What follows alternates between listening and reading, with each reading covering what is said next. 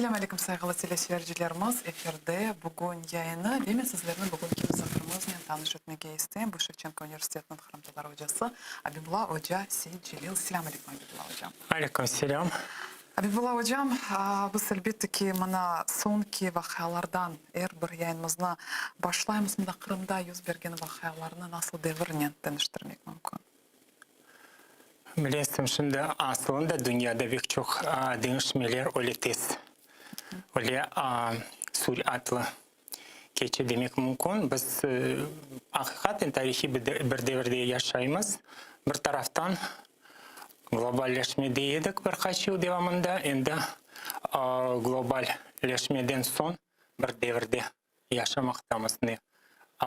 Kalenderде şimdi bulunamız. Bu bir taraftan.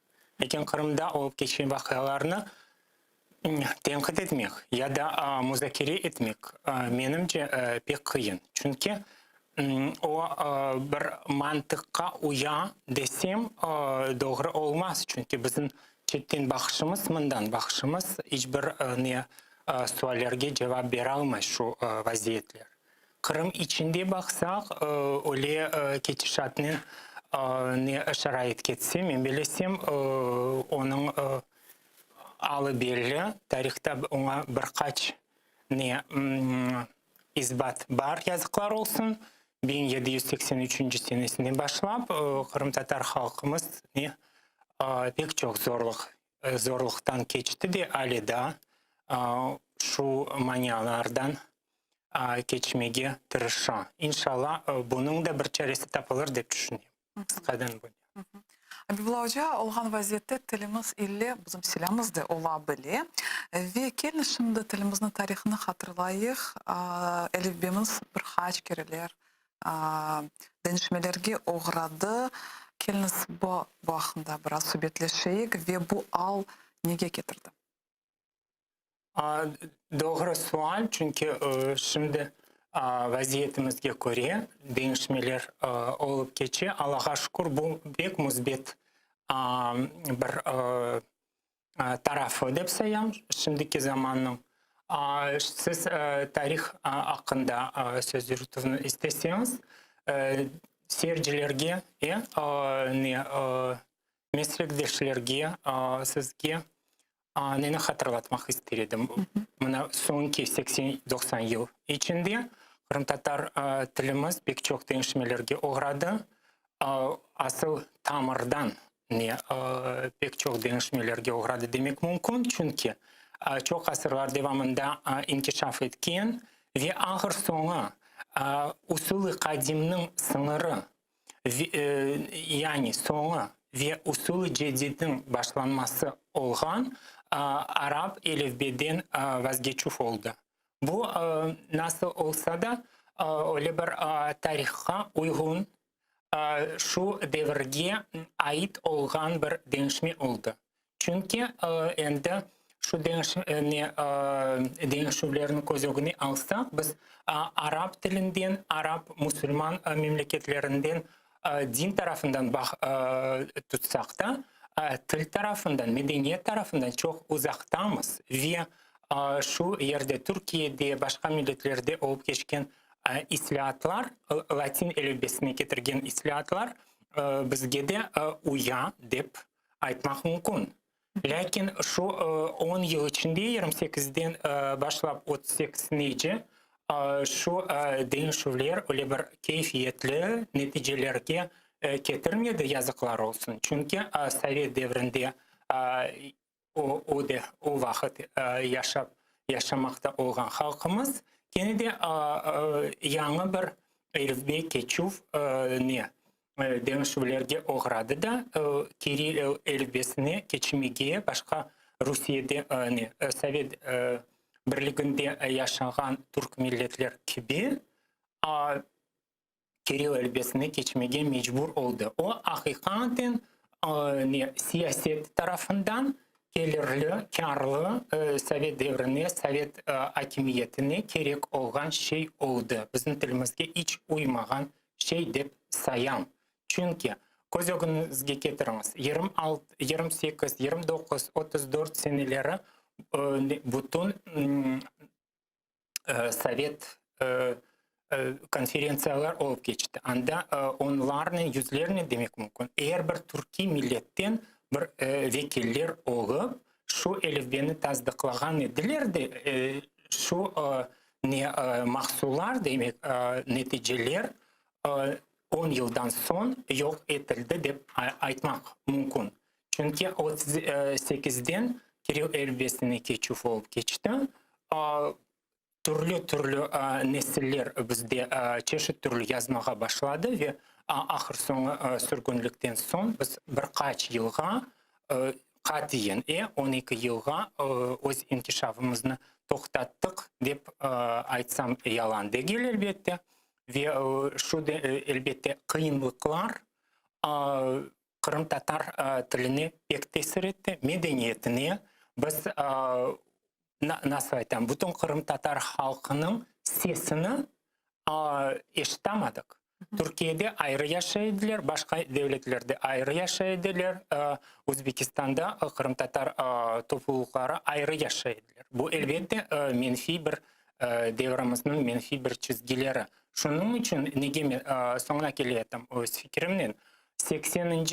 seneler sonunda, 90. senelerin başında gelmeye başlayan halkımızın kurultay toplaşuvunda birinciler sırasında nasıl mesele turgan edi? Latin elifbesine keçuf meselesi. Men o vakit pek yaxşı hatırlayayım şu meseleni.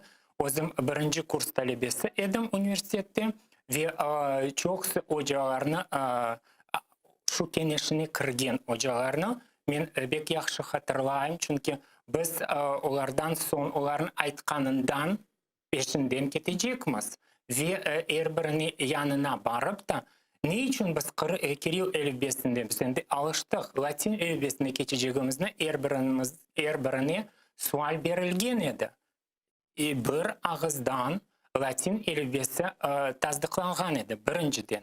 İkinciden izbatları şu edi ki Latin elifbesi en uygun, en yakın dilimizge bir elifbedir.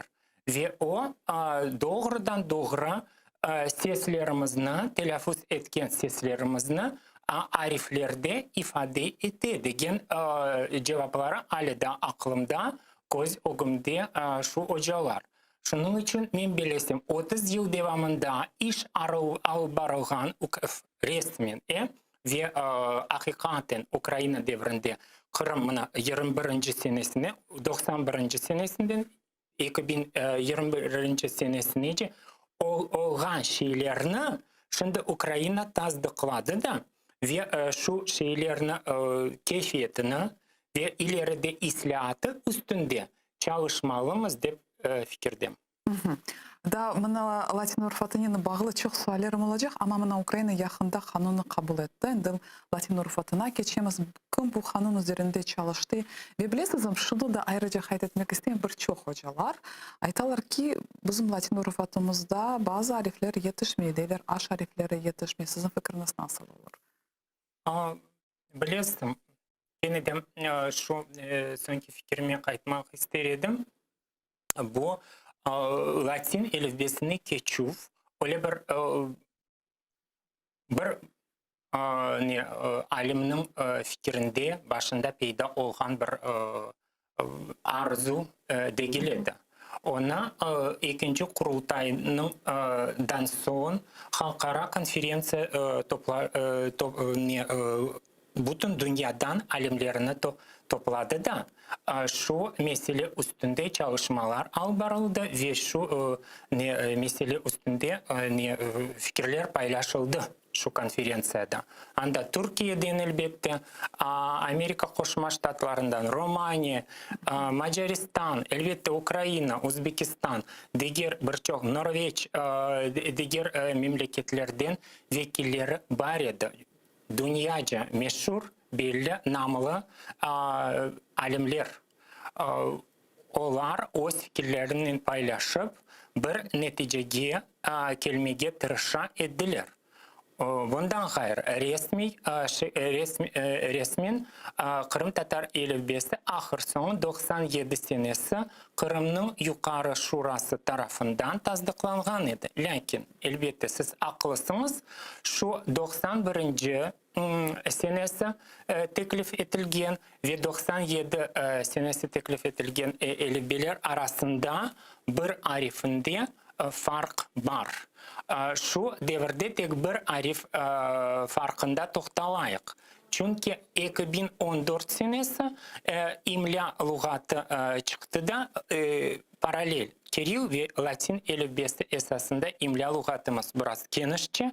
Aydar hocamızın, Belli Aydar hocamızın imla lügatı çıktı da o bambaşka elifbe esasında ve imla esasında kurulgan sözlerini gösterdi. Bu demek iki taraflama yol oldu. Ondan gayrı 2011 senesi biz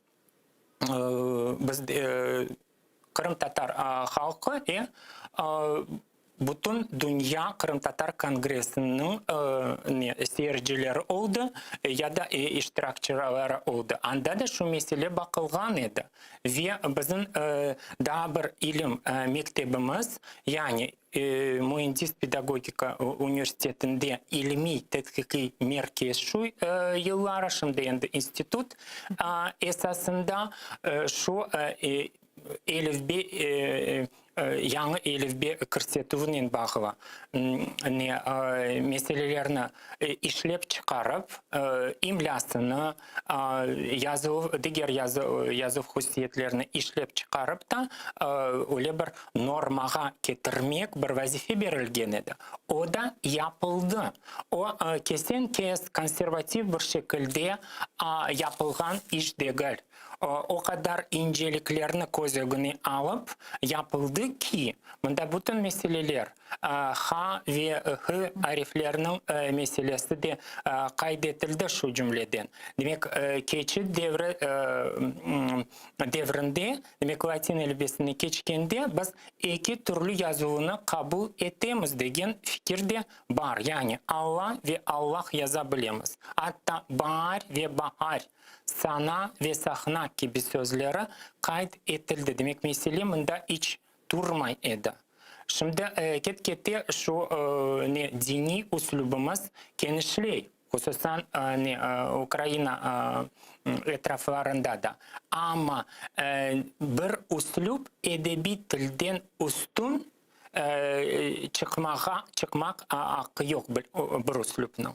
Mana şu fikirde toxtalayıq. Çünkü edebi til bütün umum milli yani bütün halk tili sayılmak gerek. Ona yalı boyunda noğay anlamak gerek ve yalı boyuyla çölde anlamak gerek. Elbette Bahçesaray'da da o umumen bir Bahçesaray tili sayılır. Çünkü bu Bahçesaray evvelki Kırım Hanlığımız paytaxtı olğanı için o Bahçesaray tili yani Kırım Tatar tili sayılır. O illa Bahçesaray'da şu şehirde yaşayan sakinler gibi ahırda etilmeydi. Umum halk, umum milli til olarak kabul olundu. Mana şu kayıt etuvlerge riayet ederek ve esasen Latin elifbesi yazuvunda biz kaysı kaydelerge riayet etip yazmalımız de şu konferensiyanın neticesi mahsulu oldu. Yani morfemik biz söz yapılığı esasında sözlerini yazacağımız demek singarmonizm kaydelerimizni saklap ve elbette fonetik esaslarında değişimler kitabı tayağı ve ilahri değişmelerini göz önüne alıp sözlerini tezeceğimiz. Daha bir sual sizni belki de kasvetlendirir ve cemaat içinde o bir şey yata demek mümkün. Şimdi biz elifbeni kelimiz açıp baksak da nege birinciden taşlayıq. Biz ariflerini göremiz. Çoksa, значит, çoksa değil, bağışlanız.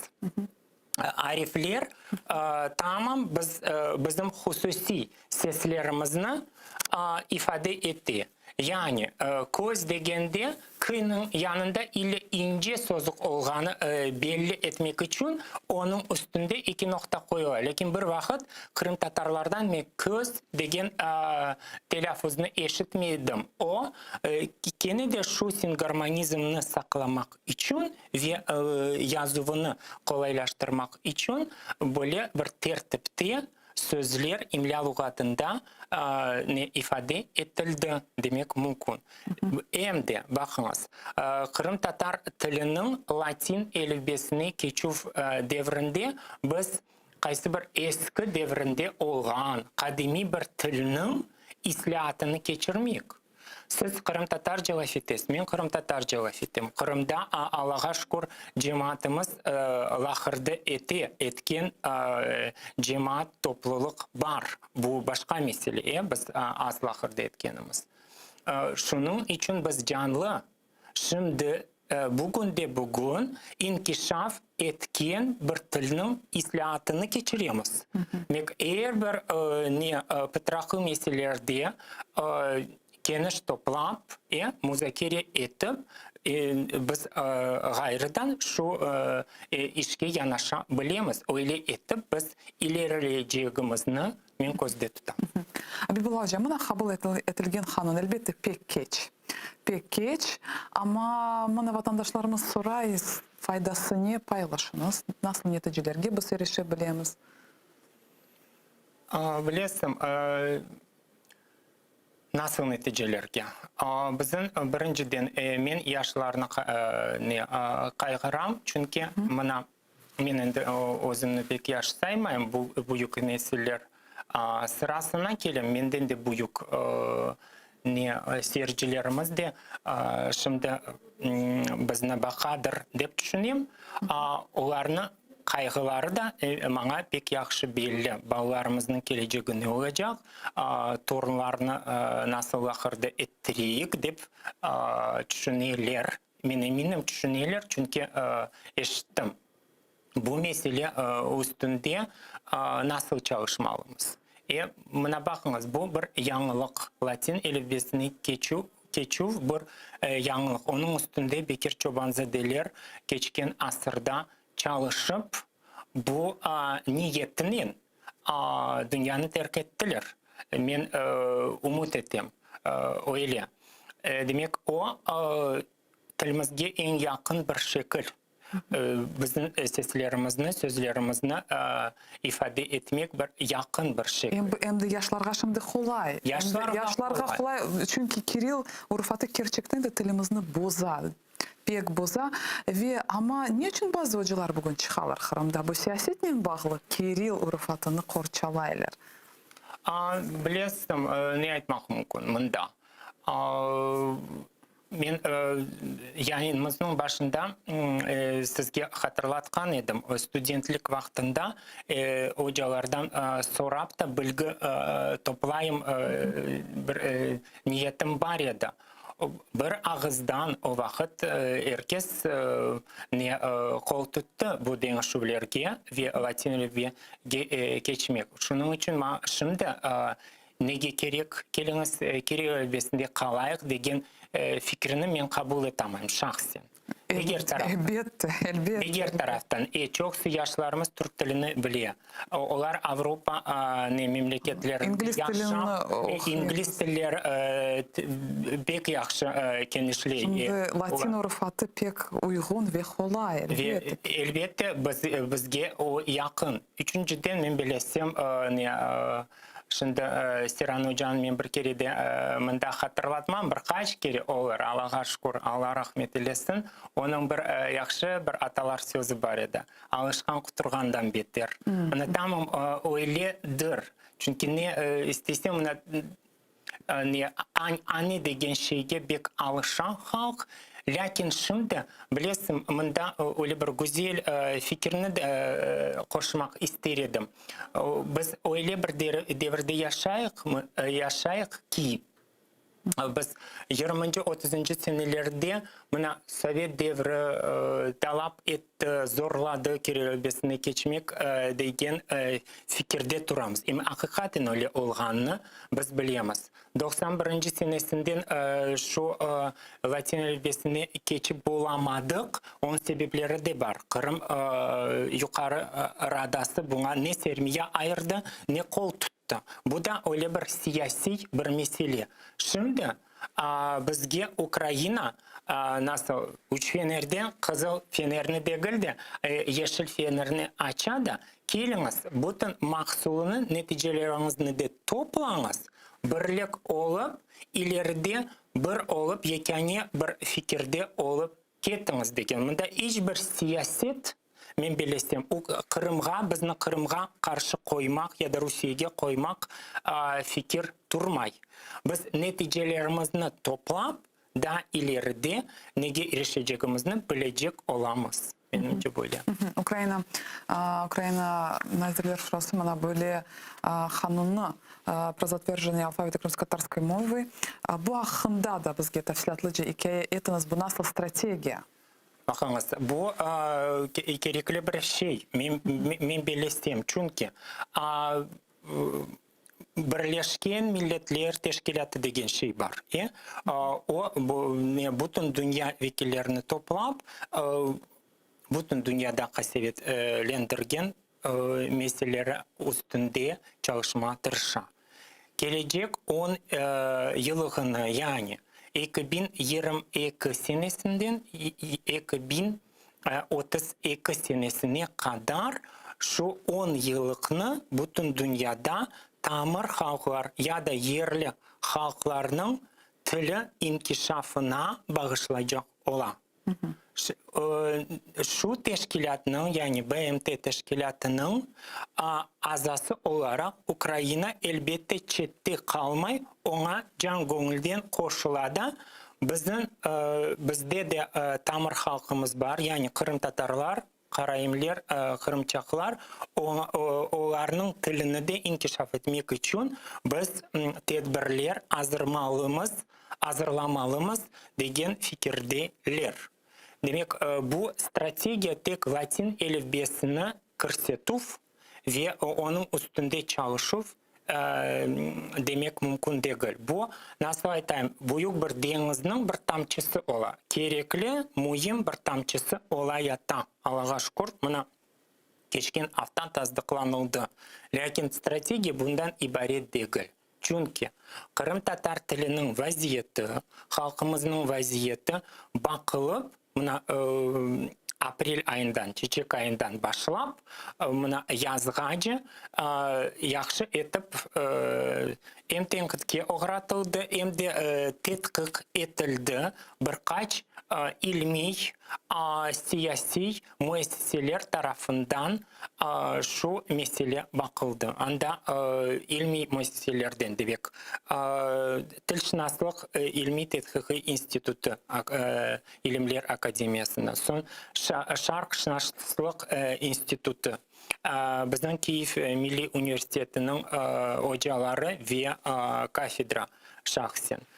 Tavri Milli Üniversitetimiz var. Mında Koçken Üniversitetimizde de Kırım Tatar Tili ve Edebiyat hocaları. Onlar da şu meseleye koşulup birlikte bir strateji tizdik. 10 yıl devamında neler yapılacağı göz önünde tutuldu. Lakin şu işlerini yapacaktan evvel biz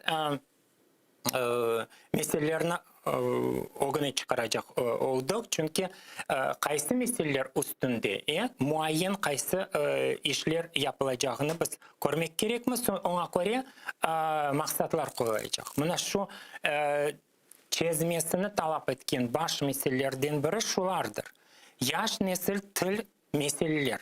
Til alışkanlığını joyğanı. Kırım Tatar tilini ekseriyette büyük nesil ve ihtiyarlar kullanğanı. Hem büyük bunu onlar daima değil kısmen kullanmak mecbur olğanları kaydetildi. Kırım Tatar tilinde ahırda etken cemaat бүгін işgal etilgen Kırım ve Akyar'da ketkete yalnız Rus tilinde konuşkanlarga çevirmesi. Bu da mesele. Olar için Kırım Tatar tilini bilgenler Rusya'da tahsil alıvda ve istenilgen işke kirivdi. Bir mani olğanı gibi. Cemaat olğan gibi Kosterov. Ne bakınız. Zemanevi til ogunde turgan ve inkişafına ait lugat temelleri ve türlü sahalardaki istilat, terminoloji olmaması ya da ona zemanevi ilimge ait olmaması ya da onun kullanılmaması. Bu da mesele. Kırım Tatar tilinde yüksek keyfiyetli okuf kullanmaları, öğretici kitaplar, derslikler, şu cümleden multimedya, ensiklopediyalar, malumatnameli menbalar, diğer oku ve ilim edebiyat olmayıvı. Bala bahçesinde, orta okuf yurtlarında ve ali okul yurtlarında ilmi pedagogika ve pedagogik hadimlerinin çalışması asıl olmayıvı demek mümkün. Kırım Tatar tilini diğer milletler öğrenmesi için imkan yaratılmağını. Ukrayna cemiyetinde Kırım Tatar tilini öğrengende Türkiye milletlerinin daha da sık bağ kurmak imkan doğurabilgeni gibi fikir olmayıvı. Kırım Tatar tili diğer rakamlı platforma, web ihtiyatlar, içtimai medya, programa teminatı ve diğer zemanevi tersvenlikli çözümlerge bütünleşu esnasında az kafi derecede koşulmağında Kırım Tatar tili devlet idare ve yerli öz idare sahalarında hakikaten olmağını. Kırım Tatar diaspora temsilcileri için Ukrayna til inkişafı programmaları olmağını degen meseleler üstünde toxtaldı. Lakin şu meselelerini de bana vakit berseniz mümkün olsa maksatlar erişebilecek maksatlarda da toxtalmak isterim. Bakınız, Kırım Tatar milletine ait olğanın her biri ana tilini bilip kullanğanı isteyik. Buna korantalarda bağların Kırım Tatar tilinde laf etmesine sebepler manalar yaratuf. Yani tek tahsil nazirligi değil, endi medeniyet nazirligi diğer nazirlikler buna şarait yaratmak mecbur olacaklar. Televizyonu, filmler vasıtasıyla ve ilahri. Bala bahçalarını mektepten dış müesseselerinde Kırım Tatar tilinde grupa ve sınıflar açılması. Buna ait ve gerek tahsil ve terbiye ve medeni sanat ve diğer eğlenceli mahsullarını Kırım Tatarca hazırlaması. Kırım Tatar tilinde herhangi icatқа kol tutuf, көз önünde tutula. Kırım Tatar olğan memleketlerde ana tilini öğrenmek hakkını korçalav. Olarını Kırım Tatar tilini şu cümleden uzaktan öğrenmek mümkün imkan olğanını bildirmek. Ukrayna'nın dışında yaşayan Kırım Tatarlarının milli medeni ve tilde ihtiyaclarını kandırmak. Bu bir maksat. İkinci maksat, Ukrayna'da yaşayanlara Kırım Tatar tilini öğretmek. Kırım Tatar tilini geniş Türkiye til olarak mod etmek. Kırım Tatar tilini saylav ders olarak istegenler için imkanlar yaratmak. Malumat ve psikologik cenk Kırım Tatar tiline saygısız yanaşıv akıbetinde peyda olabilgen tehlikelerini yok etmek. Kırım Tatar tili ve edebiyatı konunu kaydetmek. Kırım Tatar tilinin inkişafına şahsi hisse koşkanı için devlet kayıt etuvini başlaması. Son, Kırım Tatar tarihi ve medeniyetine bağlı hatıra takvimini yaratu ve her yıl onu kaydetuv, neşir etuv. Çok tomluk akademik tarihi lisani Kırım Tatar yazı ve edebiyatı hatırlamalar takvimini neşir etuf. Kırım Tatar tilini institut seviyesinde inkişaf etmesinin teminlef. Meseleni cemiyet içinde ogrenuv. Kırım Tatar tilini milli komissiya tiline bağlı milli komissiya tertip etuf. Til, medeniyet ve tarih institutunu açmak kabiliyetini kuvvetlendiruv. Kırım Tatar institutlarının istilatının standartlarını işlep çıkaruv ve tazdıklav. Lugat ve tercümelerini işlep çıkaruv, yanılatuv gibi meseleler. İstidatlı talebeler ve studentlerini mütehassıslarını işe celp etuf ve türlü şekilde takdirlev. Halkara tahsil merkezini men sonuna keletim. Ve açık kütüphane yaratuv. Halkara Kırım Tatar tili konferensiyalarını geçiruv. Ve üçüncü maksatlardan kütlevi haber vasıtalarını Kırım Tatar tilinde alып barmasını taraftan inkişaf ettirip, şu meseleni Kırım Tatar tilinde yayınlarını işlep çıkarу ve genişletу, Kırım Tatar tili kullanımının sahasını genişletу, ali okuv yurtlarında tahsilini Kırım Tatar tilinde almasını, dünya tecrübesini esaslanıp kuruv. Demek Kırım Muhtar Cumhuriyeti ve Akyar'da memuri vazifelerde bulunanlar için koşma vazife, yani koşma talap olarak Kırım Tatar tilini bilmek maksadını koymak, resmi saytlarını Kırım Tatar tilinde versiyasını yaratmak. Bu vesikada neticeler olarak 10 noktada tedbir kararlaştırılan kim hangi vazifeler, kaysı tarihta demek müddeti ve mesuliyetlerinin beraber beklenilgen neticeler belgelengen. Ekseriyeti olar mezkür maksatlarga aitler, buna da teşkili ve teminlef kayıt olungan ve maliye teminlef kayıt olungan. Bundan gayrı 2022-2032 seneleri Kırım Tatar tili inkişafının stratejiyasını yerine getirmek için tedbirler planı berildi. Demek onların adı, cevapkarlar, müddeti ve neticesi var. O da 64 noktadan ibaret cedvelidir. Becerikler sırasında Milli Meclisimiz işgal etilgen yerlerini gayrıdan bütünleşuv nazirligi, tahsil ve medeniyet nazirlikleri, yaşlar sport naziri, Tışişler naziri, diğer devlet ve yerli hakimiyet teşkilatlar. Buna böyle etip, men bilesem ciddi bir iş alып barıldı. Kısmet olsa buna erişmek pek faydalı. Ama pek faydalı, pek gerekli, güzel maddelerini okudunuz ama gerçekleşse demek biz bayağı neticelerge erişerek. Elbette ki pek meraklı sağolunuz okuganınız için men bilesem mına Kırımda vatandaşlarımız bunu eşitip biraz onların ruhlarını da kotereyik ve da bir şey hakkında sizden laf etmege isteyim. Biz Kırım Tatar tilini öğrenmek için usullar hakkında daima laf ettiğimiz, saytamiz kitaplar yetişmeyi, usullar hakkında da sizden laf edecek olam. Bana sizin kitabınız çıktı Kırım Tatar tili, öğretici kitap. Bu kitap hakkında lütfen hikaye etiniz. Kim için bu kitap? Hem de Latin Rufatinin en esası. Sağ olun, takdim ettiğiniz için bu o kadar hakikaten baş aylandırıcı, lakin güzel taraftan pek çok iş alıp barılar şimdi bugün. Lakin benim kitabımda takdim ettiğiniz için ayrı teşekkür. Bu endi Ukrayna kıtasında üçüncü derslik çıkan demek mümkün.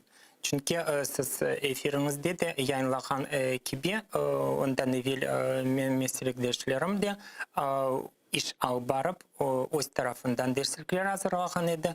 Men ise bütün Ukrayna'da Kırım Tatarlar için Kırım Tatarlar hakikaten Ukrayna hakiki şeylerini reali değiller. Tilde, tilşinaslıkta tanış olganını Kırım Tatarca nasıl olurduk dep kozu güne getirsem de ayrı derslik hazırlamağa bir ne fikirge kelgen edim. 3 yıl evvelsi, endi 4 yıl oldu. Ve 3 yıl devamında men nasıl yapayım da ve şu işini ne tarzda albarayım degan sual meni pek kasivetlendiri. Çünkü mesele şundaki, şimdi Kırım'da aslında tilini öğrenmek için türlü usullar, vasıtalar, yanaşuvlar peyda olan o usulşünaslık bu taraftan pek o gitti ve bakınız İngiliz dilini bilmek için ne kadar çok usullar yaratıldı. Ama Tatar tiline kelgende bir şey yok. Kırım Tatar tiline kelgende yazıklar olsun. Biz nege tokunduk meslektaşlarımızın. Bizde çok talebeler onu adım birinci basamaktan öğrenirlerdi. Hiç laf etmegen talebeler geldi ve onlara usullar elbette azlık etti. Birinci yılları demek mümkün. Çünkü pek çok kıynaldık. Özümüzden gayrı bir şey teklif etamadık. Mesele nede? Birinciden bizde öğretiminde Ukrayna tilinde olup geçmek gerek. Çok sık Kırım Tatar derslikler, kitaplar, özünüz bilirsiniz. Birinciden Kiril elbesinde Kırım'da. Mında Ukraynaga çok sık gelip yetmedi demek mümkün. Onlar kütüphanelerde pek az miktarda. Bir tek aytam da pek az. İkinciden tercümeli bir malumat olsa da o da Ukrayna tilinde değil, çoksa az var ama çoksa Rus tilinde. Bunda endi Ukrayna'da Ukrayna tilinde serbest lahırda etken ve düşüngen nesil geldi. Onlar Rusçanı pek öyle bir ilimceyden anlamaylar desem yanılmam. Onlar öyle bir güzel, mükemmel Ukrayna tilinde malumatına muhtaçlar. Ve talaplarının akları var demek mümkün. Çünkü o hakikaten Ukrayna devrinde yaşap gelgen yanı nesil. Doğan ve yaşap gelmekte olan yanı nesil. Onun için onlara bambaşka zemanevi yanaşıvlar gerek. Şu yanaşıvlarını kaydan almak mümkün. Ben bilesem onların içinden de ben pek çok türlü çetel dillerinin usullarına bakıp çıktım. İngiliz dili olsun, Alman dili olsun, Türk dili olsun, Ukrayna dili olsun ve çok şimdi lahırda etuvni inkişaf etuvnin uğraşalar ve son onun esasında yani nutuk esasında esas gramatik mensaj diyeyim inceliklerini özleri barıp yetuv usuluna pek riayet ettiler. Ben de şu iki usulunu yani kommunikatif ve kognitif usullar esasında derslikini hazırlamaya tırıştım. Şunun için bu derslikte men Kırım Tatar tilini endi az bir öğrenmegen hem de az öğrengen talebeler için kararlaştırdım. Çünkü öyle bir endi şube değildir. Bizim çok sıbalarımız başka til vasıtasının Kırım Tatar tilini öğrenedi ve Rus dili, Ukrayna dili, İngiliz dili olsun. Onların gramatika inceliklerini göz önüne tutup bizde de kıdırağır. O ilim cihetten doğru değil ama neyse elimizde kelgenini kullanıp o stilimizge celp ettik degen fikirdeyim bugün de bugün. Şunun için ben şu yanaşuvlarını göz önüne alıp ve başta lahırda etuv mevzuları mendekete son onun esasında gerek olan gramatika incelikleri malumat name kağıtı bölümünde berem.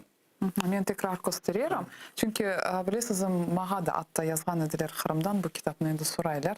Hocalar soradılar ve Kırım'da aytasız ama bir malumatlar yetişmiyor. Ben şimdi sizin sözünüzü böldüm. Çünkü bilesiz halkımız böyle vaziyetine sık rast geliyor. Men buna torunum şunda misalinde aytmak isteyim. Mana bala aytamız ki analar babalar mana ana tilimizni öğrenmege isterler. Mana istegen analar babalar ama tilini bergende ballarga öyle bererler. Men hatırladım şimdi Özbekistan'da fakultatif şekilde ve öyle ağır bererler ki böyle usullarla bala hiç bir vakit tilini menimsemez. Ne için öyle olay? Ne için? Neden bu bağlı? Öyle o kadar ağır onlarga 5. sınıf talebelerge inanılmayacak kadar usullarını bugün hocalar kullanırlar. Ne için? Neden bu bağlı? Çünkü biz söyleyemiz analarımızı, babalarımızı ne için onlar yazmaylar arizalarını. Ariza meselesine gelgende... Yok, bu ariza meselesi bu ebetler, men usullar hakkında. Mana usullar. Mana şimdi men açam göreyim ki güzel kitap, pek yaxşı mana bir pek öyle kolay yazılgan, anlatılgan. Ama geçen mana 30 yıl devamında Kırım'da iki kafedra çalışa. İki kafedra 30 yıl devamında çalışa ama usullarga kelgende seviyemiz denişmiyor. Ne için? Kıskadan çünkü daha bir sualım olacak. Kıskadan bakınız, men şimdi tenkit etmeyi istemiyorum çünkü çok benim hocalarım, men onlardan... Ama tenkit edebiliyorsanız, mesele neydi? Mesele, men bilesem bu çok bir takımlı bir mesele. Anda bir kabatlığını tapmaktan mesele çözülmez. Elbette derslikler az. Derslikler yetişmiyor. Dersliklerin içinde zamanımızga uygun hadiseler olmak gerek. Talebi açkanda onun yaşına göre seviye olmak gerek ve onun ihtiyaclarını, isteklerini, fikir inkişaf edecek şeyler görülse yaxşı. Mına bakınız. Mende yaşlarının adları tamam şimdi cemiyette olgan. Ondan gayrı. Hem de türlü çetel tili olarak da öğrenmek istek olgan için men onların tek Kırım Tatarca değil, Ukrayince, İngilizce başka adlarını koyup küçük bir metinler hazırladım. Anda ince duygularla bağlı, türlü duygularla, zarar adetlerge bağlı. Ekimden nasıl ahırda etmek mümkün olganını, mesela kütüphanelerde özünüzü nasıl alıp baracaksınız? Yani öyle zemanevi usullarını kullanıp çünkü bala kele oğa aytalar mana söz birikmeler. Böyle şeyler aytalar. Ama bala dilini bilmegen bala söz birikmeler sözünü bile anlamaz. Men bilesem Kırım'da, Kırım'a bakanda bizim üstünlüğümüz neydi? Biz sınırlanmadık tek Kırım Tatarlarını. Biz her bir milletvekilini başka tiller vasıtasının değildi. Men tek Kırım Tatar tili vasıtasının yani pogrужение değiller. Til içine İngiliz dilini bilmek için sen başka milletlerin yanında tutmayacaksın. İngiliz yanında olacak, başka dilini bilmegen insandan en çok alacaksın ve en tez öğreneceksin. Bunda da tamam öyle. Siz kaysı tilde ahırda etseniz etiniz. Lakin Kırım Tatar tilini bilmege isteseniz her şeyini sizni kasvetlendirgen, sizni meraklandırgan şeyleriniz Kırım Tatarca adlandırılacak. Meni rahmetli Karbabam ostırdı da bitam terbiyeledi. Onların yanında Doğanımdan onlar o bir dünyaya ketken nece men yanlarında oldum. Büyük baxt dep sayam. Onlar meni nege öğrettiler. Ne istesen bala ağzından sözü peyda oldu. İstegenini ana tilinde aytsa ne kadar güzel olur. Karbaba bitam bir söz başka tilde bilmeydiler. Men ister istemez o isteklerini bildirmek için Kırım Tatarca onlarga müracaat etmeye mecbur oldum. Öyle de alıştım tabii bir şey. Şimdi onu yapmak elbette pek kıyın. Lakin ihtiyarlarımız var, Karbaba bitalarımız var. Ama bilesizim YouTube var, digerusular var, Aynen. içtimai ağlar var. Aynen. Biz bu platformalar bugün boş. Nasıl tilini istesen öğrenmege tapasın ama Kırım Tatar tilini öğrenmek için ne içindir böyle teşebbüsler көрсетілме. Bu bizden elbette ki bağlı. Biz bu işlerini yapmayı, böyle zemanevi şekilde ben açtım kitabınız gerçekten de öyle zemanevi şekilde, meraklı şekilde. Ama böyle zemanevi usullarını biz ne içindir kullanmayımız. Ve yayınımızı yakınlamaya de mecburumuz, bir dakikamız kaldı. Gelecekte nasıl umutlar besleysiniz? Bakınız. Keliniz Kırım'la bağlayıq ve tilimizle bağlayıq. Elbette men de tilimden men bilesem bütün tecrübemni, işimni tilge berdim ve daha bereceğim dep umut ettim. Birinciden men stratejiya can ko'ngilden qo'shilam da ve ona pek çok umutlar besleyim. Çünkü onun üstünde çalışan insanlar hakikaten profesyonellar. Olar her taraftan meseleni öğrenip de hakiki kokte uçup ne maksatlar koymadılar. Hakiki bir maksatlar koyup onların erişmesini men pek isterdim. 10 yıldan son biz nege geldik de bizim Kırım Tatarlar toplu yaşayan yerlerde çoksa Kırım Tatarca vakit etkenlerini görmek isterdim. Buna ne yapmak gerek olganını biz bilemiz ve tek cemaat tarafından onun kabul olunmasını men isterdim ve eğer Kırım'dan eğer bir koşulma istegen insanlarını biz öz kenişimizge bekleyimiz ve elbette Kırım'dan daima bağlı olamız ve sonra bir küçük bir şiircik sizge okuridum. Bakınız, şimdi men pek çok yayınlar bakım Kırım'dan bağlı. Allah'a şükür yaş icracılarımız, yırtıcılarımız pek çok şimdi istidatlı ve bizim gönlümüzü gönlümüzü alalar. Lakin küçük değil kart bir bitayçıkının şiirini okuyacak olam. Halide Usinova Kraymen Tatar saytında bir kıskadan. Bakınız, til olmazsa millet olmaz, gönlün kat gülday açmaz. Tildir millet zenginliği, tilde vatan erkinliği degen bir şiirçiknin, da bir şiirinin yekunligen edi çıkışını. Vatanım Kırım, doğan koyum tuaktır. Dağlarından aylanayım, toprağına yuğunayım, Karadeniz sularına son barıp çaykanayım. Dağ yolları yeşilliktir. Kökке baksan görünmez. Öz vatanın sağınğanda el yurtunda ölünmez. Bahar kelse çiçekleri baş koterip öserler.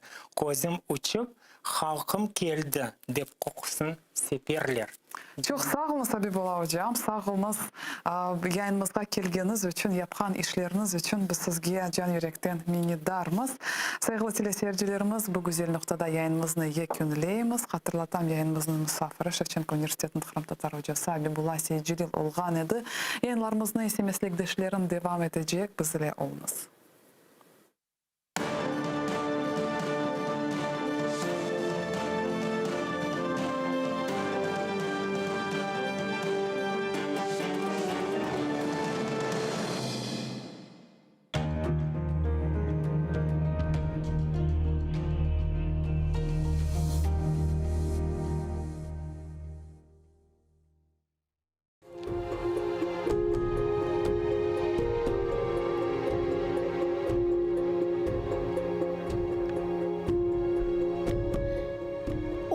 Сем Дефна Еленас мені қабірде. Азиз Украинамның кеніш чөлі торынды. Ишітіліп ве көрініп тұрсын. Озы үйле кең чөллер, қайнақ нер еңілдісі, ұчырымлы сайыллер. Озы дұшман қаныны ақызған сон деңізге, чименлеріні ве қырларны терк етіп ер yüzünde. Мен Танрыға yol тұтарым, қалбен дуа етмек үшін. Шымды есе яраданны білмейм мен ақ үшін. Дефне еленіз ве қалқыныз, бұғавларны ұзыныз. Халис душман қанını үрриет üzerine сузыңыз. Улу сербест айлеңізде ұнытмаңыз мені де.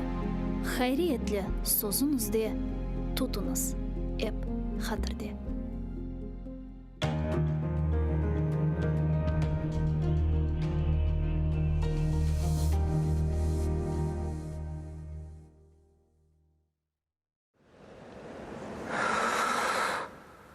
Ешітесіңіз ма?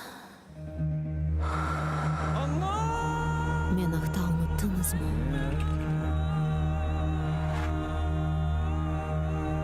Мен мұнда. Бұл менің топырағым. Менің ғырымым.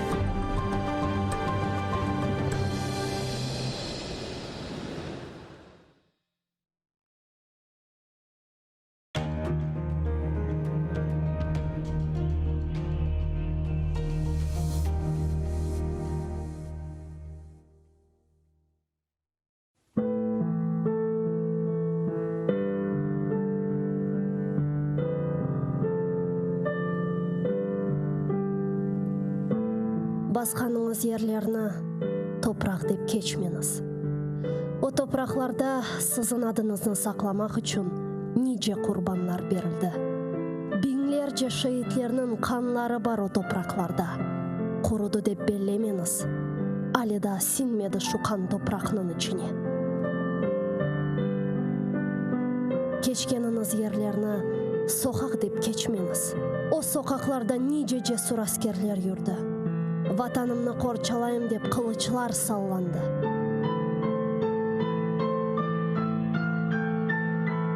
Юргеніңіз аралықларда иханетлер де олды үлбет.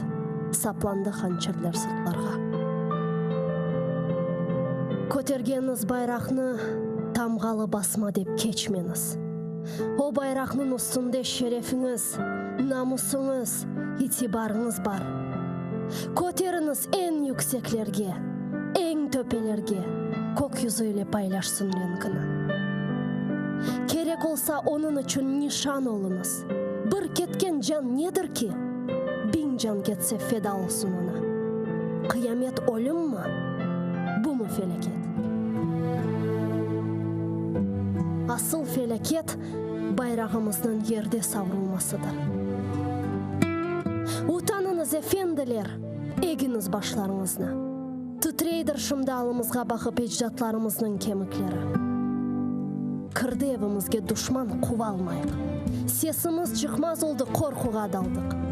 Утаныңыз эфенділер, ғай болған рухыңыздан утаныңыз. Байрақны көтеріп оламаған еллеріңізден утаныңыз. Мен утанам.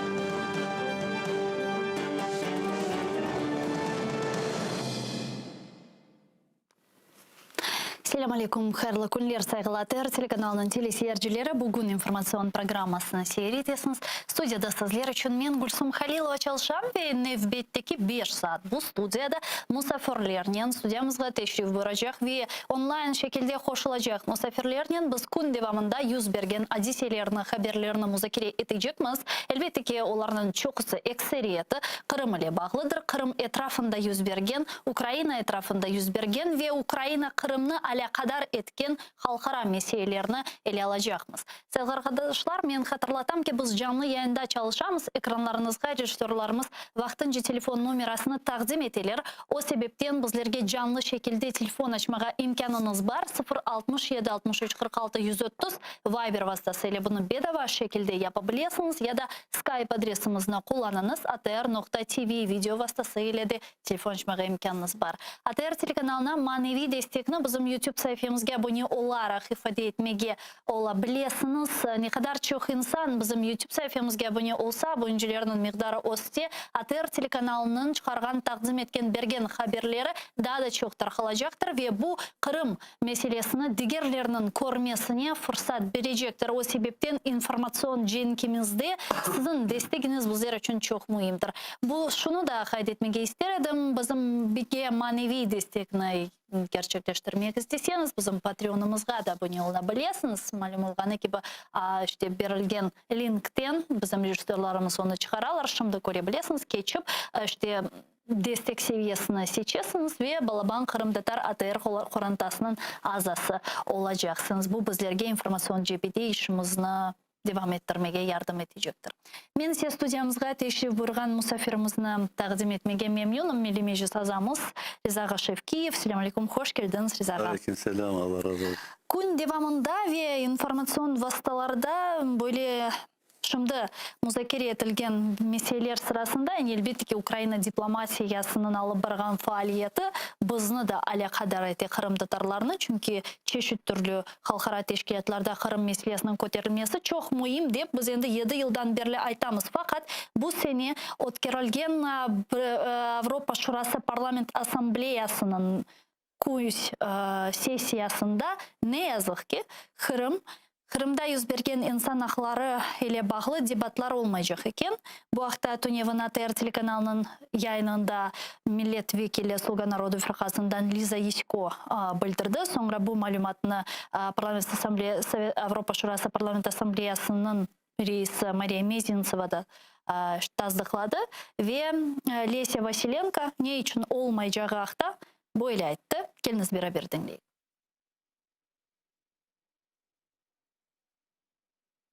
Yok mu?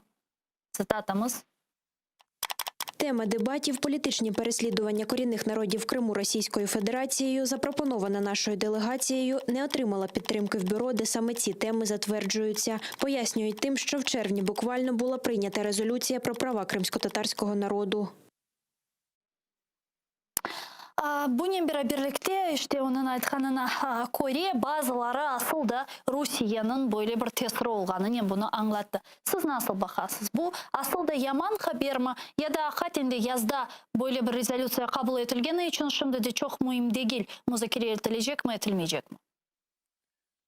Evet, bir taraftan pek güzel haber değil. Bu problemanı sanki unutmağa tırışkan gibi. Ama başka taraftan da ne kadar rezolüsiyalar alındı, onlar yerine getirilmedi. Ben istediğim anda bakılgay nasıl alıngan rezolüsiyalar becerildi, neler, kimler karşı oldu, neler yapmak gerek, onlarını yerine getirmek için. Böyle koyar edin bu sualini. Ama yana da kaytarıp aytsalar, ama bir hareketler yapılmasa onun tek özümüzünü kuvandırıp, özümüzünü tındırıp öyle hareketler bizni az bir şey hareket yapmaya toktata. Onun için pek öyle ben bu şeyge Çok reaksiya üzülmediniz. olmaz, üzülmedim. Evet. Ama ayten da ona bakmak gerek. Aslında bizler Sovyet hükümetlerine zamanla terbiye olgan edik. Eğer bir yerde karar alınsa olsun hükümet şirketleri olsun çalışma şirketleri olsun sabranyalar mesela toplaşmalarda karar alıngan son gelecek kararda birinci başlarına neler becerdiler bu geçken alınan kararlara. İyi. Neler yapıldı, neler yapılmadı, kim kabatlı, ne yapmak gerek hep böyle kritikalen gelip başlaydılar bakmağa. Sondan olanı dinleyip başlayıp yeni kararlara almaya hazır olaydılar. Bugünkü çok neler bu toplaşmalarda bakalım yeni bir şeyler uyduralar, yana haytara alırlar ama atçot öyle bir ne yok. Yani onun için birinci böyle bu suallerine bakanda ben de zaman düşünüyorum bir reformalar yapılmasa halkara teşkilatlarda yapılmasa reformalar onlar özlerin yavaş yavaş gayip etirler. Hem onların sözüne kimse bakmay, agresörler sözlerini dinlemey, yavaş yavaş bu demokratik hükümetler de ondan çetleşecekler. Çünkü onun faydası yok deyip anda para verirler, adamlar anda çalışırlar, para alırlar, kazanırlar ama produksiya rezultatı yok. Öyle olgan son onu onun için mutlaka reformalar gerek anda yapmağa. Biz Kenya Birleşken Milletler'in Xavfsızlık Şurası reformasına kaytamız anlağanıma göre. Eridi. Buna OBS deyik mi, OON bakayık mı, Sovyet Avrupa, hepsi de bakmak gerek yanıdan bir yeni adımlar yapaylar. Bu son zamanlarda Rusya agresörlüğün toktatıp olmayı 8 yıl olacak. Ondan belli bu halkara teşkilatlar becerip olmağını, ustavları gelişmegeni duyula. Yani duyduk, bildik, kendi kırmızı çiziklerini geçtik. Yana da bir şey çizip olmaydı. Yana da Rusya, Putin çeşit uydurmalar çıkarıp FSB razrabotkalarını yapıp onlar yana bu halkara teşkilatların yanında taşlayı, deminde taşlayı.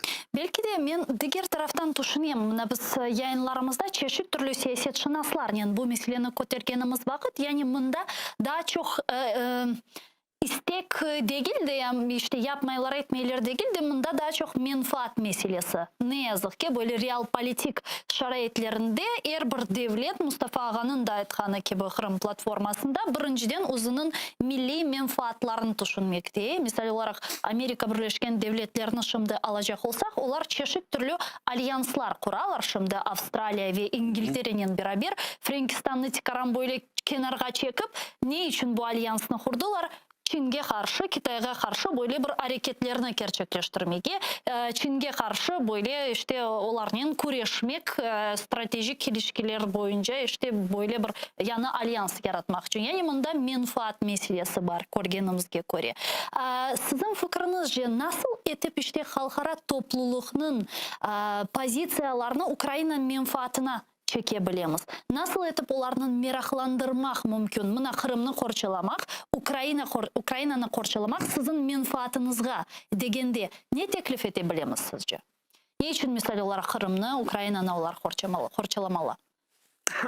Birinci Amerika'ya bakanda doğru ayttınız. Onlar sakınalar Çinlerden, Çin hükümetinden ve Rusya hükümetinden onlara karşılık böyle blok yaparlar, kuralar.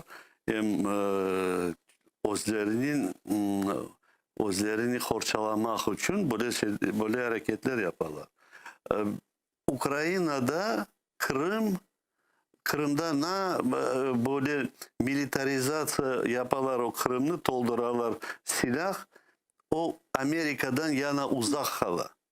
Amerika'dan uzak hala, biliyorsunuz mi? O raketalar Kırım'da olacak mı?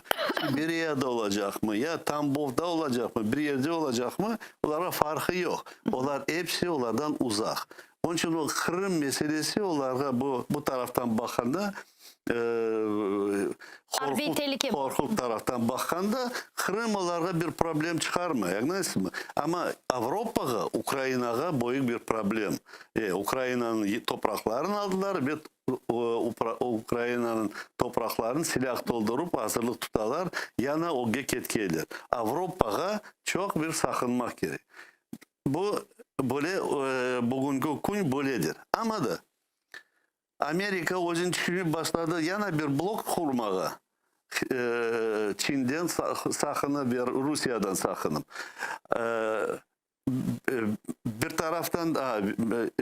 taraftan da Avrupa o sanksiyaların gereği ki becermeyi, sanksiyalarını onu koşulmak için onlarını mutlaka Amerika'nın hamçısı gerek. Onları tebermek gerek. Son bunlar bir şey yapacak olalar. Yana da ben bilesem çok sanksiyalarını gizli tutalar da becermeler de onun için de Rusya o gekete beri. Avrupa sanki bilesiniz mi ufak balık gibi Avrupa Birleşmesi'nin mi aytayım? Ufak balık gibi çetleşe de hep bekle ya babası Amerika onlarını korçalacak deyip öyle neti. Amerika özünün hükümetine bakar birincide. O birincide Amerika özünün hükümetine bakar. Mantıklı. Ama Avrupa hükümetleri hep birleşip olmaylar böyle özünün nasıl korçalamasın bir planlar çizmeye ve hazırlıklar tutmaya. Onlara gösterildi Rusya taraftan Ukrayna'nın basını etip başladılar. Onlar hesapları var. Kaç günce Rus tankları mesela Ukrayna'na geçip barıp Avrupa'nın ortasına girmek mümkündür. Onu da bilirler. Ama özleri bir hareket yapmaylar. Bana evet gördük Almanya en bir işanslı hükümet. Onlar da az bir şey başladılar taymağa çetki. Ekonomikanı düşünüyor, gaz düşünüyor. Kalganları da Fransa'ya asla bilmiyorum bu neler şaşmalagan gibi yaparlar hareketlerin. Bilmiyorum Avrupa birleşip olmay. Onun için bu Kırım platforması tüzülgende ben umut ettim o platformada Avrupa hükümetleri birleşirler de beraberlikle bir stratejiyalar o'g'lerini koyup tüzüp başlarlar çalışmaya. Ama Kırım platforması da bunu biz çok bekledik Kırım platformasını hakikatinde ve muvaffakiyetli bir şekilde dep aytmaga mümkün. 23 avgust günü onun bu demek birinci sammiti o'tkerildi. Ama 23 avgusttan endi bir aydan çok vakit geçti. İşgal etilgen Kırım'da represiyalar yüz berdi veylakli ve bundan sonra Kırım platforması ile bağlı böyle mühim teşebbüsler da seslendirilmedi. Yani Kırım platforması hangi bir şekilde şimdi ne yapa, hangi hareketlerini gerçekleştirile ve hususan işgal etilgen Kırım'da yüz bergen yani represiyalar dalgasına cevabı nasıl oldu degen sualga da cevaplarını alamadık. Sizin fikriniz ne için? Ben yanlış kayıttım, yana da tekrarlayayım. Amerika, FSB, GRU, onların silahlı neleri hazırlarlar her zaman çeşit uydurmalar özlerine Kreml'de hazırlarlar da ve onlarını başlarlar çalıştırmaya. Platforma tüzülgende platformanı yoldan vurmak için onlar başladılar hareketler Kırım'da meclis muavinin ve olanlarını diversan deyip hapse kapattılar. Bütün dünya patladı. Herkes, bizler de Ukrayna'da, dünyada da jurnalistler, herkes bu problemanı aytıyorlar. Kaç günden beri aytacaklar, hem de çok da aytacaklar. Tırışalar bu ballarını kurtarmak için. Platforma sanki unutulgan gibi. Az bir şey çetke kaldı, anlayız mı? Men onu deyim ya. Niçin? Ne için? Çünkü bu ortağa bunlar böyle bir provokasyon yaptılar da bütün dünyanın fikrini bir yaka vurdular. Ya aksine bu kompleks bir şey olmalı değil mi? Yani represiyalar ötkerildi Kırım platformasına böyle bir intikam ve cevap olarak. Şimdi Kırım platforması tarafında toplu Kırım platforması olur, urmalı şimdi. Rusya. Ama bilmem ben böylesem belki de ister edim olen. Bana o bizim bağlarına hapiske algan günü bir hafta geçmezden bu platforma toplaşmak gerekirdiler. Bilmem online formatta mı yana Kiev'ke toplaşıp oturup başlamak gerekirdi lafına. Bakın biz toplaştık. Biz agresiyanı böyle ayttık. Kırım'ı kaytarmasını ayttık. Donbass'ını kaytarmasını ortaya koyduk. Ama onlar bizim kararımıza bakmayı Diyana'da böyle bir provokasyalar yaparlar deyip onun için biz daha bir keskin hareketler yapmak gerekmiş, sanksiyalar yapmak gerekmiş, 10 çıkış yapmak gerekmiş. Siz aytarsalarga prava veto var. Yana da çıkış yapmak gerek. Koysunlar vetasını Rusya. O Rusya ne kadar özünün agresörlüğüne karşı çıkan suallerge veto koysa, ne kadar çok o vetolar toplansa bütün dünya anlayacaklar. O anda mutlak reforma gerek yapmaya böyle agresör hükümetin vetosu geçmeye de bir şeyler hareketler yaparlar. Hareket yapmak gerek. Bilirsin mi? Ama ben ne için yana bu FSB'nin işlerine geçtim. Onlar platformanın fikrin başka tarafa platformanı çetke kaldırdılar da ve bütün dünyanın fikrini, Ukrayna'nın fikrini, bizlerin bu provokasyaya tarttılar. Biz de onlarda çalışanız. Evet çalışacağız. Ama bunda platformu çetke kalgan gibi. Yani bularının eposu içerisinde, bu geopolitika içerisinde Kırım Tatarlarının rolü nerede?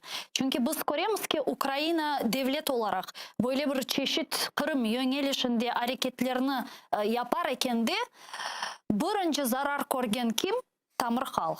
Birinci Rusya kimden acısını çıkara? Kırım Tatarlardan. Yani bizim mevcudiyetimiz Rusya için çok büyük böyle bir problem dep aytmaga mümkün.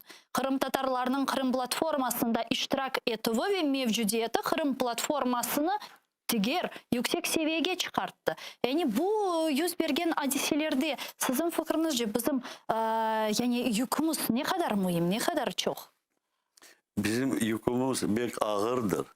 Bizler azlıkmız. Kolumuzda böyle baksan hükümet yok, güç yok, silah yok. Halkımız bile çetke kaldı işgallar tübüne. Halkını ayakta turguzmak için bilirsin mi, eğer halkımız serbest olsaydı aşı, halkını bütün ayakta turguzup bütün dünyaya bildirecek ne yapmalı. Ama onu yapılmayız çünkü onlar işgallar tübüne onu ayakta turguzmağa bir haflı bir iştir. Onun için yana da bizim taraftan jurnalistler, interviewler ve görüşmeler, çeşit halkara şirketlerine görüşmeler sesimizi bildirmeye ve meclisin kararları çıkmak gerek daha çokça ziyadece de ve her yere yollanmak gerek. Ama bu bizim taktikamız böyle bugünkü. Başka taktika bizde yazık ki başka taktika yok. Ama Kırım Tatar siyasetini alacak olsak bugün hangi bir zayıf noktalarını kaydeter ediniz? Yani nerede bizim zayıflığımız? Nerede misal olarak siz değişmeler yapar ediniz? Nerede misal olarak bazı bir noktalarını mükemmelleştirir ediniz ya da yanı leyhalarını işe kirsetir ediniz? Yani sizin fikrinizce şimdi Kırım Tatar siyasetinde ne yetişmey? Ya da belki de her şey yetişe, belki de zaten yapılganlar bu yönde doğrudur, gerektir ve yeterlidir. Ben birincisi böyle meclis adından bir müracaat ve karar çıkarır edim YSPÇ hakkında. YSPÇ'ye Onlar bizim neler жалобы deyler. Şirket. Turutanda verildi ama buna yıllar geçiyorlar bakılmay. Ben bilesem Kırım'a bağlı işler birinci yerge koyulup bakılmak gerekler. Sondan başka işlerge aylanmak gerekler. O YSPÇ tarafta. Buna deyimiz Budapeşt memorandumu ne kadar aytamiz onun etrafına laf keti ama konkret bir şey ketmiyor. Ben her zaman teklif ettim onda bir dinlev yapmağa Budapeşt memorandumu. Son onun kararına bakıp belki de halkara mahkemeye vermek gerek. Bu hükümetlerini bakılganı bu memorandumunu bakılmasın da ne için böyle ala kaldı Ukrayna. O anda da o halkara mahkemesi mutlaka karar çıkarır. Rusya'ya karşı çok su olur edi. Son garantlarga da bayağı laf olur edi anda. Böyle ama o olmay. Belki de meclis taraftan böyle bir isk hazırlanıp da halkara mahkemeye verilse bu Budapeşt memorandum etrafına imzalagan hükümetlerge ne için bunlar bakma vaktına becermediler, ne için Ukrayna'nı horçalamadılar, ne için de bizim halkımız bu alga kalıp bugün bir haflı zamanlı geldi halkımızın aslında bir taraftan Kırım'dan tırışalar çıkarmaya çeşit problemler çıkarıp ikinci taraftan bizim dilimizni yok etmeye tırışalar. Bizim yaşlarının, ballarının fikrin bozmaya tırışalar propagandanın. Torunlarımız bir zaman ben aytkan edim. Mektepten gelip dedi ben Ruski Tatarım dedi. Anlarsın, ben Kırımski Tatarın değil, ben Ruski Tatar. Böyle fikirler mektepte hocalar onlara propaganda edip millerini koyarlar. Bu sebepten tahsil meselesi çok mühim olganını düşünüyorum ve bu elbette benim böyle şahsi fikrim değil. Bu tahsil meselesine çok büyük emniyetini bizim liderlerimiz, evvelden olgan liderlerimiz berediler. Olsun Numan Çelebijihan, Bekir Çobanzade, San Sabri Ayvazov ve diğerleri ve Kırım'da sizin eminim malumatlarınız vardır. Böyle Hayriye fondu var idi. Abdurreşit Mediyev'nin Karasuv Bazar'da Hayriye fondu var idi ve Abdurreşit Mediyev'nin bu Hayriye fondu yardımıyla bizim çeşit türlü gelecekteki işte siyasi erbaplarımız bu imkanları kullanıp İstanbul'a başka işte devletlerge barıp işte tahsil aldılar. Onlar sırasında Bekir Çobanzade de bu Abdurreşit Mediyev'nin yardımıyla işte İstanbul'a ketken idi. Bunu kullangan idi. Yani bunlar endi evvel ezelden zaten var idi bu gibi programmalar.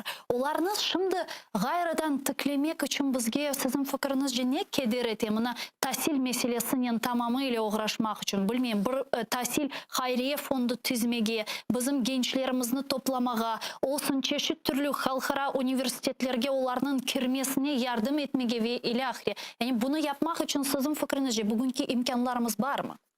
Onun iki tarafı var.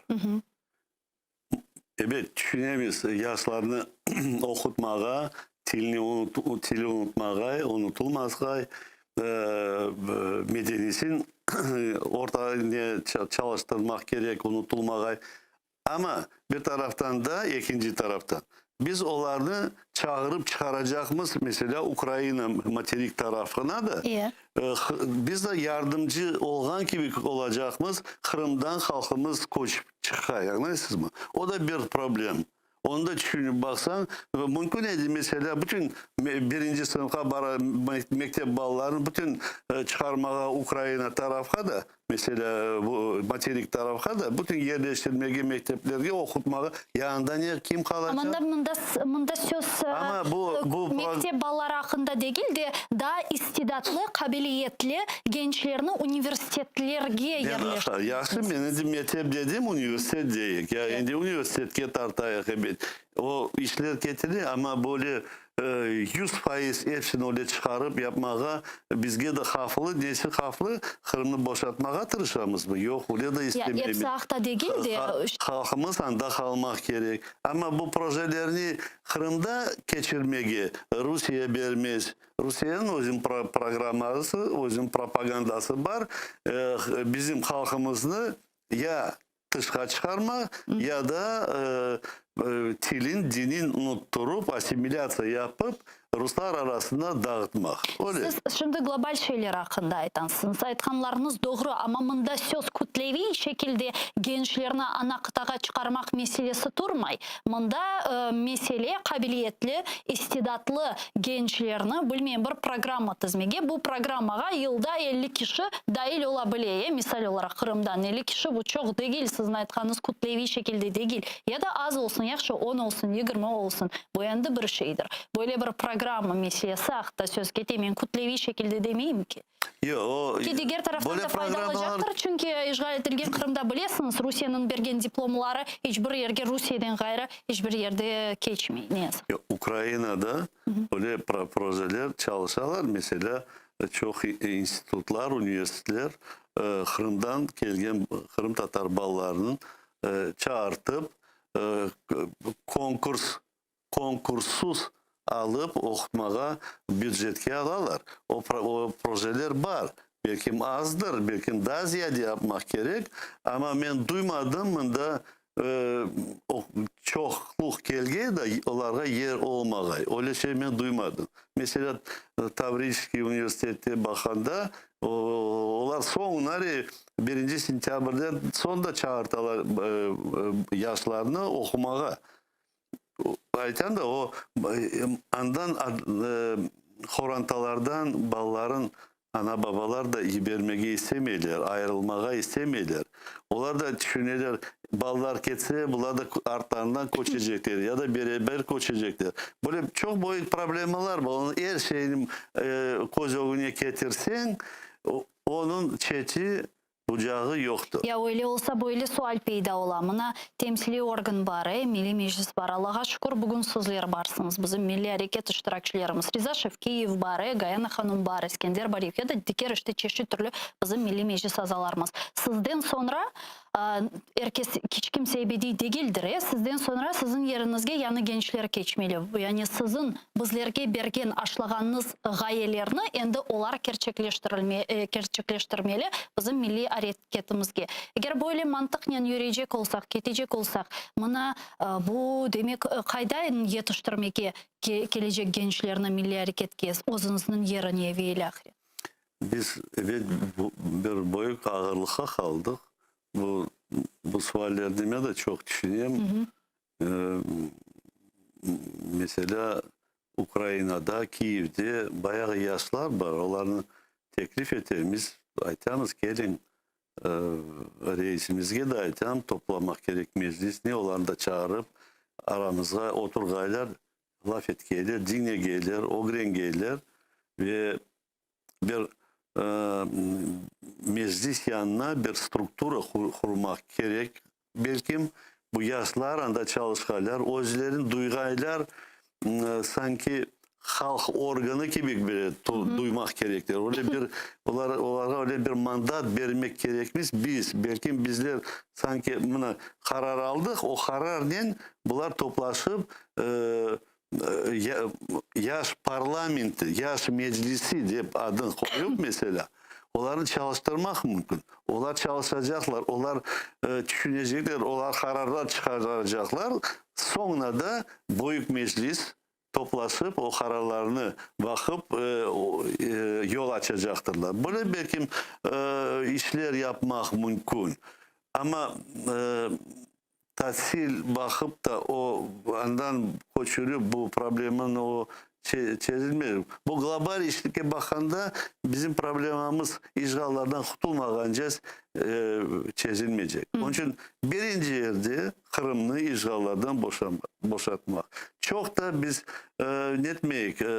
Çeşitli projelerge aylanıp çalışıp evet adam çalışa bir şeyler yapa, hareket yapa, interview bere, bir flash mob yapa, özün bir neti ben kureşem deyip özüne razı olgan gibi ola ama Kırım işgallar türüne tıkalı. Bizge öyle bir neler tapmak gerek. Nasıl etip işgallardan boşaltmağa, ne yapma, kaysı kapılarını kalkmağa. Onun için Halkara Mahkemesi'nin kapısını galiba bizge kalkmağa vakit gelgendir çoktan beri. Eğer Ukrayna o taraftan bir şeyler yapa, bilmem ne kadar bizim taraftan da bir şeyler yapmak gerekmiz de onlarını çalıştırmak için. Bilmem ya da bu Recep'te rahmetli 14 senesi kurultay olganda ondan evvel geldim kabinetime dedi Rıza ben gizli dostum olganım için kimseye aytmadım. Sana tek göstereceğim dedi. Çantasını açıp çıkardı. Bir şişe, plastik şişe. Nedir o dedi. Sasında ortalık benzin. Bu benzindir. Niye ki onu çantası Mına kurultayga çıkacağım. Eğer Rusya'ya koşulayık deyip karar çıksa ben özümü Avustralya'ya çıkıp yakacağım degen edi. Recep'te. Ben de Recep'te öyle yapman sizin da canınız bizge gerek, yaşamanız gerek. Onu yapman öyle olmaz hep onu böyle lafınız olur. Belki bizge de böyle hareketler yapmak gerek olacaktı. Bilmem. Ben sakınan bu nasıl eti bu dünya bakaydı bizim vatanımızı boşaltkaylar. Hareketler yapkaylar. Neler yapmak gerekmiş? Şimdi böyle bir Musa Mahmut gibi neler aksiyalar yapayık mı? Bilirsin mi?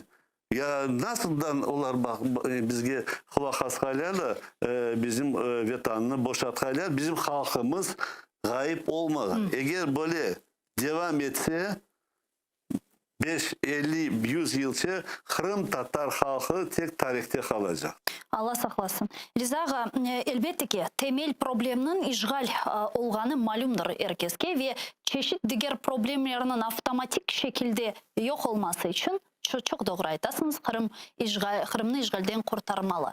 Fakat Kırım'ı işgalden kurtarmalı degenimizde ve bu yönelişinde hareketler yapkanımızdaki yapıla çeşit türlü Kırım'daki insan hakları problemleri meydana geliyor ve en azından bu müddet içerisinde yani Kırım azat etülüp müddeti içerisinde gene de bu sosyal yani içtimai ve humanitar meselelerini çözmek de gerek. Yani çünkü Kırım'da represiyalar devam ediyor. Malum olğanı gibi sonki bir ay içerisinde sentyabrın başında korumlu Kırım Tatar siyasatçısı Nariman Bey Celal tutulgan edi. Diğer Kırım Tatar semidişlerimizle birlikte. Ve Nariman Ağa Celal o'zining nevbetdagi hapisxonadan yazgan mektubinde Ukrayna prezidentine Birleşken Milletler'in Baş Asambleyasında represiyalar meselesini ko'targani için teşekkürler bildirdi ve ayrıca Türkiye Cumhurbaşkanı Erdoğan'a da bu kabi teşekkürlerini aytıp geçti o'zining mektubinde. Keliniz beraberlikte bu mektubun küçük bir kısmını dinleyik.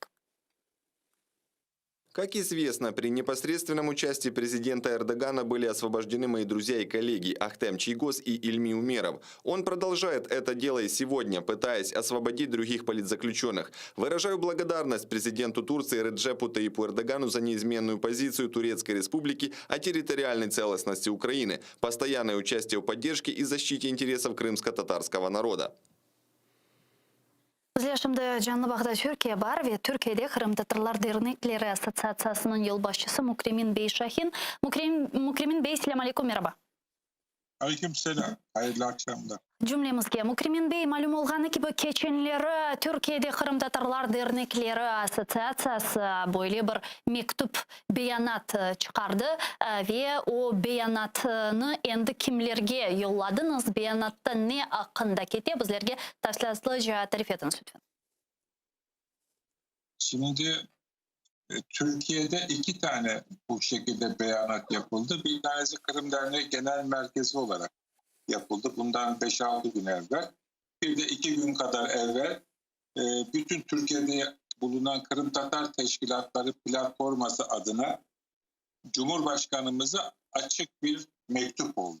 Yani bu herhangi bir makama değil, sadece direkt Cumhurbaşkanlığı makamına hitaben yazılan bir mektup idi. Ve Türkiye'de yaşayan Kırım Tatarlarının Kırım'daki vakalarla ilgili duygu, düşünceleri ve Rusya ile yapılacak olan ilişkilerde, bu Putin'le olan görüşmelerde Türkiye'deki Kırım Tatar halkının duygu, düşüncelerini, fikirlerini anlatan bir mektup idi. Haberiniz var mı? Erdoğan'a yanında ulaştı mı mektup? Zaten bu açık bir mektup. Yani bu oraya postayla gönderilen bir mektup değil. Tabii ki bütün makamlar, dışişleri de olsun, şey de olsun, bunlar gönderildi ve bu ajanslarda da yayınlandı. Yani bu kapalı bir mektup değil. Açık mektupta o şekilde olmaz. Tabii ki o ulaştı. Malum olgаны gibi yarın 29 sentyabr Eylül Türkiye prezidenti Sochi'ye barmalı ve anda Rusya prezidenti Vladimir Putin'in böyle bir konuşuv gerçekleştirilecek. Bundan evvel sizler çok sağolunuz böyle bir açık mektup yazdınız. Ondan evvel ise Ukrayna prezidenti Vladimir Zelenskiy Birleşken Milletler Baş Asambleyasında Erdoğan'la konuştu ve ona siyasi mahpuslarının, yani onlar içerisinde Kırım Tatarlar da mevcut, böyle bir cedvel verdi. Bu siyasi mahpuslarının azat edilüvüne aracı olması umutuyla. Sizin fikrinizce yarınki konuşuvda Kırım meselesi, Kırım Tatarlarının azat edilüvü meselesi koterilebilir mi ve şimdiki şaraitlerde Recep Tayyip Erdoğan'ın bu meselede aracı olması ihtimali ne kadar? Şimdi şöyle düşünmek gerek. Türkiye ile Rusya arasında çok farklı problemler var. Yani Kafkasya ile ilgili problem farklı. Suriye'li, Akdeniz'de, Doğu Akdeniz'de, Balkanlar'da ve Karadeniz ve Kırım'la ilgili. Bunların hepsi farklı problemler. Türkiye ve Rusya bu problemlerin bazılarında fikirleri gelişer. Bazılarında karşı karşıya gelirler. Bu bakımdan bunların hepsini tek bir torbada toplamak yanlış. Yani Türkiye ile Rusya arasındaki problemler tek bir mesele değil. Sadece Kırım meselesi değil. Kırım meselesinde Türkiye devletinin tutumu çok net ve bunu Birleşmiş Milletler'de de Sayın Cumhurbaşkanı çok net bir şekilde hiç tereddüt etmeden biz Kırım Tatar halkının yanındayız. Ukrayna'nın toprak bütünlüğünü savunuyoruz ve Kırım'ın Rusya tarafından işgalini reddediyoruz. Yani bunu Birleşmiş Milletler'de Türkiye devleti bundan evvel onlarca defa tekrar etti, fakat bu sefer en yüksek seviyede Cumhurbaşkanı ağzından Birleşmiş Milletler'den bu mesele net bir şekilde konuldu. Bu bakımdan biz Cumhurbaşkanı'na teşekkürlerimizi ilettik. Ve Türkiye'de Kırım Tatarlar olarak bu konuyla ilgili düşüncelerimizi net olarak yazdık. Fakat biraz evvel bir şey söyledim. Türkiye ile Rusya arasında farklı coğrafyalarda farklı problemler var. Bu problemler o bakımdan bunların hepsini tek bir şeyle toplamamız mümkün değil. Ben Türkiye'nin bu konuyla alakalı farklı bir şey düşündüğünü ya da Soçi'de farklı bir şey söyleyeceğini kesinlikle düşünmüyorum. Ama Suriye meselesi özellikle, Doğu Akdeniz'de bazı problemler, ya hatta Balkanlar'da bazı meseleler, orada gündeme gelecek olan konular ağırlıkta. Yani orada, çünkü bu konuda Rusya'nın durumu işgal etti Kırım'ı, Türkiye ise bu işgali tanımıyor. Burada ortak bir nokta yok. Ama şu var, bir takım siyasi tutuklular görüşülür mü? Türkiye zaten bu konuyla alakalı sürekli olarak teşebbüste bulundu. Bundan evvel de bazı siyasilerin serbest bırakılmasıyla alakalı teşebbüslerde bulundu ve bunda da başarılı oldu. Bu konu gelir mi? Ben geleceğini düşünüyorum ama Kırım meselesi masada fazla olmayacak. Çünkü burada iki tarafın fikirlerde bir değişme olacağını zannetmiyorum şu anda. Yani ben zaten bunun için sordum. Çünkü malum olğanı gibi 2017 senesi Recep Tayyip Erdoğan'ın aracılığının İlmi Umerov ve Ahtem Çiygöz siyasi mahpuslarımız azat etilgen edi. Doğrusunu aytacak olsak değiştirilgen edi. Türkiye'de bulunan Rusya'nın bazı bir istihbaratçılarına. Ve şimdi de malum olğanı gibi Milli Meclis Reisimizin birinci muavini hapishanede bulunan Nariman Celal aynen yüzlerce diğer Kırım Tatarlarının da bulunganı sebebinden. Yani sizin fikrinizce Kennedy 2017 senesi yüz bergen tecrübe bugün 21'de tekrarlanabilir mi? Ya bu konuyla ilgili elimizde hiçbir bilgi yok, hiç kimsenin de yok. Ancak tahminde bulunmak mümkün. Yani müşahhas somut olarak bu konuda bir fikir beyan etmek doğru değil. Çünkü bu tür görüşmeler ya da ilişkiler çok gizli olarak yapılan, karşılıklı devletin değişik organlarının yapmış olduğu görüşmeler şeklinde olur. Yani bunu ancak sonuçlandığı zaman, nihayetini verdiği zaman görebiliyoruz, duyabiliyoruz. O zaman da İlmi Ömer olsun, Ahtem Çiygöz'ün efendim bırakılma meselesinden evvel hiçbir böyle bir mesele duyulmadı. Fakat birden efendim bu şekilde bir gelişme olmuş idi. O bakımdan bu konuda ben kesin bir şey söylemem mümkün değil. Ama tabii ki bizim oradaki siyasi mahkumlarımızın, arkadaşlarımızın serbest bırakılması bizim en büyük temennimiz. Ve bu konuyla alakalı biz Türkiye'de yaşayan milyonlarca Kırım Tatarı olarak da bu duygularımızı sürekli dile getiriyoruz. Mukrimin Bey, katinde mına çeşit türlü beyanatlarının yapılması Kırım Tatar dernekleri adından o'zinin işte devlet hükümetlerine ve ilahri bu çok mühim, çok gerekli informasyon cihetten bir adımdır. Bunun için katinde sizlerge teşekkürlerini bildirmektemiz.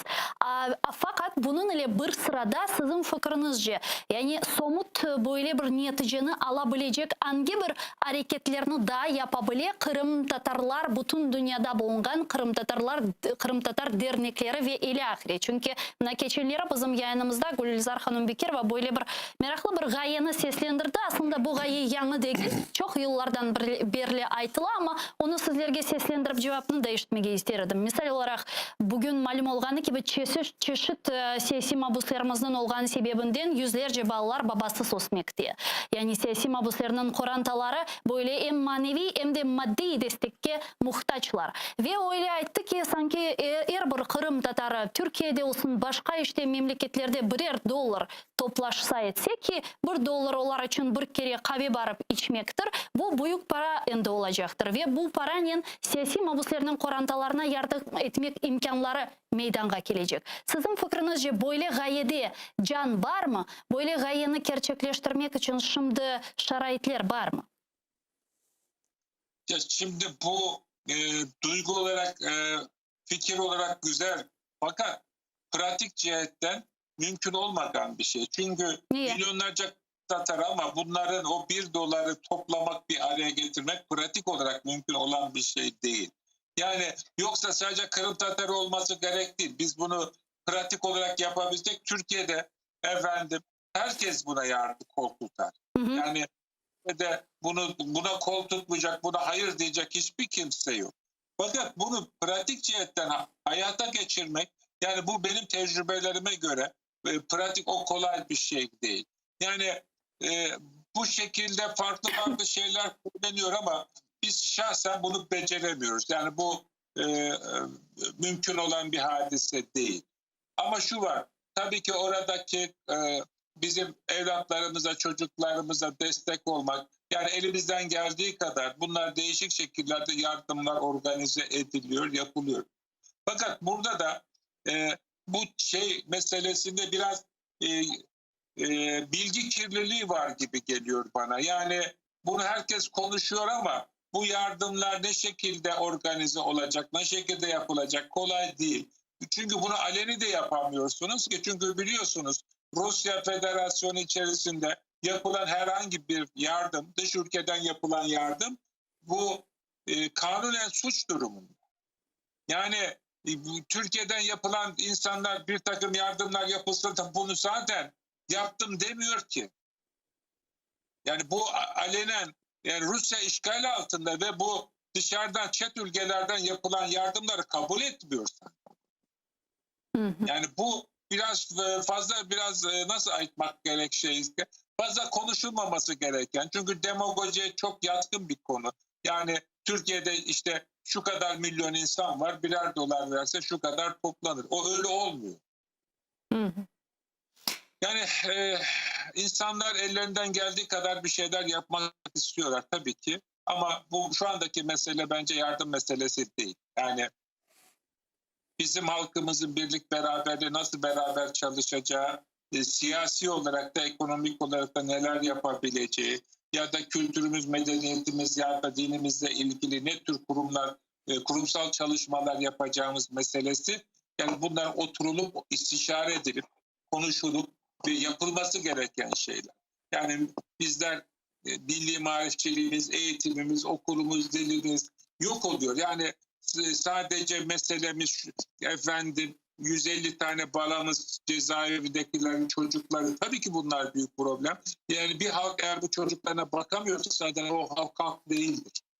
Ama önümüzde çok büyük problemler var. Hı hı. Allah yardımcımız olsun. Yani Cümlemiz.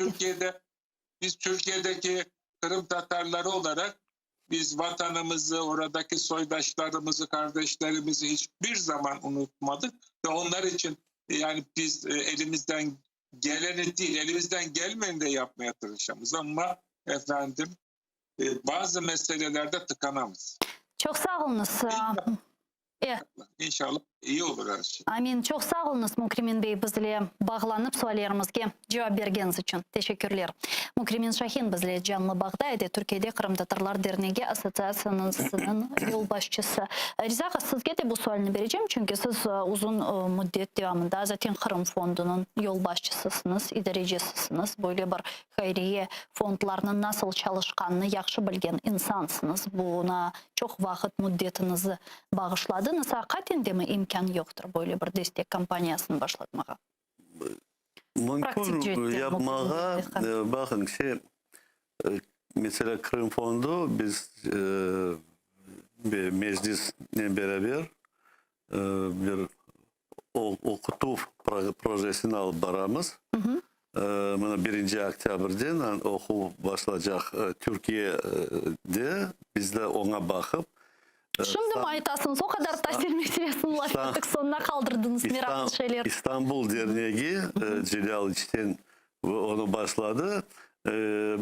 Bu senede 86 bala Ukrayna'da yaşayan ballar, onların yarısı Herson'dan, yarısı Kiev taraflardan. Yani onlara $30 stipendiye beceriler İstanbul Derneği ve bizge yollap, biz onlarını ballarga hepsini dağıtıp, anlatıp, mektuplar yazgaylar mitsinatlarga böyle işini alıp baramız. Şimdi buna böyle işe hoşmak mümkün. Mesela Kırım Tatar bu babaları hapslerge düşken ballarının adlarına da mümkün öyle yapmağa. Ama para yanında Türkiye'de bir yerde toplanacaktır. Ve toplangan son onlar fondun bank hesabına yollamak mümkündür. Bir yerde meclis onu bakıp dağıtmak mümkün, pay etmek mümkün, kimge ne kadar. Mümkün öyle işler yapmağa. Tek Türkiye taraftan buraya bir center, bir merkez açılmak gerek. İstanbul'da bu çocuklar ballarını okut degen projeye toplayırlar. Onlar $35 meselesi. $30. Onlar yazılar meclis adından ne tip yazılar yazdılar. Kalgan derneklerini de koşmağa çağırttılar. Onlar da belki koşulacaktırlar. Eğer onlar da başka dernekler Türkiye'den de koşulsalar bizge 86 bala değil, bizge son çoklatırıq onlarını, olsun 100, olsun 200 bala. O da bir yardım ola. Yardımdan da başka bizim ballarımız ogreneler ana dilini Latince yazmağa, mitsinatlara mektup yazmağa, onlardan mektuplarını alıp okumağa, perspektifler açılar, belki bu mecenatlar sonundan o ballarını buyurturlar Türkiye'ye barmağa. Güzel bir programa, ona devam edeceğiz. Ona koşmak mümkün bu projenin de evet çalışmak mümkün. Tek merkez meselesi kayda olacak. Mukrimin Bey eğer istese o mümkün o merkezde Ankara'da toplap bu nelerini yollap mümkün çözmek gibi. Rizağa, mına Türkiye meselesine devam ederken de Nariman Celal'ın mektubunu beraber dinledik. Siz de biliyorsunuz yarın Soçi'de bulunmalı Erdoğan. Aynı bergen suallarımı sizge de vermege isterim. Fikirleriniz men için meraklı. Kennedy, Türkiye'nin siyasi mabuslarımızın azat etülü aracılığı ihtimali ne kadar asıldı? Şimdi sizin fikrinizce Erdoğan'ın elinde Rusya'ya karşı böyle bir kozlar var mı? Tesir edebilir mi Erdoğan'a? Olan görüşlerden çeşitli fikirler geliyor aklıma, bilmem ne olacaktır. Ama birinci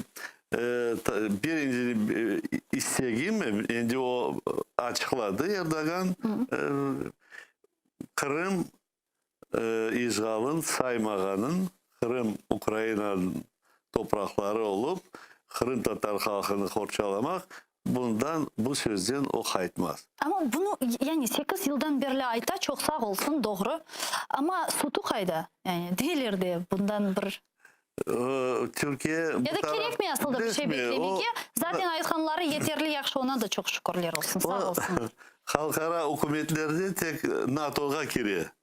Ama Avrupa Birleşmesi onu hoşmadılar. Ve başka neler yedi anlarsınız mı? Sakınıp bakalar. Onun için o az bir şey bu politikalardan onu çetke kaldırdılar ama o fikrinin o Kırım'ı bizge Kırım Tatar halkımızga kol tutup ve Ukrayna'ya kol tutup o işgalaklı saymay. Ama da Rusya'nın o bir oyuncudur. Ben bazı onu tabiatın Putin'e de netem. Uşatam. Onlar iki böyle bir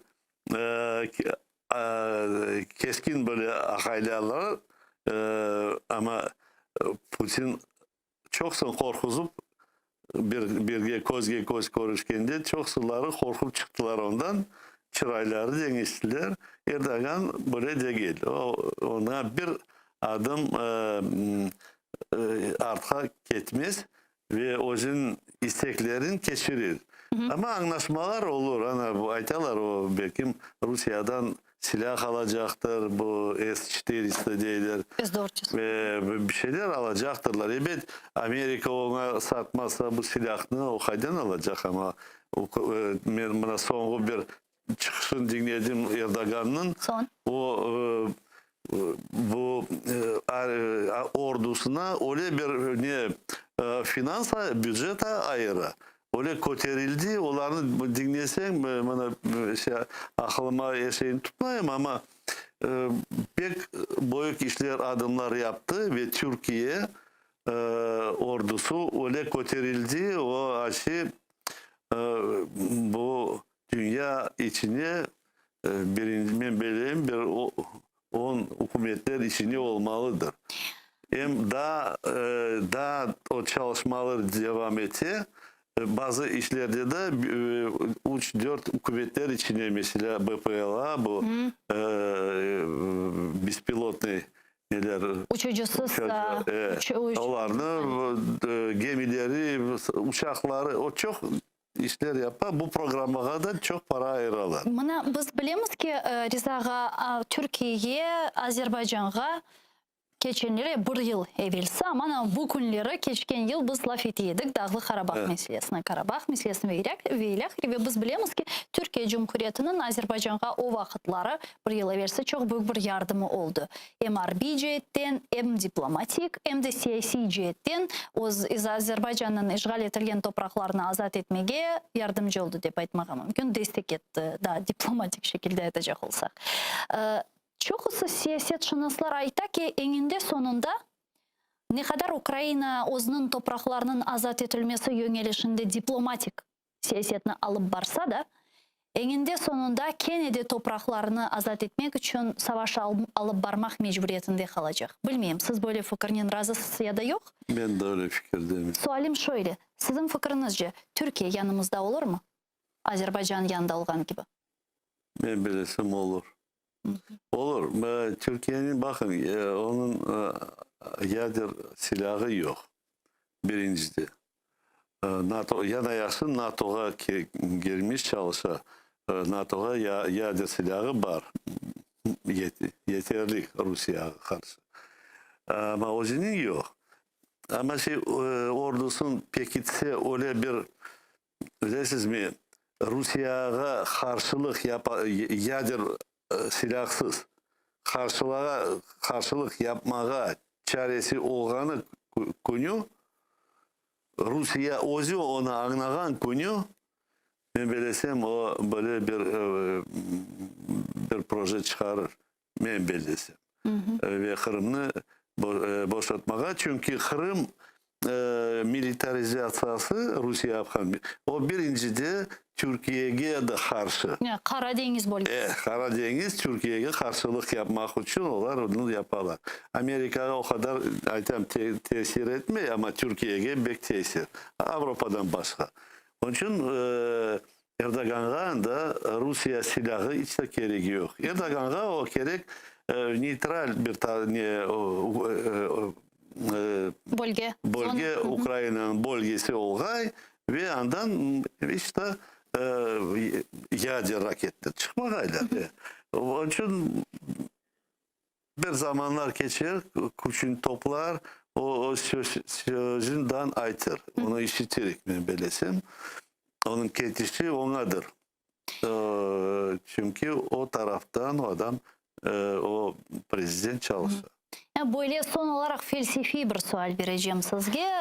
Bilmeyeyim, bu hafta düşündünüz mü? Yok ama bence düşündünüz. Kırım'ın geleceğini olsun, sizin torunlarınızın Kırım'daki geleceğini nasıl görüyorsunuz? Sizin fikrinizce Kırım 50 yıldan sonra olsun. Nasıl olmalı? Nasıl olacak?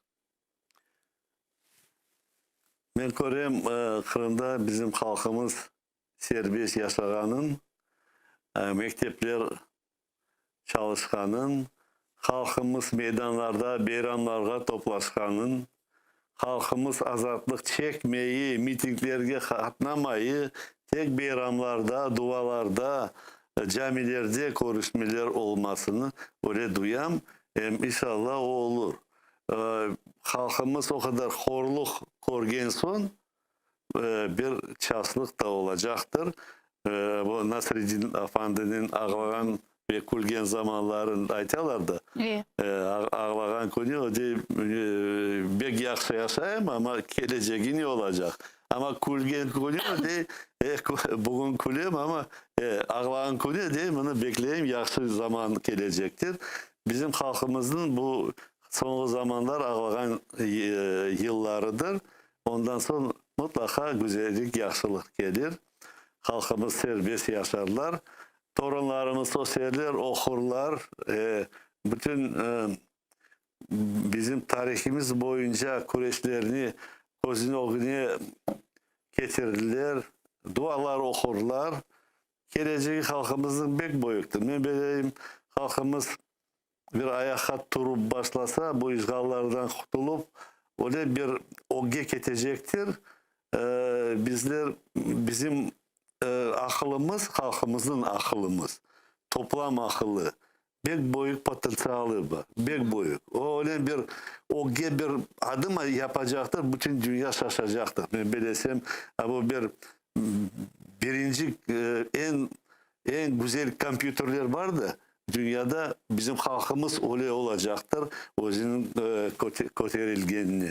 İnşallah ona inşallah. Amin. Çok sağ olun Riza ağa. Studiyamızga kelip suallarımızga cevap bergeniz için. Milli Meclis azası Riza Şevkeyev studiyamızın musafiraydı. Sayılı arkadaşlar, men sizinle sağlıklaşmayayım. Küçük bir teneffüsке geçeceğimiz. Musafirimizni, nevbetiki musafirimizni bekler ekende 5 maksimum 7 dakikalık böyle bir teneffüsümüz var. Sonra bu studiyaga qaytacakmız ve kun devamında yüz bergen haberlerini, hadiselerini muzakere edecekmiz. Görüşkence.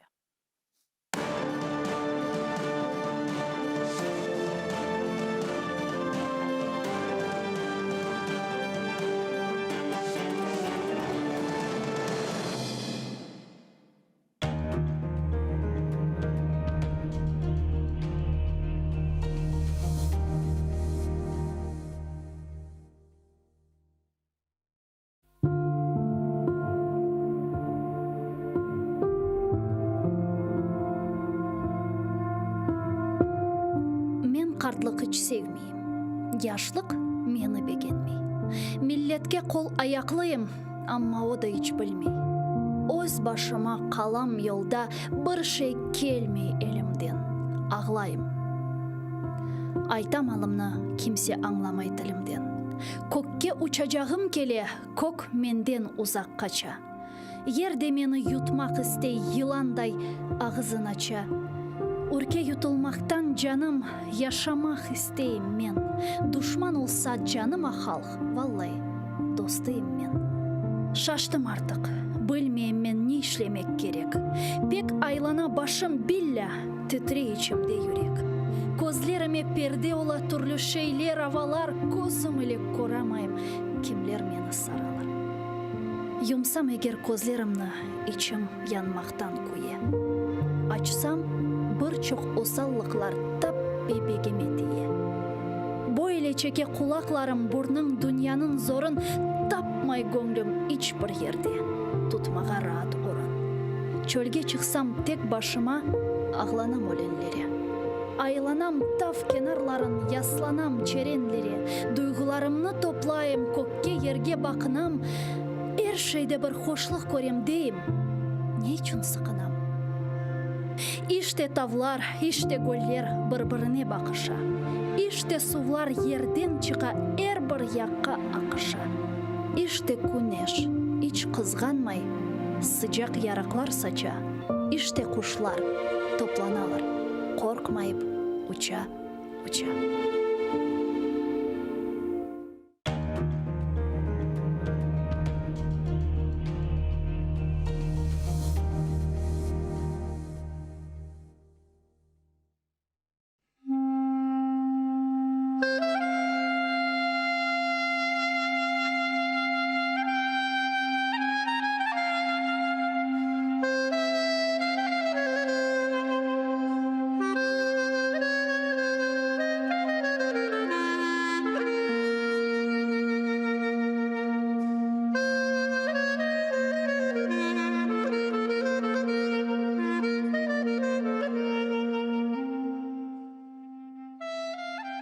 Бисмиллахир-рахманир-рахим. Яратаным, Аллахым, 99 исмин бар. Я Раббым, хырымларға истеклеріні бер ютында дәвлетлеріні. Сенден хайры yok кімсеміз. Ветан için dua etemiz. İmdad bekle, hırım hürmette. Rahim eyle açsın hizmette. Bizni hırımda yarattın, yardımın ile. Sürgünden hayttık. Endi halkımız Kırım'ında. Devletli olsun vatanımızga. Biz için aziz Kırım'ımız. Takmında açsın baktımız.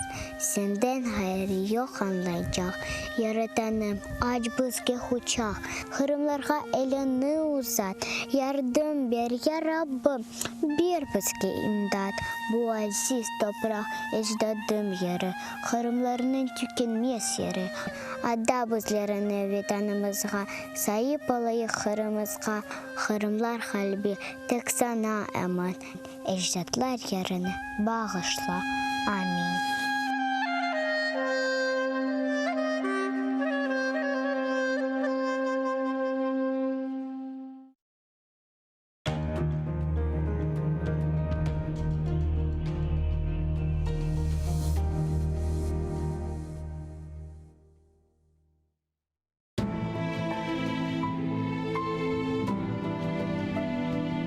Меня зовут Нияра. Моя семья вынуждена была покинуть Крым. Это было утро после дня рождения моего двоюродного брата. После этого мы с ним больше не виделись. Я хочу знать, когда я еще смогу поиграть со своими братьями и сестрами.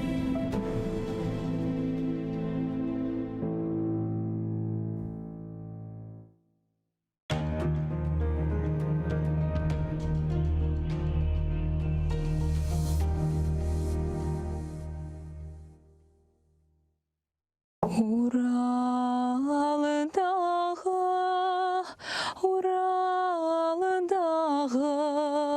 yoxdur da ep yağı.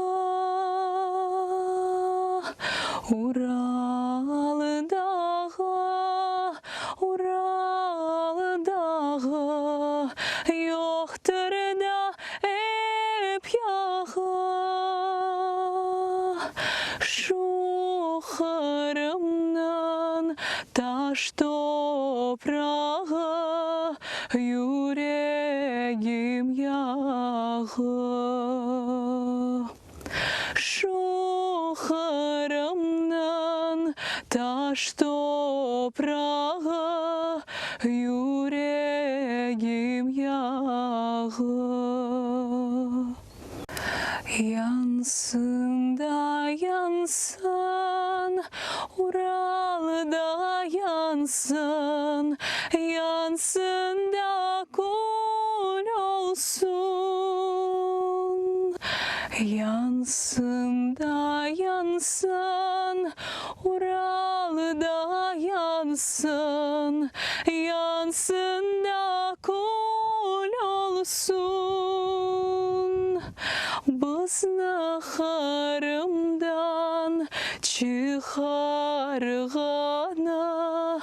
gözlerim kör olsun. Biz naharımdan çıkargana, gözlerim kör olsun. Huvanım anas sas yavrular, Tatar'nın malına. Huvanım anas sas yavrular, Tatar'nın malına.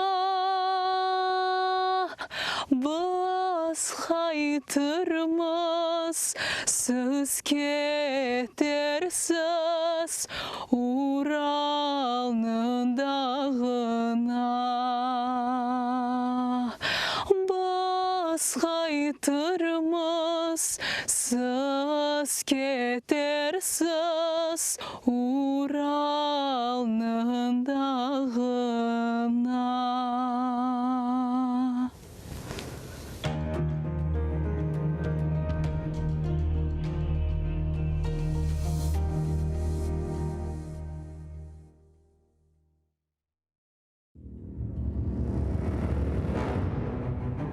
Hacı Giray Kırım Hanlığını tizgende 29 yaşındaydı. Tahminen 350 yıl devamında Kırım Hanlığı devlet olarak hüküm sürdü. İsmail Gasprinski Tercüman gazetini 28 yaşında neşir etip başladı. Noman Çelebiçihan Kırım Tatar Milli Kurultayını 33 yaşında tizdi.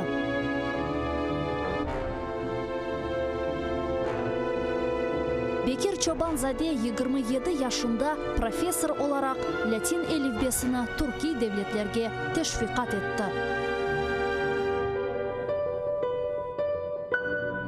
Şair Amdi Giraybay 29 yaşında milletçilikte kabatlanıp Moskvada Butyrka hapishanesinde vahşice öldürüldü.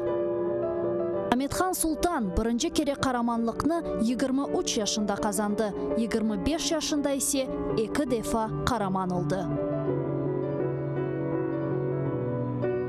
Musa Mahmud 1978 senesi hakimiyetke karşı isyan etip ozunu yaktı. Milli meşal oldu. Ayşe Setmuratova 27 yaşında adalet kureşine kırıştı ve bütün ömrünü Kırım Tatar milli hareketine bağışladı. Genç ve yaşlar, fedakarlık ve kahramanlık için kureş meydanı açıktır.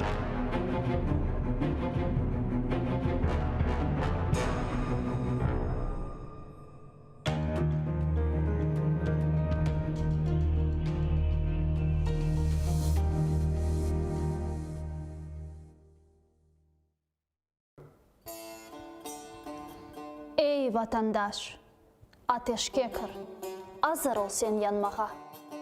Vatan için can vermesen, ne için geldin dünyaya?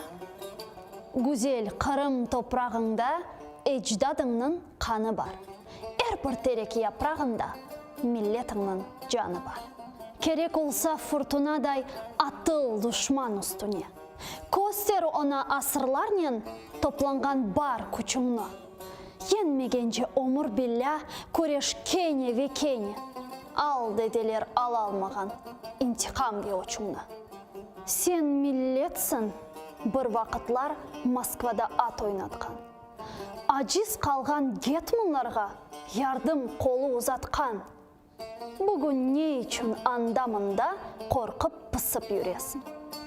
Өз юртында сұчлы кебі бойнын қысып жүресің.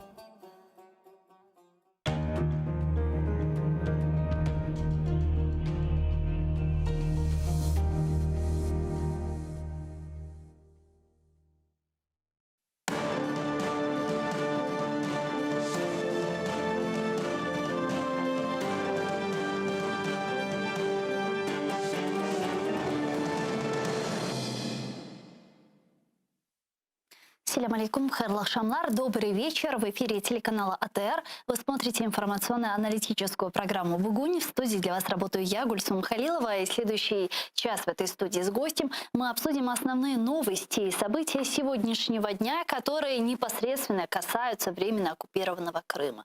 Я напомню, что мы работаем в прямом эфире. На экраны ваших телевизоров режиссера периодически выводят номер телефона, так что вы можете звонить к нам абсолютно бесплатно по Вайберу +3 80 67 63 46 130. Также можете присоединяться по скайпу atr.tv, это наш адрес. И не забывайте подписываться на наш YouTube-канал. Там мы вещаем как в онлайн-режиме, так и выкладываем самые интересные фрагменты из наших эфиров. Выкладываем практически все наши программы в записи. И поддержать, наконец, телеканал АТР вы можете, подписавшись на наш Patreon. Адрес вы видите сейчас на ваших экранах. Пройдя по этой ссылке, вы можете выбрать уровень поддержки телеканала АТР и стать частью большой крымско-татарской семьи, первого крымско-татарского телеканала. Это поможет нам продолжать работу на информационном фронте. Я рада представить гостя нашей студии. Олександр Корбан, ментор в Центрі протидії інформаційним агресіям АМ-ПМ. Пане Олександре, вітаємо вам. Вітаю навзаєм. Да, я предлагаю наш эфир начать со следующего информационного сообщения. Парламентская ассамблея Совета Европы не будут проводить дебаты на тему политические преследования коренных народов в Крыму Российской Федерации. Об этом вчера в эфире телеканала АТР сообщила председатель украинской делегации в Парламентской ассамблее Совета Европы. Также на своей странице Facebook об этом написала член постоянной делегации Верховной Рады в ПАСЕ Леся Василенко. Такое решение в ПАСЕ объяснили тем, что резолюция о правах крымского народа была принята в июле этого года. Вот что написала Василенко. Давайте ее послушаем. Тема дебатів «Політичні переслідування корінних народів Криму Російською Федерацією», запропонована нашою делегацією, не отримала підтримки в бюро, де саме ці теми затверджуються. Пояснюють тим, що в червні буквально була прийнята резолюція про права кримсько-татарського народу. Она также отметила, что сейчас в ПАСЕ страх быть забрендированными русофобами со стороны главы российской делегации Петра Толстого превалирует над обязанностью защищать принципы международного права и прав человека. Пане Олександре, это хорошая либо плохая новость? Ну, безперечно, це не дуже така приємна новина, особливо після того, як у нас аж 40 країн приїхало на Кримську платформу. Тобто це, скажімо, можна сказати, це достатньо відчутний програш нашої дипломатії і, зокрема, послаблення нашої позиції. Ну вот та аргументация Парламентской ассамблеи Совета Европы, что вот в начале лета, в июне, была принята резолюция, подготовленная исландской депутаткой, если не ошибаюсь, этого достаточно, чтобы говорить о Крыме и так далее. Резолюция довольно жесткая была тогда, мы помним, все ее приняли большинством, и вот сейчас они аргументируют это тем, что вот и так резолюция была. Ну, справа в тому, що західні демократії, вони дуже чітко притримуються певних правил і таке інше, і вони намагаються не, от ви абсолютно вірно позначили щодо там теми русофобства і таке інше, щоб був баланс, щоб був паритет інтересів, щоб не перегинали палицю і таке інше. Тобто це класичний підхід, скажімо так, толерантність так звана, політична, міжнародна толерантність, яку Європа намагається проявляти навіть в такій ситуації, коли відверто то зрозуміло, хто агресор і наскільки велику шкоду він приносить світовій системі безпеки. Вот и я хотела спросить, даже в такой ситуации, когда Россия действительно является агрессором, ведет себя как террористическое государство, нарушает абсолютно все человеческие права, которые могут быть, оккупирует территории, применяет массовое оружие массового поражения в виде новичка, и при всем при этом продолжает к ней относиться толерантно. Вот как вы это объясняете? Это вот какой-то, я не знаю, комплекс неполноценности или что это? Ну, справа в тому, що ми звикли дещо іншими параметрами і в плані політичної культури, і таке інше підходити до оцінки ситуації. В них дещо інша система. Вони намагаються більше притримуватися закону, більше приймати якісь зважені, збалансовані рішення. Нам це болить, їм це не болить. І тому вони можуть собі дозволити десь проявити толерантність, десь проявити поблажливість до таких питань. Тому от воно сталося. Вони вважають, що однієї резолюції достатньо, а для нас це недостатньо. Тобто це просто різні підходи, різні погляди на цю проблему. Бо, знову ж таки кажу, їм не болить так, як нам за цю проблему. Нариман Джилял, первый заместитель председателя Меджлиса крымстарского народа, из застенках ФСБ написал свое очередное письмо, где поблагодарил президента Украины Зеленского за его выступление в Генеральной ассамблее ООН и то, что поднял вопрос репрессий в Крыму, а также поблагодарил и президента Турецкой республики Реджепа Тайипа Эрдогана. И вот что он написал в своем письме. Давайте послушаем квинтэссенцию. Как известно, при непосредственном участии президента Эрдогана были освобождены мои друзья и коллеги Ахтем Чийгоз и Ильми Умеров. Он продолжает это дело и сегодня, пытаясь освободить других политзаключенных. Выражаю благодарность президенту Турции Реджепу Таипу Эрдогану за неизменную позицию Турецкой Республики о территориальной целостности Украины, постоянное участие в поддержке и защите интересов крымско-татарского народа. Известно, что завтра, 29 сентября, должен состояться визит Эрдогана в Сочи, где он встретится с Путиным. Мы знаем, что Зеленский передал Эрдогану списки политических заключенных. Там, если я не ошибаюсь, 450 фамилий, в числе которых и есть политические заключенные крымские татары из оккупированного полуострова, в частности, Нариман Джилял. Как вы считаете, какова вероятность того, что Эрдогану и на этот раз удастся, как в 2017-м, поспособствовать освобождению политузников? Відповідь на це питання лежить в тих економічних, політичних і військових питаннях, які будуть обговорювати вони з Путіним. Якщо Путіну щось потрібно буде від Ердогана, якщо в питаннях, а зокрема він зараз дуже зацікавлений в, скажімо так, от налагодженні ефективних стосунків з Туреччиною, то, можливо, ми побачимо від Путіна нових поступок. Бо Путін – це людина, яка скоряється або йде на компроміс тільки з тим, хто сильний, або з тим, кому це, якщо йому це вигідно. В даному випадку для Туреччини має велике значення в планах Росії щодо транспортування газом південною, скажімо так, південним шляхом і таке інше. Тому я би оцінив шанси, скажімо так, от лобіювання паном Ердоганом інтересів українських політв'язнів, ну, достатньо високі. Тобто, можливо, можна очікувати якихось результатів. А в чем заключается интерес Эрдогана, если убрать все пафосные, патетичные слова о поддержке там, территориальной целостности Украины, суверенитета и так далее? Понятно, это важно, то, что он это все артикулирует, но если мы говорим о реальности, в чем заключается интерес? Інтерес Ердогана заключається в великих геополітичних планах, які сьогодні має Туреччина в плані розбудови так званого Тюркського союзу. Туреччина є безумовним лідером цього нового геополітичного утворення. Зокрема, ми знаємо, що зараз починала формуватися Туранська армія, там дуже багато різноманітних інституцій. Коли остаточно цей союз, так би мовити, буде сформовано, це буде дуже потужний геополітичний полюс на сучасній мапі світу. І це, скажімо так, об'єднання, яке буде впливати на політику на Близькому Сході, в Центральній Азії, на Південному Кавказі, і в інших регіонах. І тому сьогодні Ердогану дуже вигідно бути, скажімо так, провідним світовим лідером, об'єднувати навколо себе представників тюркських народів, зокрема це стосується кримських татар і Криму.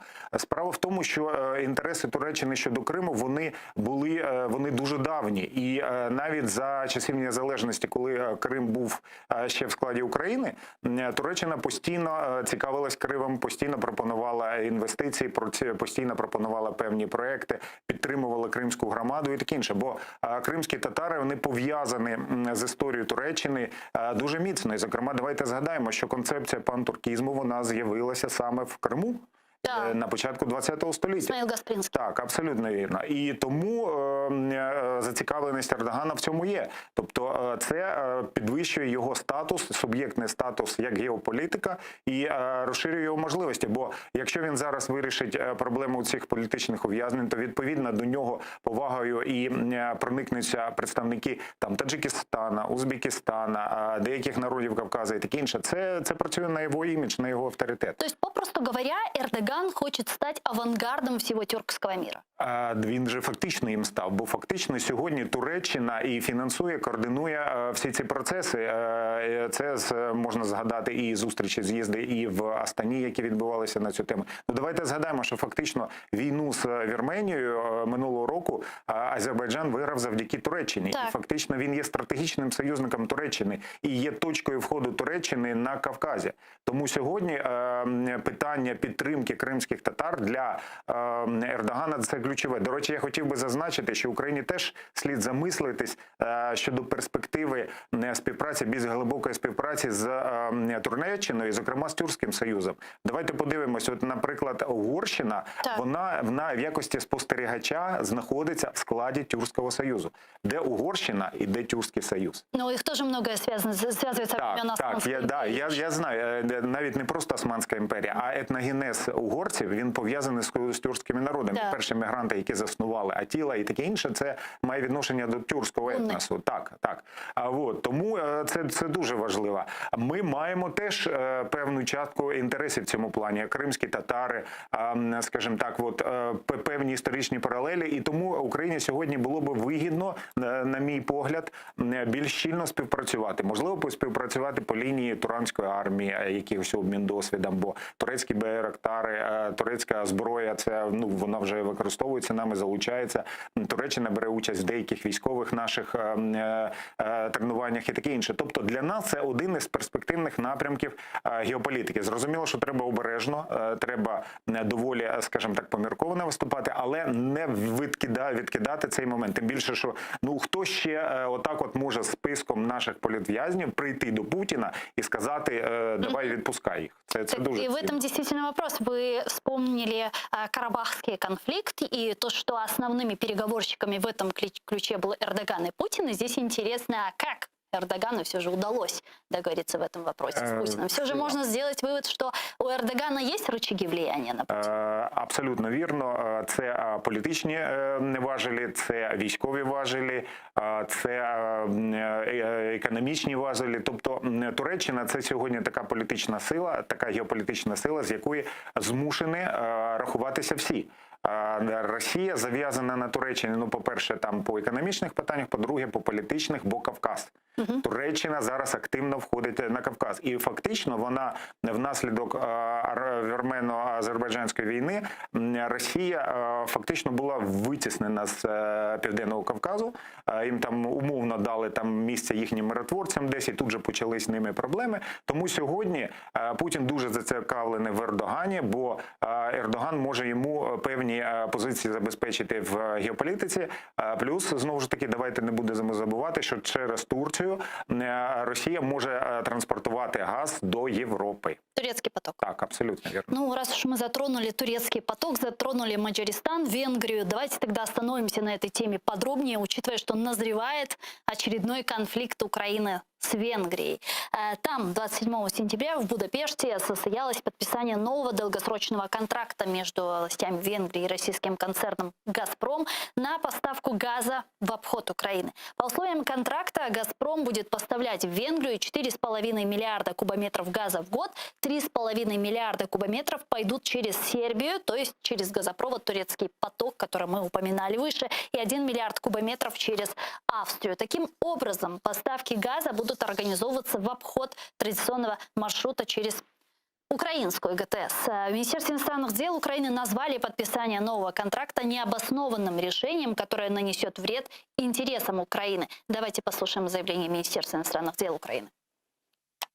Вважаємо це виключно політичним, економічно необґрунтованим рішенням, прийнятим на догоду Кремлю і на шкоду національним інтересам України і українсько-угорським відносинам. Министр иностранных дел Венгрии Петр Сиярто прокомментировал критику от украинского внешнеполитического ведомства.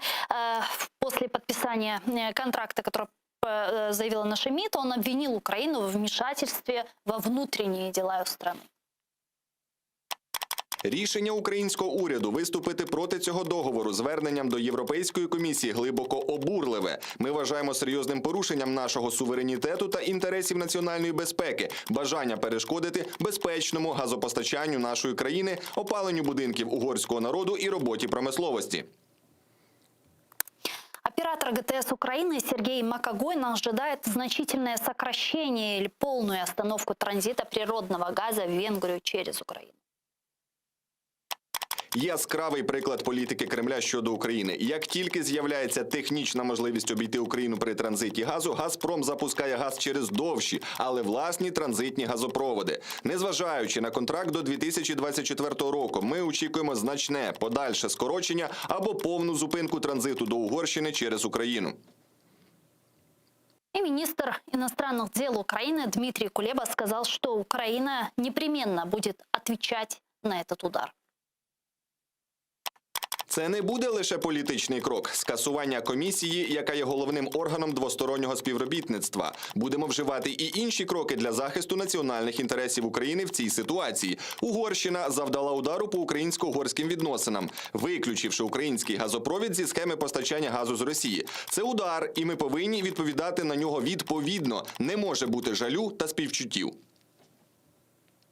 Зараз з нами на прямому зв'язку народний депутат України 8-го скликання Віталій Сташук. Пане Віталію, вітаємо вас. Салям алейкум. Доброго дня. Да. Вечера. Доброго вечера, да. А что это такое? Вот с чем кушать нам этот контракт новый и чем он нам угрожает? Власне, на моє переконання, нічого дивного не відбулося. Угорщина завжди займала трошки особливу позицію навіть всередині Євросоюзу стосовно того, що стосується стосунків з Кремлем. Особливо це проросійська?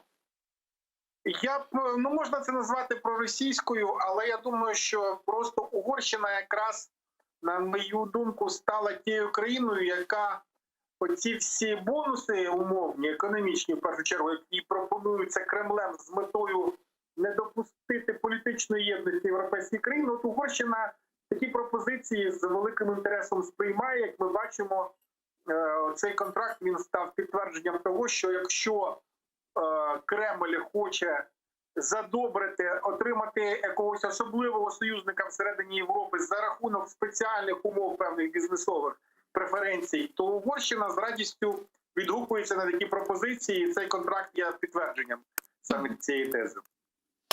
Кулеба говорит о том, что Украина непременно ответит на этот удар. Есть ли у вас представление, каким образом, что мы можем сейчас сделать? Мені важко зараз сказати, що це може бути. Я не думаю, що якраз нанесення таких ударів один одному – це є шлях в правильному напрямку, хоча однозначно сприймати такий контракт як норму ми не маємо ні з яких обставин. Мене, якщо чесно, трошки здивувало те, що українська влада вже, як завжди, на жаль, як завжди останній час вона спізнюється. Я думаю, що цей контракт готувався не за 24 години до моменту підписання. І при правильній роботі дипломатичних та інших служб Україна би мала знати про підготовку такого контракту задовго до 27 27 вересня цього року. Але так сталося, що вже постфактум ми констатуємо, що наші інтереси були не враховані. І зараз шукати шляхів, як то кажуть, віддячити в лапках сусіду, ну це не знаю, наскільки це продуктивний шлях, але знову ж таки, повторюсь, сприймати це як норму, мабуть, було б теж неправильно. Как вы думаете, какова вероятность того, что Европейская комиссия будет на стороне Украины и заблокирует этот контракт? Це, власне, найцікавіше питання, тому що спрогнозувати рішення Єврокомісії складно. Ми знаємо, що між Брюсселем і Будапештом існували серйозні протиріччя, вони стосувались не стільки і не в першу чергу питань там україно-угорських, там всередині стосунків Угорщини з Євросоюзом є чимало питань. Чи ця ситуація сприятиме тому, що Брюссель зможе побачити якісь проблеми в такому контракті? Важко про це сказати. Я думаю, що у нас попереду ще дуже цікаве питання пов'язане з тим, яким чином в Єврокомісії відреагують на можливий запуск Північного потоку-2, де згідно з правилами європейськими не більше половини може належати Газпрому, як співвласнику трубопроводу, там мають бути якісь інші ще постачальники. Ось яким чином європейці будуть реагувати на кремлівські пропозиції, це велике питання.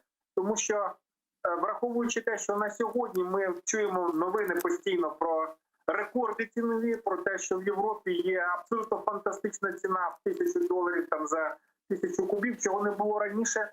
І після цих подій говорити, що ні, це все економічні проекти, що Кремль не використовує газ як економічну зброю, мені видається, це вже зовсім або небажання бачити реальність, або не криється, що ще менш пристойне, ніж просто невміння бачити події, які відбуваються у всього світу на очах. Пане Виталию, ни для кого не секрет, что Украино-венгерские отношения довольно напряженные и непростые, начиная с вопроса паспортизации жителей Закарпатья, продолжая тем, что Венгрия выступает против вступления Украины в Североатлантический альянс. И вот сейчас эта история с новым контрактом с «Газпромом». Насколько далеко может зайти конфликт между Украиной и Венгрией? Чем это чревато для нас, или, возможно, для Венгрии и всего Европейского Союза? Я думаю, що проблема так само в тому, що довгі роки ситуація на Закарпатті пов'язана з етнічною угорською меншиною, вона була поза пристальною увагою центральної влади, і Будапешт сприйняв цю неуважність як готовність сприйняти те, що там відбувається. І на сьогодні, коли ми розуміємо, що якась частина громадян України по факту має ще й громадянство інших країн. Коли ми говоримо про Угорщину, ми бачимо, всі бажаючі могли подивитись відео, де за келихом шампанського громадяни України складали присягу на вірність Угорщині. То очевидно, що ці проблеми вони накопичилися роками і потребують свого вирішення. Здавалося, певний час тому вже є якийсь новий поштовх до нормалізації стосунків, і, на жаль, ось події останніх там 2 днів, вони не сприятимуть цій нормалізації. Говорити про те, що це зламає повністю там європейський устрій, про це не доводиться, це не так, але те, що цей контракт не сприятиме налагодженню по-справжньому добросусідських стосунків, довірливих особливо, це однозначно. Дякую вам дуже, пане Віталію. Спасибо большое, що знайшли время і підключились к нам в ефір. Віталій Сташук був з нами на прямому зв'язку. Пане Олександре, как вы думаете, реакция украинского внешнеполитического ведомства на то, что произошло, она справедливая? В цілому так.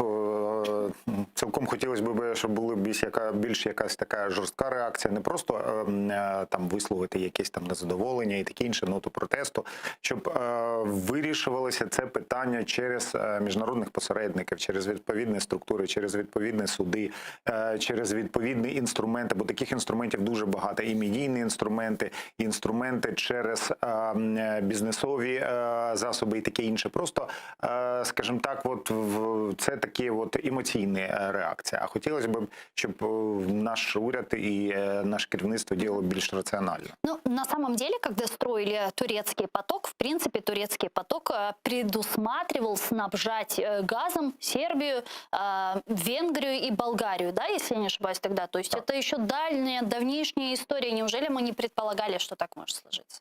Справа в тому, що, ну, звичайно, передбачали, але в той момент ніхто ще не думав про Північний поток-2. Тому, скажімо так, от оця нитка, яка з півдня йшла, вона там не така велика потужність, щоб через це можна було галас здіймати. Але люди, які далекоглядні, які розуміються на геополітики, вони мали розуміти, що Росія намагається зараз активно будує інфраструктуру, газотранспортну інфраструктуру в обхід України. І, скажімо так, треба було зрозуміти, що Північним потоком це не Південним потоком це не закінчиться, що будуть інші моменти. Проте Росія продовжує реалізовувати свою стратегію придушення, економічного придушення, гібридного придушення України, і вони це будуть продовжувати до останнього рубля. Россия не использует природный газ в качестве оружия, чтобы давить на другие страны, включая Украину. Об этом сказал пресс-секретарь Путина Песков. Давайте послушаем его цитату. Россия никогда не использовала, не использует и не имеет в виду использовать голубое топливо, чтобы кого-либо наказывать. Россия использует голубое топливо исключительно в своих интересах, в интересах народа нашей страны, для увеличения благосостояния россиян, исключительно на коммерческой основе. Врет? Пам'ятаєте, як Геббельс сказав, нагла ложь, в наглу ложь можна повірити. А ще, що можна додати, ну, в спростування. Шановні, 60%, якщо не помиляюся, населення Росії не має газопостачання. То на кого ці слова орієнтовані, не розумію. Угу. То есть Россия тем самым, вы думаете, когда заключала этот контракт с Венгрией, они преследовали политические интересы?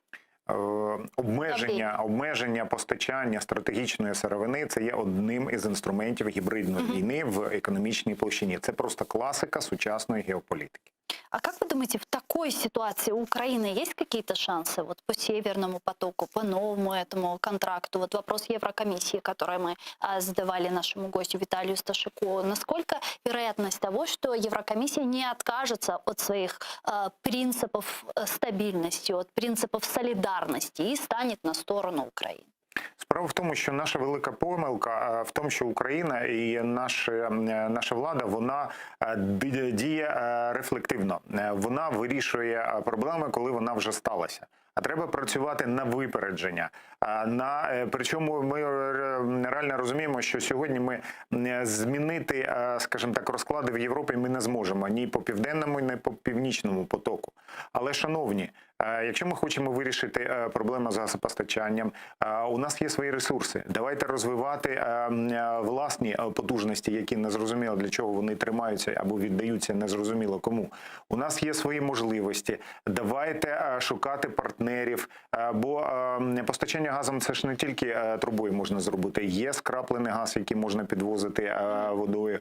Є різні можливості. В Європі є великі родовища газу на півночі, Норвегія і таке інше. Ми можемо говорити про співпрацю з близькосхідними країнами, той же Катар і таке інше. Знаєте, немає проблем, яких не можна було би вирішити. Є просто різні підходи і різні інструменти. Просто на теперішній момент Україна не використовує весь арсенал можливостей в цьому плані. Как вы думаете, почему Европейский Союз позволяет себе стать независимыми от российского газа? Справа в тому, що не можна так сказати, що вони залежні, бо енергетичний пакет, плюс те, як буде використовуватися Північний поток-2, що там росіяни можуть завантажувати тільки 50% потужностей, і що вони не будуть контролювати точку входу, безпосередньо не будуть власниками цього хабу, що вони змушені продати, побудувати і продати цю конструкцію. Но вы же видите, что они уже сейчас искусственно создают дефицит газа на европейском рынке, чтобы тем самым вынудить, возможно, Европейский Союз отказаться от этих норм третьего энергопакета. Справа в тому, що це ситуативне рішення і тактичне рішення, яке завжди росіянам вдається. Але є стратегічні рішення. Є можливості, будь-який виклик для нормальної, адекватної, цивілізованої країни – це не трагедія, це можливість шукати нових можливостей. Знову ж таки кажу, це Норвегія, постачання газу, це постачання з Катару, це Сполучені Штати Америки готові просто завалити Європу з скрапленим газом. Тобто там все диверсифіцировано? Абсолютно вірно, абсолютно вірно. Тобто, як тільки реальна проблема стане кричущою, як тільки Європа реально стане на межі або, так би мовити, підкорятися Росії, або, скажімо так, от замерзати, як то кажуть, то рішення буде знайдене. Бо сьогодні найбільшим лобістом в Європі є не Німеччина в цілому, а промисловий комплекс Німеччини, великий бізнес, який зацікавлений в співпраці з Росією. Він тисне на свою владу і тисне таким чином на всіх інших. І тому сьогодні, в даному випадку, поки що Росія грається, але вона може догратися до того, що Європа знайде альтернативні, стабільні, безпроблемні джерела постачання газу, і тоді Росія може своїм газом отаплювати все, що завгодно, хоч повітря, як вона періодично це робить. Коли... Ну, или свої 60% населення. Да, абсолютно. Для того, щоб опалювати ці 60% населення, треба ще й провести цей газ, а це потрібні гроші, а грошей у них на це немає. Раз уж мы затронули тему Германии, давайте продолжим, остановимся подробнее, учитывая, что там прошли парламентские выборы. В новом составе парламента Германии будет 735 депутатов вместо 709 в предыдущем. Крупнейшую фракцию в Бундестаге сформируют социал-демократы, которые по предварительным данным получили 25,7 голосов избирателей. Как много голосов получили еще другие партии, как много депутатов проходит в парламент из этих партий, давайте послушаем в цитате. Місця в Бундестазі. Соціал-демократи – 206 депутатів, ХДС-ХСС – 196 депутатів, Зелені – 118 депутатів, Вільні демократи – 92 депутати, Альтернатива для Німеччини – 83 депутати, Ліві – 39 депутатів. Кандидат в канцлер Германии от социал-демократической партии Олаф Шольц заявил, что христианско-демократические и христианско-социальные союзы, то есть ХДС, ХСС, должны уйти в оппозицию. Зато в новое правительство вместе с социал-демократами должны войти зеленые и либералы.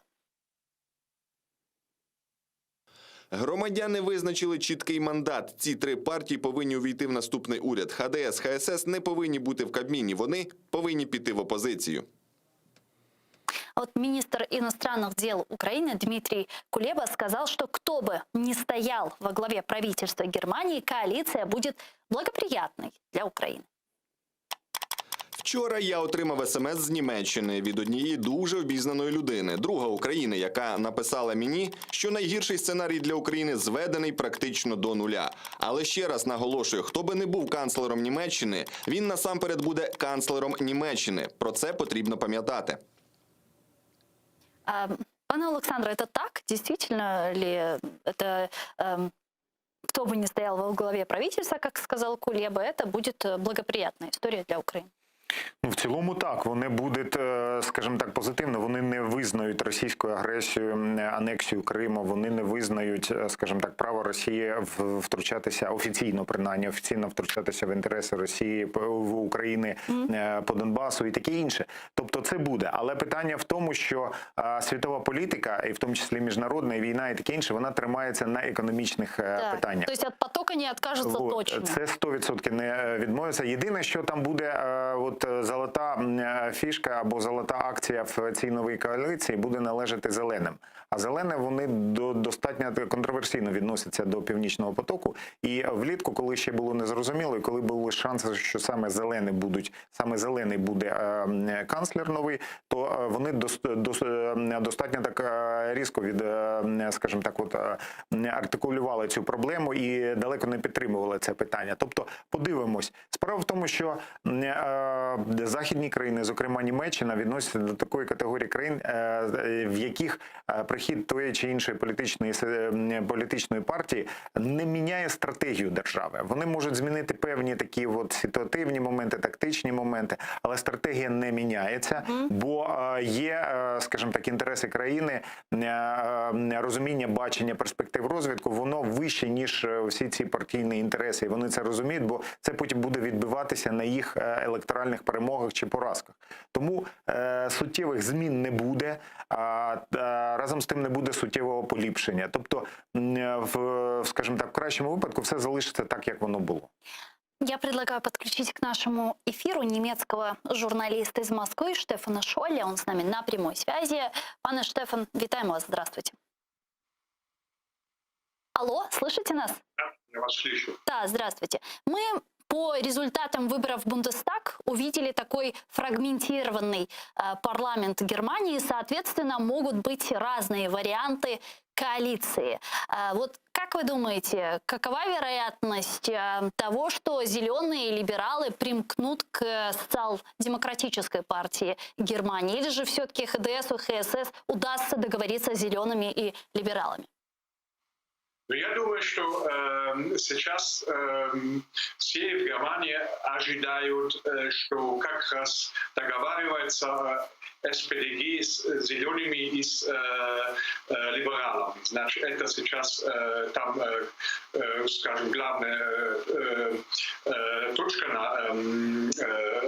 на графика дня. И ХДС, она понимала, что она все-таки проиграла выборы, и что она сейчас в запасе. Если вдруг те не могут договариваться, будут повторяться эти переговоры между черными ХДС и, опять же, зелеными и либералами. Значит, зеленые либералы, они имеют очень большой шанс попасть в этот раз в коалицию.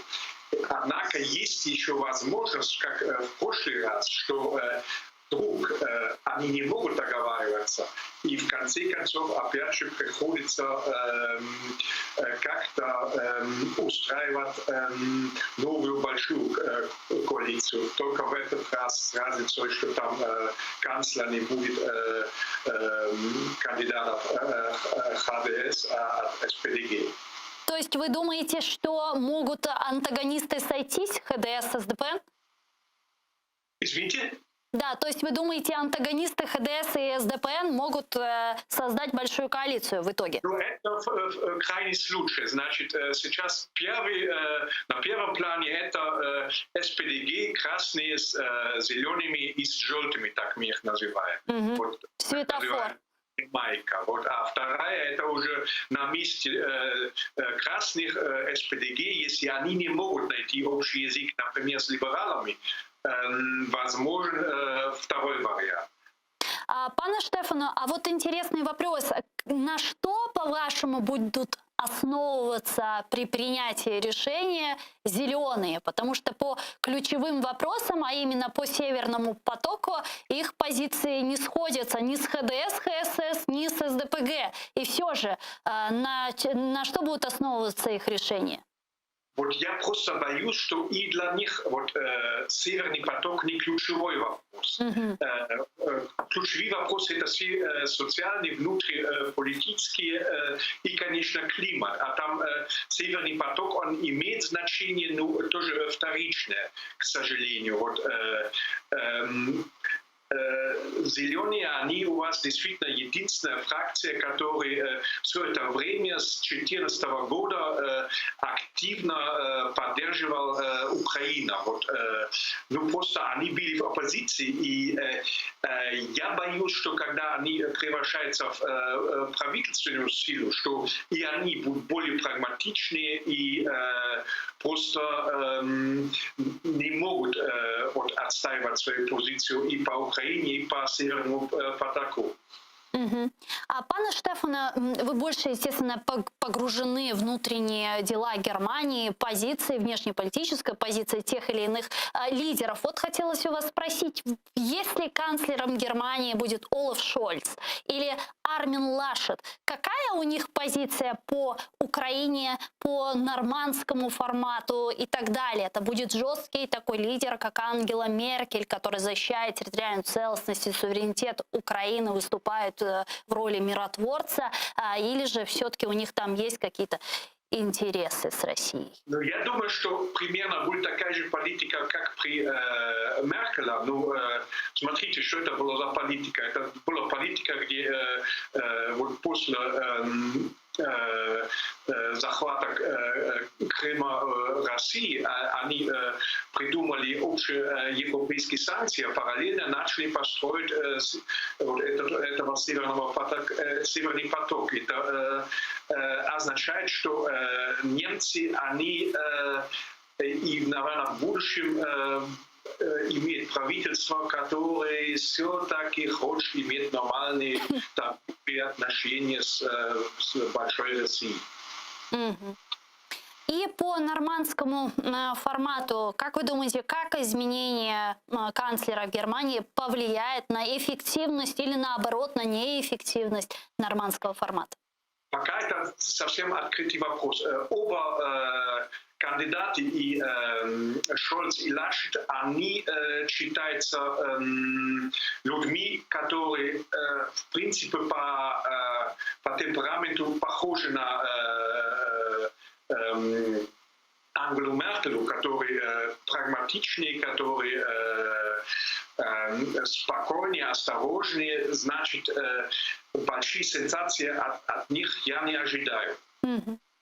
Дякую, спасибо большое, что нашли время и подключились к нам в эфир. Немецкий журналист из Москвы Штефан Шолі был с нами на прямой связи. Пане Александре, действительно, если мы вот вчера в нашем эфире с политическими аналитиками мы обсуждали позиции Армина Лашета, Олафа Шольца, и Александр Кондратенко нам сказал, что, ну что, Олаф Шольц, предшественник Шрёдер, который сидит там в «Газпроме». Про Армина Лашета он сказал примерно то же самое, что человек преследует там какие-то пророссийские интересы. И все же, как это может отразиться на нормандском формате? Ну, вони, зрозумійте вірно, вони не переслідують російські інтереси. Вони використовують можливості Росії для вирішення своїх проблем, для того, щоб стати, так би мовити, ключовими персонами і контролювати російський газовий хаб і бути головним постачальником в Європу, основним. Тому вони, скажімо так, не природні союзники Росії, вони, скажімо так, не симпатизують особливо, але вони зацікавлені в цій співпраці. І відповідно, який би там не був новий канцлер, він буде, зрозуміло, я абсолютно погоджуюсь, він буде переслідувати перш за все інтереси своєї країни, інтереси своєї політичної структури, там свої особисті і таке інше, але зважати на особливості. Це буде баланс певний, баланс між тим, чого хочеться і чого можеться, і обставин. Тому це будуть суцільні компроміси, це будуть, єдине, що можна зазначити, позитивний момент, те, що оці нові урядовці, вони не зав'язані на Росії і, зокрема, на Путіні, як це було з Шрёдером або з Ангелою Меркель. Ми всі дуже добре знаємо про її майбутнє, точніше минуле, її комсомольську молодість, як то кажуть, в ГДР і таке інше. Тому певні моменти певні були. Тепер Росія вже не настільки міцно тримає цих лідерів, але знову ж таки це абсолютно нічого не означає, що буде якийсь там прорив для України. Тобто Німеччина буде тримати баланс. Це основне завдання будь-якого політика, це основне завдання будь-якої країни, яка претендує на лідерські позиції – тримати баланс, тримати свої позиції і не йти на компроміси, якщо це буде їм невигідно. Руководитель Офиса президента Украины Андрей Ермак заявил, что украинская сторона хочет в ближайшее время провести встречу лидеров в нормандском формате. По его словам, важно, чтобы встреча состоялась еще при каденции канцлера Германии Ангелы Меркель. Вот его цитата.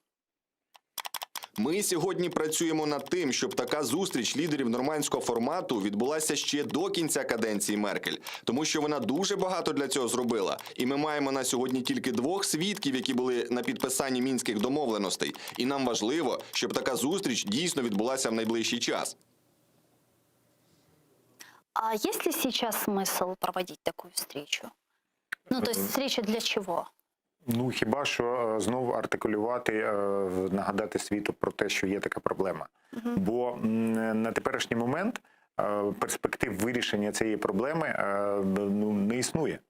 Чому? Тому що Росія не досягла своїх результатів, своїх інтересів, і в неї ще є ресурси боротися за свої інтереси.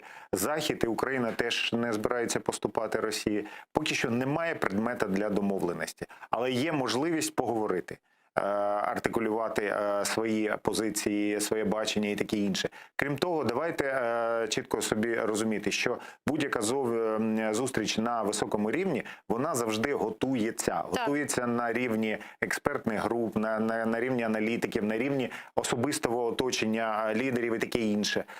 І така зустріч, вона тільки резюмує якісь домовленості. Таких домовленостей на теперішній момент немає. Тому будь-яка зустріч там, в Мінському, в Нормандському, будь-якому форматі, вона буде означати просто, зібрались, поговорили, не більше. Ну, помните, как готовилась встреча к нормандскому формату в 2019 году?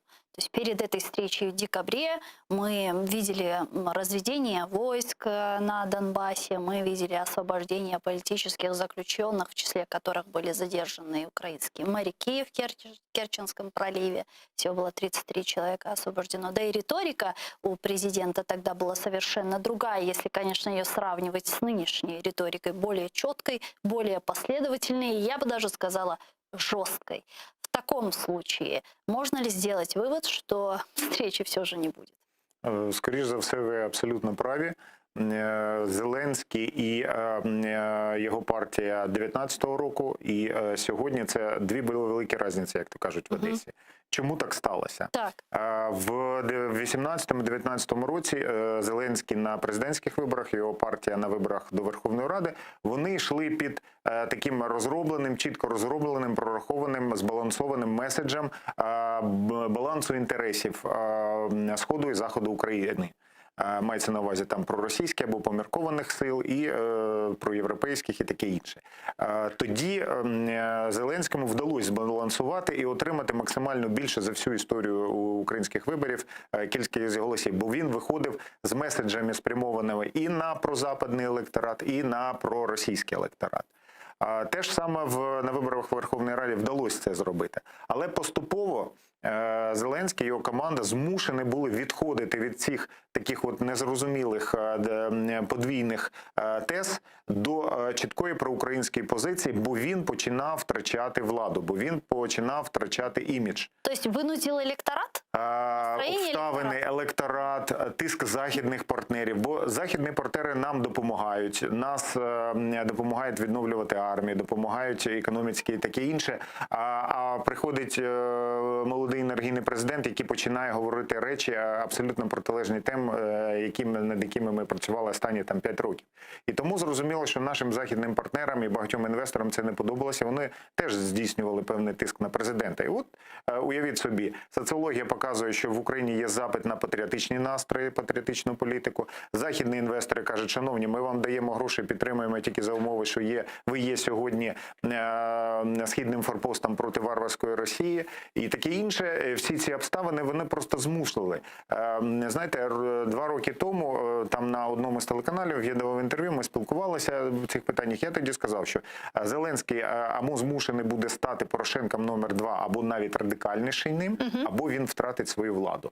Це було абсолютно логічно і це абсолютно реально, бо, скажімо так, будь-який політик, він має орієнтуватися на потреби, на запити від народу. А справа в тому, що Зеленський і його команда, вони дуже добре знають, що таке рейтинги, І що таке соціологія? Бо весь їх бізнес на цьому був зав'язаний. А как вы считаете, радикальнее он стал вот со своими заявлениями о том, что он это уже супергерой на пенсии и так далее? Безперечно. І його радикальні заяви, остання радикальна заява Єрмака, який сказав, що Зеленський буде жорстко атакувати Путіна на цій зустрічі. Ну, в це дуже слабко віриться і таке інше. Ну, тим не менше, такі заяви є. Тобто, Офіс президента, ключові персони сучасної української влади, вони усіляко демонструють свою активну, сильну позицію і позицію, яка не передбачає глибоких компромісів з Росією по цьому питанню. Це перш за все сигнал внутрішніх цільовим аудиторіям, тобто українському електорату, бо вони вже відчувають вибори, вже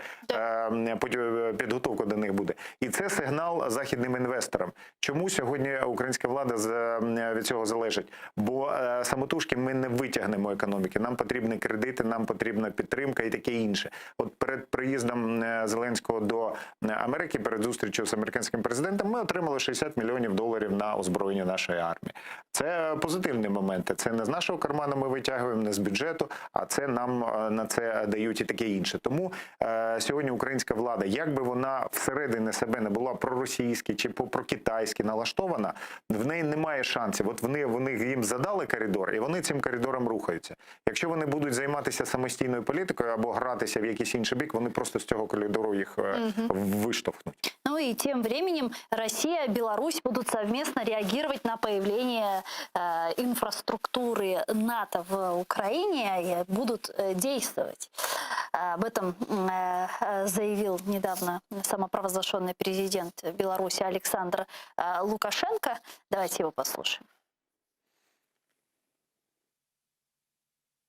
Ясно, что это же не против Германии разворачиваются эти войска. Притом иностранных государств, прежде всего США. Мы видим, как лезет Литва в каждую щель, чтобы показать свою преданность НАТО и США. Но самое печальное – это Украина. У нас открывается новый, по-старому говоря, фронт. Мы видим, что они творят. Мы с президентом России проводили и проводим консультации по этому вопросу и договорились, что там надо предпринимать какие-то действия. В противном случае мы завтра будем иметь прямо на границе Беларуси и России неприемлемую для нас ситуацию, вплоть до размещения ракет соответствующей дальности. Мы на это не подписывались и допустить этого не можем.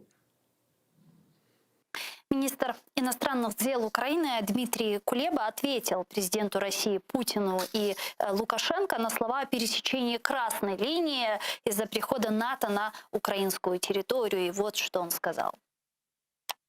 З нашого боку російсько-українського кордону ми самі розберемося, що нам робити в інтересах українського народу і безпеки України та Європи.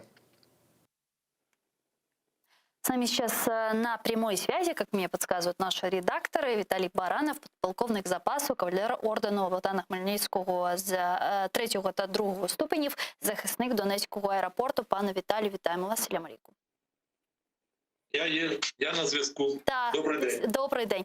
Мы видим, как Россия очерчивает красные линии для Украины. Они неоднократно сообщали о том, что вступление Украины в НАТО или размещение баз НАТО на территории нашей страны являются для них красной линией. На что они могут пойти в случае чего?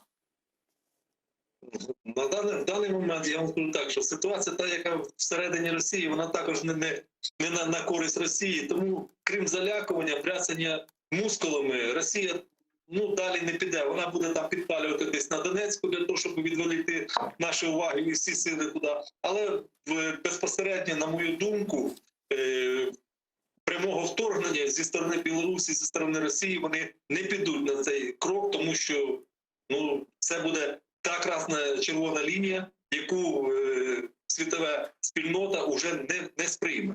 Тому, крім залякування України, ми повинні рухатись своїм шляхом, рухатись далі на укріплення Збройних сил, на розвиток економічного підйому нашої країни. І їхні залякування тоді будуть просто простими словами. Хорошо, а если мы говорим о бряцкании оружием, говорим о запугивании и так далее, то зачем? То есть чего они пытаются добиться этим запугиванием? Какого конечного итога Путин хочет добиться этим? Ну, він хоче склонити Україну до себе, так же, щоб вона була сателітом Росії, так як він це зробив з Білорусі. Тому він хоче повернення стати, як він себе рахує, там Володимир, збиратель руських земель. Він хоче це так і продовжувати це. Тому він не буде далі залякувати надії на те, що ми все-таки злякаємося і впадемо на коліно і скажемо: Володя, прийди. Тому це тільки для того, щоб підняти свій імідж і те, що він себе возобнив таким от збирателем земель. А как вы думаете, как стоит расценивать заявления Александра Лукашенко, и есть ли в них некая реальная угроза? Вот он говорит о том, что они планируют там закупать вооружение у России на 1 миллиард долларов и плюс размещать российские зенитно-ракетные комплексы на границах с Украиной. В украинском МИДе уже сказали, что мы можем получить тысячи и тысячи километров границ с потенциальным врагом, то есть чуть ли уже не с Россией. Но вот есть ли в этом реальная угроза? Ну, те, що вони розмістять, розмістять вони в Білорусі. На це ми повинні були знати, що Білорусія – то є сателіт і повністю вона під владою Росії, тому рано чи пізно вона все одно розмістить там, Росія розмістить свої комплекси ПВО і зенітно-ракетні. Тому ми на це повинні знати і не реагувати, ми повинні укріпляти свою обороноздатність країни. І все. Да, вони будуть все одно поставлять. Не через рік, через два, але все одно, поки Білорусія під Росією, там будуть стояти російські війська. Украинское политическое руководство на фоне того, что Россия продолжает и стягивает свое железо к границам Украины, говорит о острой необходимости предоставления Украине американских систем Patriot. На ваш взгляд, какая еще зарубежная военная техника усилила бы украинскую армию? Что нам нужно сейчас? Ну, дивіться, ми повинні переходити, брати на озброєння нові зразки техніки. Розумієте, ми повинні нові технології вводити в Збройні сили для того, щоб протистояти Росії. Росія, да, в неї багато цього желіза, багато людей, але ми повинні їх подолати технікою, подолати своїми технічними працівниками. То, що зробив, наприклад, Азербайджан в Армії. Там у нас повинна бути вже ціла армія безпілотників, ціла армія таких от роботизованих систем, які би унеможливлювали втрати живої сили з нашої сторони, а з їхньої сторони, щоб вона була на 100% вражала в ціль. Дякую вам дуже, пане Віталію. Чухсагу, що знайшли время і підключились к нам в ефір. Віталій Баранов був з нами на прямому зв'язку. Пане Олександре, пан Виталий говорит о том, что никакой реальной угрозы пока что нет, что это всего лишь запугивание, бряцкание оружием, потому что по-разному это назвать. А как вы думаете, реально ли? Я можу єдине в чому погодити, що не буде широкомасштабного наступу з боку Білорусі, як це було під час Другої світової війни. Не будуть формуватися фронти, не будуть формуватися ударні групи великі, потужні, танкові і таке інше. Не буде потужних танкових колон. Але давайте не забувати, що війна, в якому зараз знаходиться Україна з Росією, це гібридна війна. І там дещо інші тактики, дещо інші технології застосовуються. Дестабілізація ситуації на кордоні, провокації, проникнення окремих диверсійно-розвідувальних груп. Давайте не забувати, там поруч декілька атомних електростанцій. Там інфраструктура, там транспорт, там населені пункти. По-перше, можна таким чином, от давайте згадаємо, що вже була інформація, що в Чорнобильську зону відсудження заходили незрозумілі групи, не встановлені. Для того, щоб зрозуміти, наскільки це небезпечно, треба знати той рельєф. Це Полісся, це болота, там дуже легко пройти непоміченими і дуже легко інфільтруватися на українську територію. Це перший момент. Тобто це можуть бути збройні провокації, це можуть бути якісь там дії, це може бути навіть формування якихось химерних партизанських загонів, які будуть здійснювати терористичні заходи там. Тобто з точки зору інструментарію сучасної гібридної війни це може бути. Далі, крім того, навіть якщо не застосовувати зброю, а просто психологічне розміщення, проведення якихось там навчань на кордоні з Україною, це вже буде викликати в Україні відповідну рефлексію, це буде відтягувати наші ресурси, нашу увагу і таке є. І це вже технологія так званого рефлексійного управління поведінкою противника. Це коли нас змушують реагувати на певні речі, які нас виснажують, які вимагають від нас великих економічних вкладень і таке інше. От сьогодні, щоб обладнати кордон, який там складає більше 1000 кілометрів з Білорусі, нам потрібно збільшувати там військове угруповання. Там зараз стоїть, наскільки я знаю, перша танка Сіверська бригада і кілька бригад піхотних. Потрібно посилювати, потрібно створювати фортифікаційні споруди, системи оборони і таке інше. Це вимагати кошти, це вимагатиме ресурсів і таке інше. Бо ці території не можна буде закрити, навіть якщо ми зараз нормально розбудуємо систему тероборони. Теробороною ми там не закроємо ці території. Треба ставити системи, треба будувати фортифікацію і таке інше. А це вимагатиме часу, це вимагатиме зусиль. І в даному випадку це дуже велика небезпека. Я бо знову ж таки кажу, широкомасштабного наступу дійсно не буде. Але будуть застосовуватися гібридні інструменти, які не менш небезпечні для України, ніж широкомасштабне вторгнення.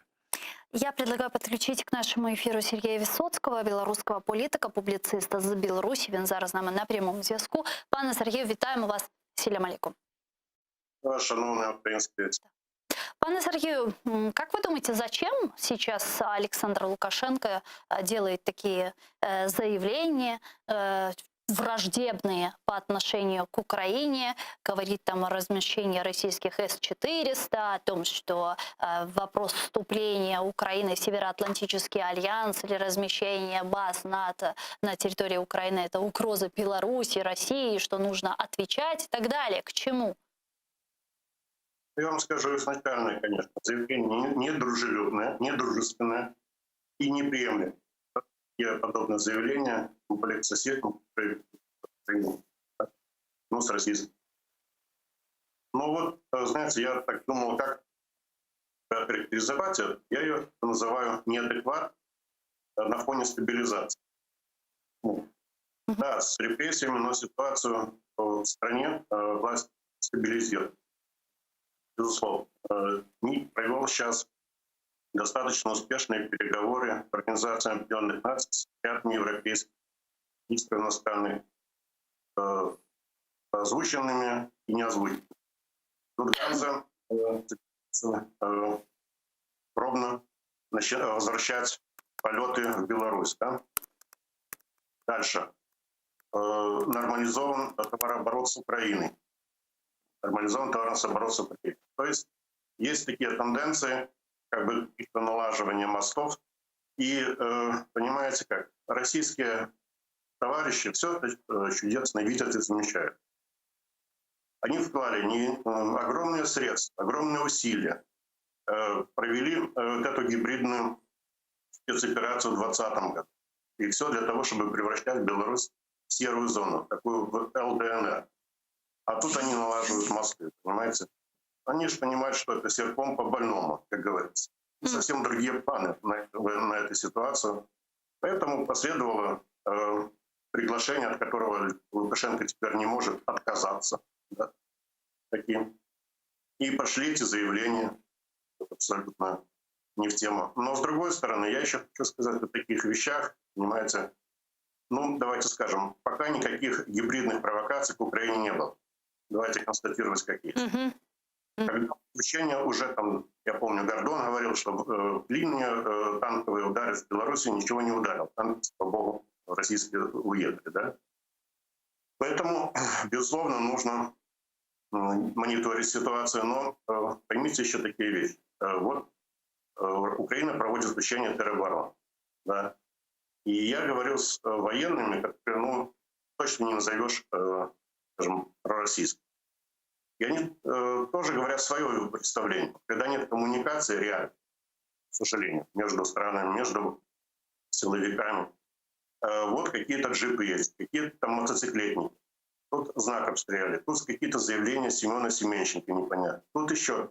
И если это делает грамотный человек в погоне, представляет это, вот как оно в таким, знаете, страшным страшную эту картину, как она можно подать, то иногда, вернее, не иногда, очень часто люди с определенным типом мышления легко манипулируем. И это, к сожалению, тоже такая картина. То есть здесь формируется тоже как бы вот такое представление про Украину.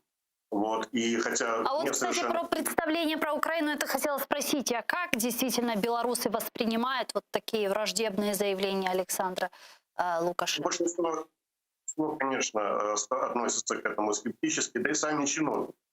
Я вам скажу, что вот один белорусский журналист, Григорьевич, он борется с вольностью, как будто что-то отсыпает. Но в этой шутке что-то есть в каком смысле. Он, конечно, достаточно изолирован. Очень многие аналитики, эксперты, которые были вокруг, сегодня удалены. И это произошло благодаря требованию Российской Федерации. Не по требованию убрать очень знак фигур силовик. Он сейчас допустим, кругом людей. И это плохо в том плане, что можно им манипулировать. Понимаете, изолировать деятелям. Ну, здесь речь идет не о жалости, а о страну. Ничего хорошего не предвещает. И после вот этих вот договоренностей в сентябре между Лукашенко и Путиным, которые можно назвать как предварительная капитуляция, да, вектор задан. И вектор очень для Беларуси очень трагичный и очень опасный. Дякую вам дуже, пане Сергею. Спасибо большое, что нашли время и подключились к нам в эфир. Сергей Высоцкий был с нами на прямой связи, белорусский политик, публицист из Беларуси. Пане Александре, действительно, можем ли мы сегодня уже со стопроцентной уверенностью говорить о том, что Россия полностью поглотила Беларусь и де-факто ее инкорпорировала? З великим рахунком зовні саме так і виглядає. Але треба знати, що собою являє, і розуміти, що собою являє поступ Лукашенка.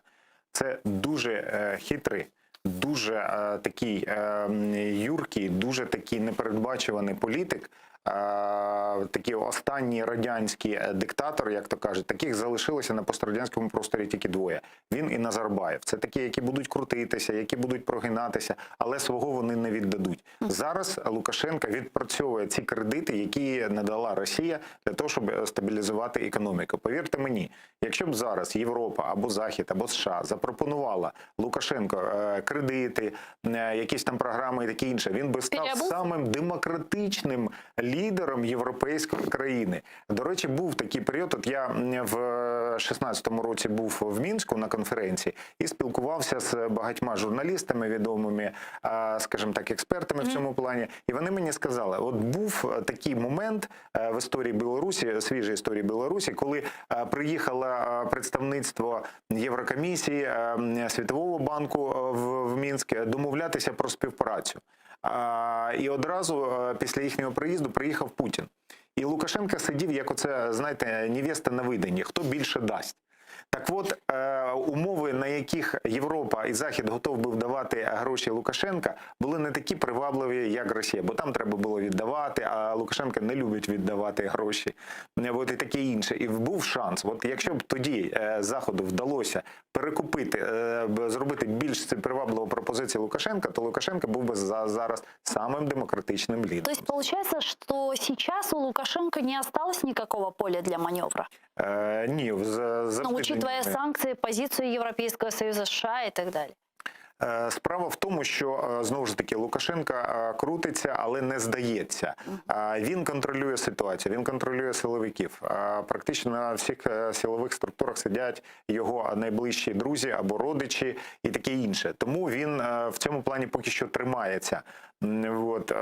І останні і під час виборів, і оцей же ж Майдан, який там було влаштовано в Мінську, там же ж не тільки патріотично налаштовані білоруси виходили, там же ж і, так би мовити, російські агенти впливу, бо Росія теж була зацікавлена в тому, щоб скинути Лукашенка і поставити більш такого спокійного, поблажливого. Фактично, от всі там 90% опонентів Лукашенка на виборах це були ставленики Москви. Так, навіть ті, які зараз сидять.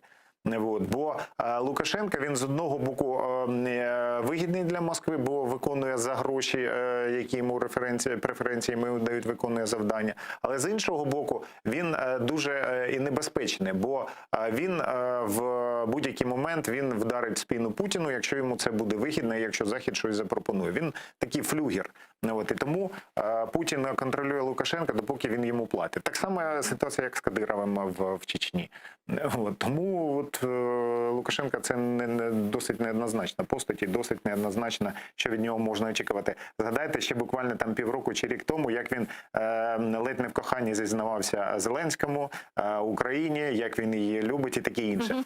Зважаючи на те, що Лукашенко є етнічним українцем, його потяг до України, і згадайте в 2014 році, як він постійно намагався втрутитися в конфлікт на Донбасі, як він хотів надсилати білоруських військових миротворцями на Донбас і таке інше. Він спить і мріє, як долучитися до справ в Україні, як отримати якісь можливості, якісь важелі впливу. І от зараз він такі можливості має через погрози, через ситуацію на кордоні. Він певним чином втручається в ситуацію в Україні. Тобто він хоче бути респектабельним, визнаним політиком в світі, поки що йому це не вдається. Поки що він змушений тримати оборону проти Путіна в себе в країні. Дякую вам дуже, пане Олександре. Чухсагулна, що приїхали к нам в студію, ответили на наші вопроси. Олександр Корбан, ментор в Центрі протидії інформаційним агресіям АМПМ, був гостем нашей студии.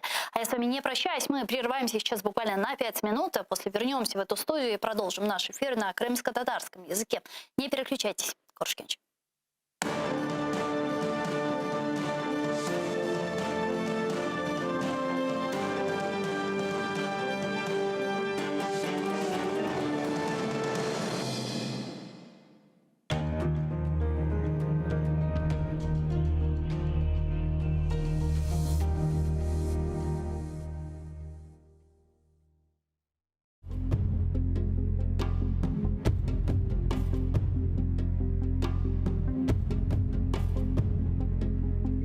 Hasta, gözüm donuq.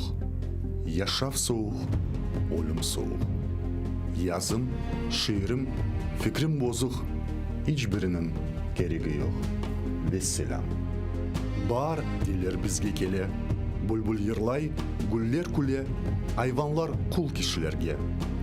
İnanmayman hiçbirine. Vesselam. Filan batır, tüvent korkak. Ahmet hırsız, Mehmet'ke bak.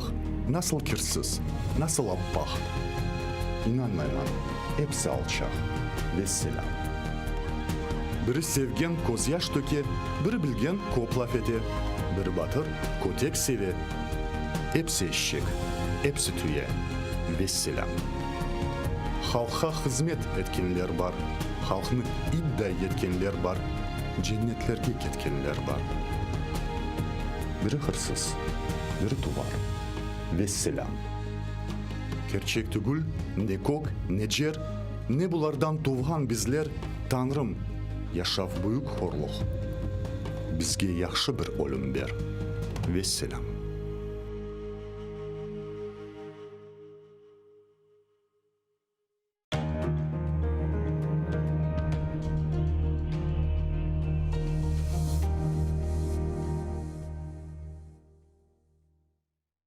Марифчы, нешырчы, драматург ве публицист Асан Сабри Айвазов Алупка көйінде майысының 6-сында 1878 сенесі дүнияға келді. О елке тасыны иптидаи мектепте алды.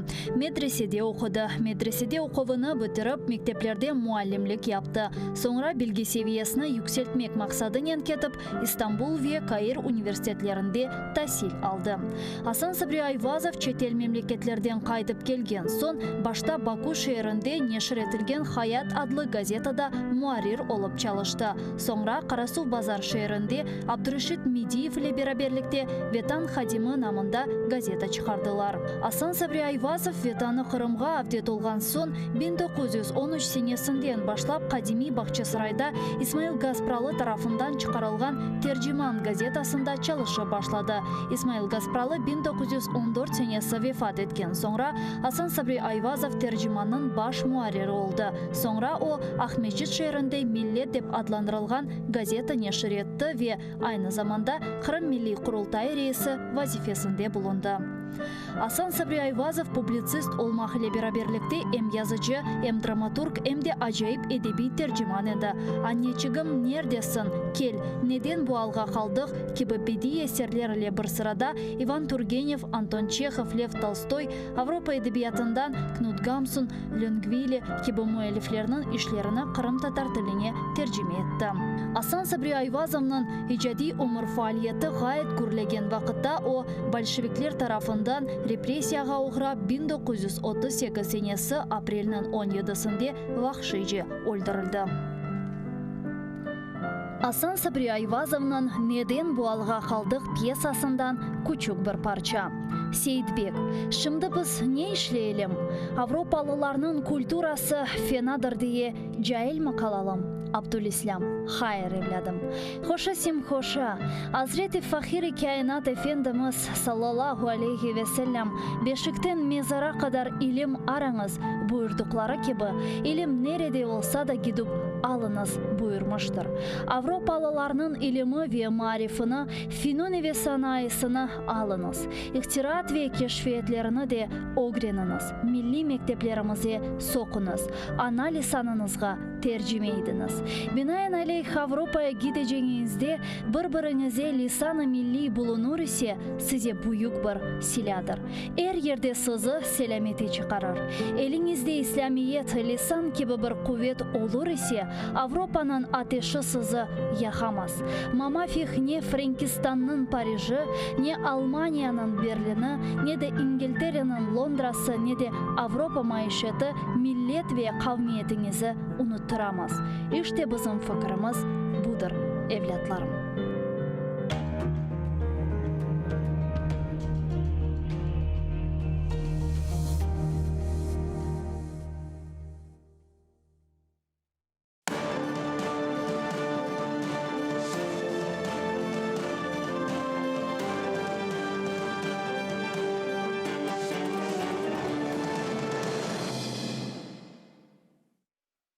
Assalamu alaikum, xayrlı akşamlar sayılı ATR телеканалының телесерджілері. Бүгін информацион программасын сейретесіңіз. Студияда сізлер үшін мен Гүлсім Халилова чалшам ве НФБТК бөлігімізні біз Қырым татар тілінде алып бара жақмыз ве юз берген соңғы мерақлы хаберлеріні музакира етмеге девам етеміз. Амма мұсафирімізні тақдим етмезден евелмен да бір керек хатырлатам ке біз жанлы яйында чалшамыз. Экранларыңызға режиссерларымыз телефон номераларын да тақдим етелер базы вақытларда 067-63-46-130 Viber vasıtasıyla bizlerге қошыла білесіңіз, я да Skype адресімізні қолана білесіңіз, atr.tv buyurunuz. Bizlerге телефон açın, sizin sesiniz bizler için çok mühim. ATR телеканалына manevi destekni YouTube sayfamızga abone olarak ifade etmege imkanınız var. YouTube'umuzdan adresini ko'resiniz. Şimdi ne kadar çok insanlar bizim YouTube sayfamızga abone olsa ve like koyulsa, o kadar tezce biz yapgan haberler tarqalacak YouTube'da olsun da başka platformalarda ve bu diğerlerinin de Kırım ile bağlı haberlerini görmege imkanını yaratacak ve bu informasyon cihetten çok mühimdir. Çünkü sonki 7-8 yıl içerisinde yapkan faaliyetlerimizin ekseriyeti çeşit seviyelerde olsun, telekanallar seviyesinde diplomatik faaliyetler, siyasi faaliyetler ve ilahri bunların hepsi Kırım mevzusunu daim kun terkibinde tutmağa ve Kırım meselesinin kun terkibinden ketmemesine yardım etmege. O sebepten YouTube sayfamızga abone olun sayılı arkadaşlar. Bu bizim için çok büyük manevi destektir.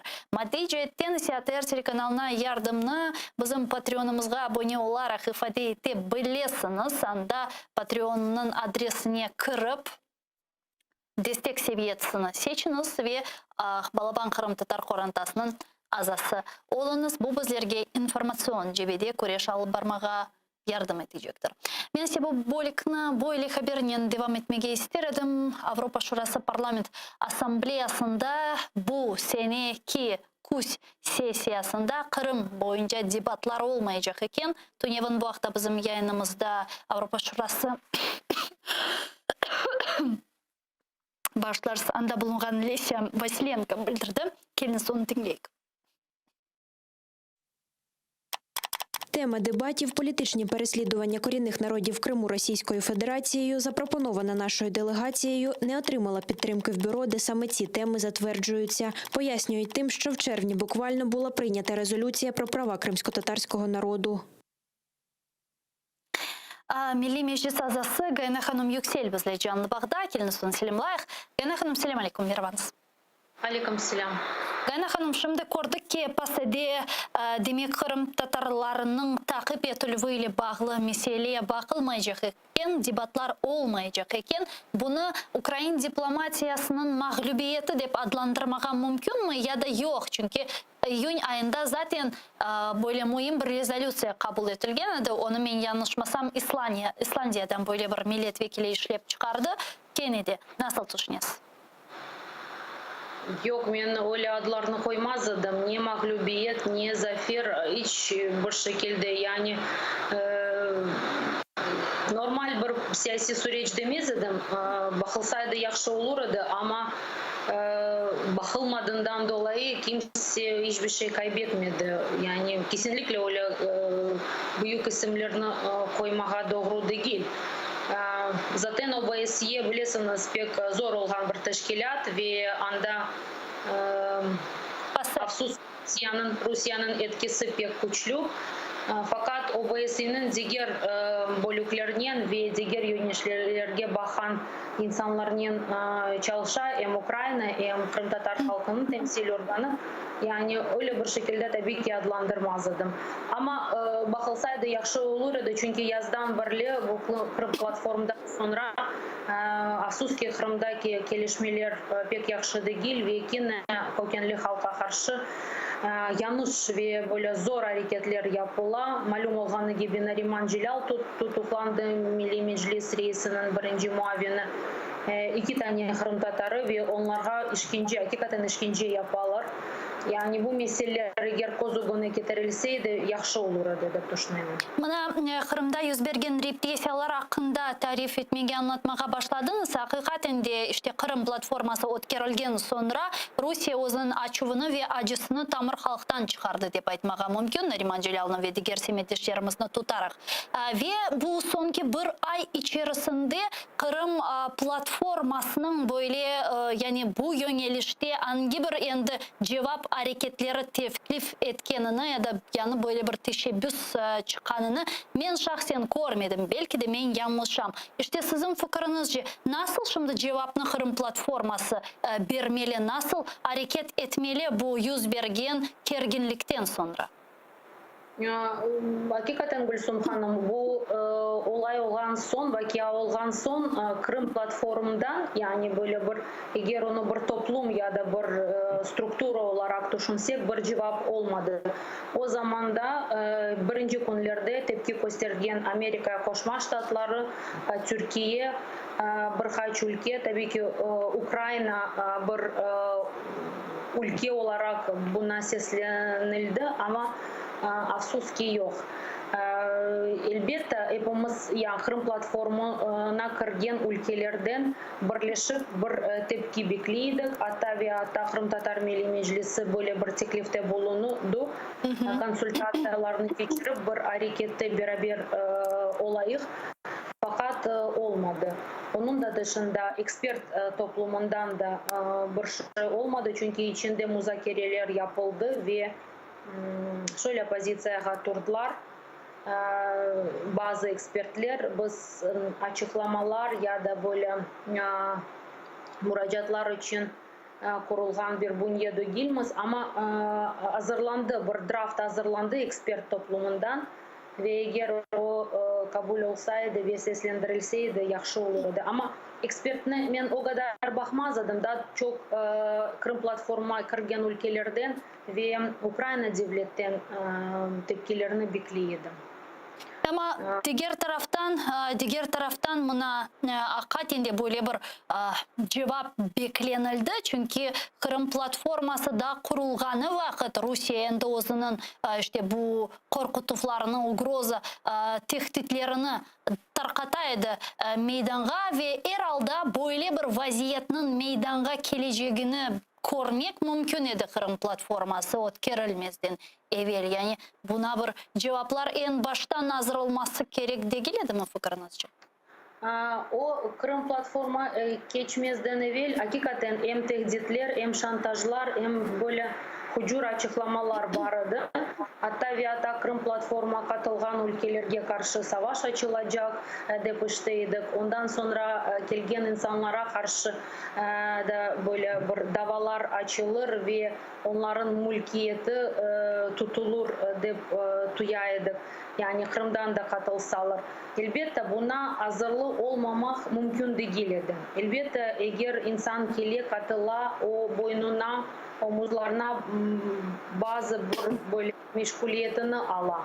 Tabii ki Kırım'dan gelgen insanlar ve bunda iştirak etken insanlar hepsi kahramanlar çünkü hiçbir şeye bakmadan, bütün zorluklara bakmadan geldiler, katıldılar ve onların başında onları temsil eden Nariman Jilal çünkü açık katıldı, bazı tedbirlerge geldi, anda böyle çıkışlarda bulundu. Men bilesem Nariman Jilal yani 8. yıl devamında Kırım'dadır. Yani bütün sorumluluğunu, bütün meşguliyetini anlaydı. Ama bilesiniz mi yani böyle bir şekilde insanı siyasi düşüncelerden ya da pozisyondan suçlamayıp terörist ya da diversant olarak suçlamak bu çok aşağılıkça yapılgan bir harekettir ve şimdiki zamannevi Rusya Federasyonu'nun bir hareketidir, bir taktikasıdır. Zaten bu mesele bilgen insanlar, siyasi hareketleri tarihinden uğraşan insanlar değiller ki yani Sovyetler Birleşmiş ülkeler vaktinde bazı prensipler bayar edilir. Elbette insanları hapiste koyarlar ama onlarını disident ya da siyasi iştirakçı, aktivist olarak ilan edilir. Şimdi ise tam ters, insanı çok böyle olmayan bir suçla kapatırlar ve bambaşka türlü onu bütün dünyaya göstermeye çalışırlar. Biz Tanyon OBSE'nin agit temsilcinin konuştuk. Eski Kazakistan Dışişleri Naziri ve şimdi Agit'te OBSE'de milli azınlıklara yani nasyonalne menşine meselelerge bakan bir adam. Zaten ona dikkatini ayırdık dedi ki yani şimdi Kırım Tatarlarını toplayırlar Kırım'da. Onlara karşı cinayet davaları açarlar ve onların herkesini terörist olarak ilan ederler. Bu esas böyle taktikasıdır. Çünkü dünyaya böyle bir şekilde gösterirler, böyle bir imaj yaratırlar. Ondan sonra bilmeyen insanlar ya da meseleden uzak durgan insanlar bambaşka türlü hepsini algılayırlar, bambaşka türlü koruyorlar. Ondan dolayı bunda hepimizge bir şekilde ve birinci növbette Ukrayna'ya devlet olarak yani bu mesele bakan bir memleket olarak bunu açıklamak ve izah etmek gerek. Gayna Hanım da şunu soracaktım. Mına bazı siyasetşinaslar, işte analitiklerinin aytkanına göre Rusya'nın Nariman Jilalga hususan yapkanı bu böyle bir taşnin iki kuş urmaktır. Diğer taraftan işte bir taraftan demek halkını korkutalar ve Kırım platformasına böyle bir intikam yaparlar. Diğer taraftan ise işte Milli Meclis'in temsili organımızın indi teröristik teşkilat olarak gelecekte ilan etip umumen alganda Milli Meclis'ini temsil etken insanlarını işte tutuklamak ya da onlarını vatandan evden kovdurmak maksadıyla yapılan yani işte Hizbut Tahrir meselesinde yapkanlara gibi bir teşkilat var. Onlar onu işte teröristik teşkilat olarak ilan etti bir vakitlar o'zinin territoriyasında ve şimdi işte faal olgan erkimni alıp terörizmde kabatlaylar ve bir diversiya ve ilahri patlama yapmak bile gerekmi. İşte alakası var, kabatlısın ve ilahri uydurmalar ve meclisinde öyle yapmaya tırışalar, dep aytalar. Siz bu fikirden razısınız mı? Білесізме, Гүлсум ханым, бір ташнен қачтани күш вұрылды саймаға мүмкін дегел. Tabii ki анда бірчок амач барады, бірчок гайе пешінден қошып бұны яптылар. Бірінші невбетті бұл Қырым татарлардан алынған бір интикамдыр. İkinci nevbette Ukrayna'dan, çünkü hiçbir şey bakmadan böyle bir toplantı geçirdi ve o pozisyaya, o siyasetke devam etti. Diğer taraftan anda katılgan ülkelerden alınan bir intikamdır. Yani çeşit türlü fikirler var, bazıları şamar değiller, bazıları böyle bir intikam değiller. Ama şimdiki gelişmeler Kırım'da asla ve asla doğru değil. Şimdiki durumlarda o kadar aşağılıkça metodlarını kullanıyorlar. Bir taraftan bakınız terörist ya da diversant olarak ilan ettikten sonra ondan sonra çeşitli hareketlerge başlayabilirler. Sizin dediğiniz senaryo olabilir. İkinci senaryo şimdi anda malum olan gibi Rusya'da evakuasyon planı geçirildi ve bir bölge eğer tehlikeli bölge olarak ilan edilirse anda yaşayan insanlarını çeşitli sebeplerden toplayıp başka bir yere sürgün edebilirler. Yani hangi varyantını uygulayacaklar, neye sebep tapacaklar? Neyin altına uzun böyle olmayacak kanunlarını koyacaklar hiç tahmin etmek mümkün değil. Ama bütün bu senaryolara hazırlıklı olmak gerek. Biz Asurski hazırlıklı olmayız. Biz bir şey ola ondan sonra hareket etmeye çalışacağız. Ya bir reaksiya göstereceğiz. Şimdi bunlar olmadan evvel bir tedbir planları olmak gerek. Planı uperejения. Yani böyle şekilde çalışmak gerek. Eğer böyle varyant olsa biz ne yapamız? Nasıl bir şekilde hareket edemez? Yani o bir türlü aramızda olmuyor. Bir türlü bu işini kurup bulamayız. Ona hakikaten çok üzülüyorum çünkü bazı şeylerini önce korup ona karşı hareketleri yapmak gerek. Ondan sonra yapmak çok kıyın. Gana Hanım, bunun beraberlikte malum olğanı gibi yarın Türkiye Cumhurbaşkanı Recep Tayyip Erdoğan Soçi'ye ziyarette bulunmalı. Anda o Putin'le konuşacak. Biz bilemiz ki bundan evvel Zelenskiy'nin Birleşmiş Milletler'in Baş Asambleyası çerçevesinde böyle bir konuşup gerçekleştirdiler ve Zelenskiy Erdoğan'a siyasi mabuslarının bulunğanı böyle bir cedvelini berdi. Sizin fikrinizce yarınki konuşuvda Kırım meselesi, siyasi mabuslarımızın meselesi ko'tarilmesi ihtimali ne kadar? Yani Erdoğan 2017'de olğanı gibi şimdi de siyasi mabuslarının azat etilmesi için aracı olabilir mi? Bilesizmi, böyle bir umut her zaman vardı, her zaman böyle bir teklifler de vardı. Biz teklif ettik Erdoğan'a, Türkiye Cumhuriyeti'nin başında olan insanlara bir aracı olmaya, böyle bir посредник gibi bu harekette, bu vaziyette hareket etmeye. Ama bilmiyorum, yani bu Kırım meselesi, Ukrayna meselesi, Kırım Tatar halkının durumu, siyasi mahpuslar meselesi belki de açıktan açık laf edilmeyecek.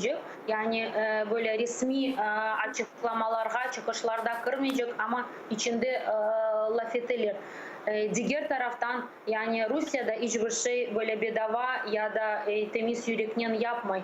O vakitlarda İlmi Umerov ve Ahtem Çikoz denişkinde 3 tane katili verdi Türkiye. Kaç tanesini verecek ve nasıl bir şekilde Rusya ne isteyecek karşılık olarak o da belli değil. Ama tabii ki Türkiye'nin pozisyası o konuda pek net ve açık. Yani Birleşmiş Milletler toplaşığında da tekrar Kırım meselesini gündeme getirdiler ve açıklama yaptılar. Ben bilesem Kırım meselesi laf edilse yani gizli bir şekilde laf edilir ve anda bir şekilde yani bu mesele çıkış bulmağa, tapmağa tırışacaklar. Ama ne kadar becerecekler o ayrı mesele. Çok sağ olunuz Gayna Hanım. Bizle bağlanıp suallarımızga cevap bergeniz için büyük teşekkürler. Gayana Yüksel Milli Meclis azası bizle canlı bağda edi. Bu meseleni ko'targanimizning sebeplerinden da biri bu Nariman Bey Celal'nın da hapishaneden yazgan mektubu oldu. Çünkü anda o 2017 senesi azat etilgen İlmi Umerov ve Ahtem Çigoz hakkında da söz yürütті ve o'zining mektubunda hususan böyle yazdı. Kendinizden büyük. Как известно, при непосредственном участии президента Эрдогана были освобождены мои друзья и коллеги Ахтем Чийгоз и Ильми Умеров. Он продолжает это дело и сегодня, пытаясь освободить других политзаключенных. Выражаю благодарность президенту Турции Реджепу Таyyипу Эрдогану за неизменную позицию Турецкой Республики о территориальной целостности Украины, постоянное участие в поддержке и защите интересов крымско-татарского народа. Kırım'dan siyasi mabüslerinin ve binlerce diğer Ukraynalılarının Rusya hapishanelerinde mabüs olğanı, Aleda Rusya ve Ukrayna arasında diplomatik münasebetlerinin ne için lahu etilmegeninin esas sebebidir, dep aytı Türkiye'de Ukrayna'nın elçisi Vasiliy Bodnar. Onun aytkanına göre Türkiye'nin bu sebepten Rusya'nın özünün diplomatik münasebetlerini bozmadı, lahu etmedi. Çünkü her bir devlette kenede böyle bir çeşit anlaşmalar, müzakereler yürütilmesi, siyasi mabuslarının azat edilmesine ve değiştirilmesine yardımcı olabilir dep böyle argument getirdi. Çünkü malum olğanı gibi bu sonki 7-8 yıl içerisinde da böyle radikal şekilde bulungan Arbeyler olsun, çeşit türlü faaller Rusya ve Ukrayna arasında diplomatik münasebetlerinin lahu edilmesi gerek olğanını aytalar. Ukrayna'nın devlet seviyesinde, kanuni seviyede Cenkna Savaşı'nın yüz bergenini ilan etmesi gerek olğanını aytalar ve bu sual her daim işte kun terkibinde buluna ve Türkiye'deki Ukrayna elçisine de verildi bu sual ve o böyle cevap bergen, kendiniz dinleyin.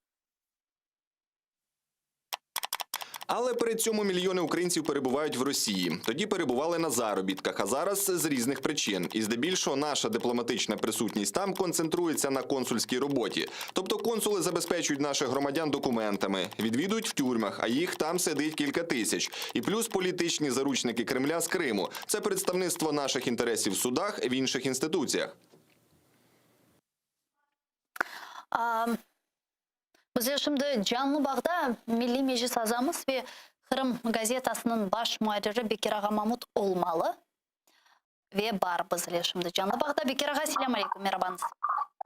Aleyküm selam. Bekir Ağa, şimdi biz göremiz ki Kırım'da yani növbetdeki repressiyalar dalgası yüz beri, işte bununla bağlı çeşit türlü haberler peyda ola. Fakat halkara teşkilatlar olsun, OON, PASE ve ilahiri Kırım'dan bakar eken de sizin fikrinizce bunu yeterlice mi yapıla şimdi ötkürülgen Kırım platformasından sonra faaliyetler bu yüz bergen kerginlikке? Bu meraklı sual. Evet, her sefer öyle vaziyet peyda ola ve bu siz koygan mesele etrafında bizim cemaatçılar düşünüp ve hakikaten de Kırım'dan dışta bu gerekli hareketler yapılamı ve bizim nispeten işte anda imkanları ziyadece olgan arkadaşlar ve Ukrayna devleti deyik mi? İşte onlar bu sahada neler yapıp imkanları var da ve o imkanların dolusunun işletmeye hazırlar mı degen sual her vakit aktual ola. Bu bir taraftan, ikinci taraftan elbette eğer de bu imkanlara göre çareleri de olsaydı belki böyle vaziyetler olmaz idi. Onun için evvelki olgan bir talay bizge belli olgan meseleler de elbette bu en evvela takipler, repressiyalar, baskılar, bunların hepsinin belki işte ne derecede bilmeyeyim. Herhalde olğanı gibi de biraz belki yengilce ya da bir nasıldır bir tesir sezip mındakiler tap o kadar eminlikle yapkan işlerini yapmaz edilir. Onun için dersin ki işte iki taraf da yani bu taraf biz dedim bundan andan da bu şeyler kendi biraz alışıp yatkan gibi olamaz. Herhalde yeni bir şey olmadı. Tek işte belli bir sırağa yanı faktlar, yanı bu baskının bağlı hadiseler, vakıyalar koşula ve olar ketketi böyle bir şaşılacak bir şeklini almakta. Evet göremiz, Avrupa'da da Birleşken Milletler Teşkilatı'nda da bir kıpırdav var. Bir beyanatlar seslendirili ve bu bizim arkadaşlarımızı azat etmek talapları aytıla, tekrarlana, ama biz endi bilemiz ki onlarga bu şeylerin, bu zulümünü etken güçler nasıl reaksiyadalar? Olar bu şeyge göremiz ki öyle çok kulak asmalar, özlerine pek eminler, yapkan işlerinden belesem işte memnunlar. Onun için evet bundan nasıl görünüyor? Belesem ne kadar gene de aytayım işte imkanlar mümkün derecede geniş, böyle bir güçlüce, kuvvetlice işletilse belki de bilmeyeyim işte biraz bir ne diyeyim yumuşaklık değil de belki işte ve vicdanlarda uyanır demeye umut yok ama neyse belki bu dünyada bu siyaretimizde hüküm sürgen alo İştemiz, buyurunuz. Hüküm sürgen kanun kaideler, halkara hukuk degen böyle anlamlar inşallah çalışır, ziyade çalışır. Çünkü bu derecede onlarını inkar edip, onların turtup, onların üzerinde hatta bazıda külmek işte ayak hasta olmak bu şeylerin ende bilmeyeyim işte dayanmaya ya da bir şey beklemeye dersin ki sıra düşmüyor. İşte yaptı ki böyle vaziyet. Lakin gene de sualınızga qaytacak olsam elbette göremiz bir şeyler Allah'a şükürler yapıla ve men anlağanıma göre bizim hapishanelerde oturgan anda bırakılgan şu cümleden sonki bu ay içinde anda düşken arkadaşlarımız bunlardan haberleri elbette var. Endi günden bu şey güçlense ama en mühimi zayıflaşmasa işte bu aytalarda gün tertibinden bu meseleler düşmese ve kimge bu bağlı bu tesir etmekler işte onlarga hatırlatıp turulsa bu böyle bir çok kaba kopay böyle meseleler elbette mındakiler o kadar sezerler demek onların takdırın, onların hatta ömrünü düşüngen güçler, teşkilatlar ve şahslar var. Bekir ağa ve yani sağ olunuz böyle çok açık bir cevap için ve sonki da bir sualim var. Ne yazık ki çok vaktimiz kalmay. 3-4 dakikamız var. Malum olganı gibi böyle Kırım İnciri degen bir teşebbüs, bir leyha, bir yarış var. Şimdi o nasıl etapta da anda işte iştirak etme imkanları var mı? Nereye nasıl yollayabilir bizim gençlerimiz, kabiliyetli ve istidatlı yaşlarımız? Evet, tek yaşlarda gelbette. Birinciden bu içtimai ağlarda bu konkurs hakkında malumat var. Latin harflerinin Kırım İnciri dep toplanılsa kompüterde birden anda bir talay menbalar çıkacak. Ondan da gayrı Kırım gazetinde tafsilatlı 2 defa bu bizim çok güzel edebi yarışımız hakkında ilanlar basılgan edi.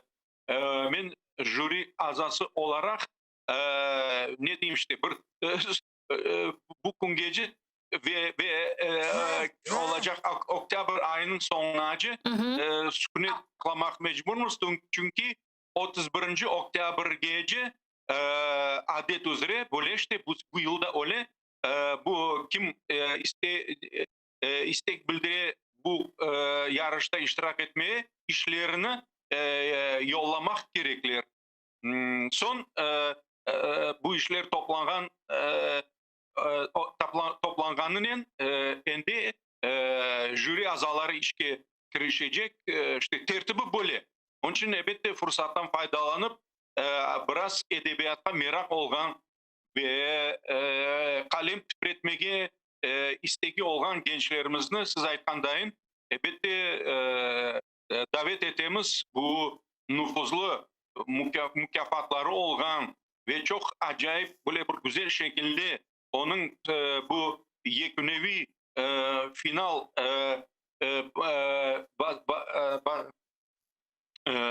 basamağı geçkeninde iştirak etmeye istegenler buyursunlar, bekleyimiz. Çok sağ olunuz Bekir ağa, bizle bağlanıp suallarımızga cevap bergeniz için büyük teşekkürler. Bekir Mamut, jurnalist ve Milli Meclis Sazamız Kırım gazetasının baş muharriri bizle canlı bağda edi. Saygılı arkadaşlar, men ise sizlerden sağlıklaşmayım. Görüşkence dep aytam. 5 dakikadan sonra adet üzere ATR telekanalının yayınını Zaman informasyon programması devam ettiği sonra bu stüdyoda sizlerine men selamlayacağım ve musafirlerinin yayınlarımızına devam edeceğiz.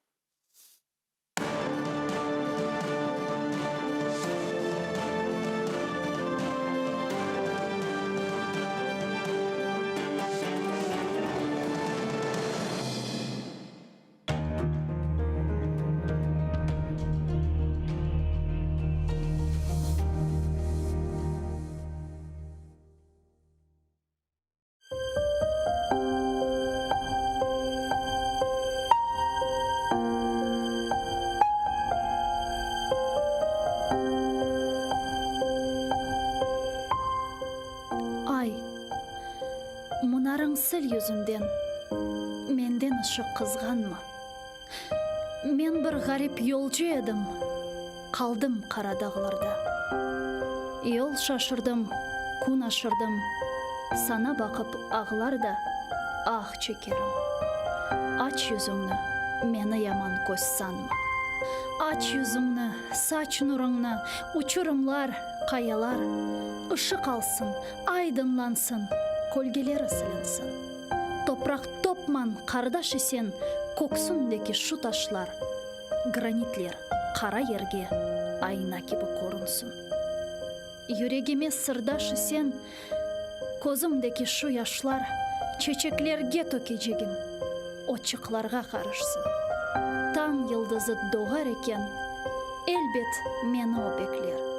Saç nurumna yolcu garip asretine kavuşsun.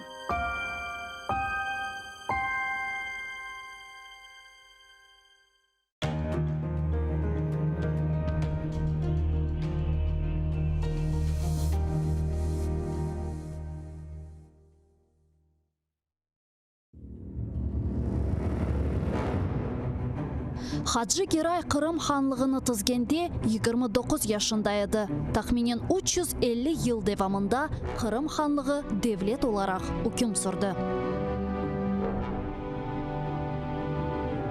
İsmail Gasprinski Tercüman gazetini 28 yaşında neşir etip başladı.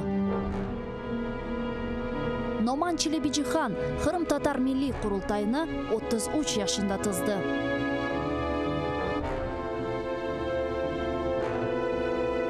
Bekir Çobanzade 27 yaşında profesör olarak Latin elifbesini Türkiye devletlerge teşvikat etti.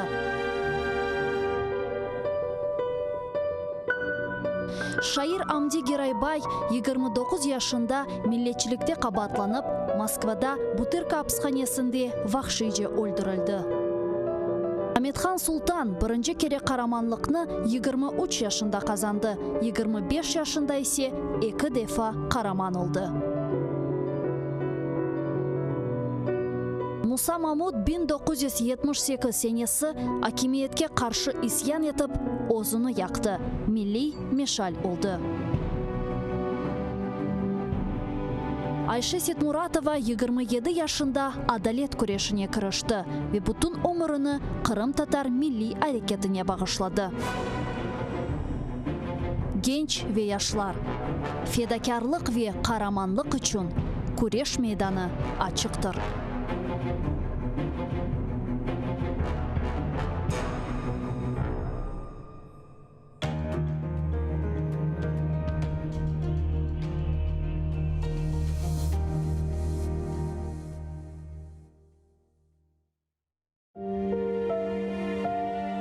Меня зовут Анна. Я родилась за несколько месяцев до обретения Украиной независимости. Весной 14-го я вынуждена была уехать, когда под моим домом начинали распускаться деревья. Скоро снова весна, и я хочу спросить, когда я снова смогу увидеть цветущие крымские сады.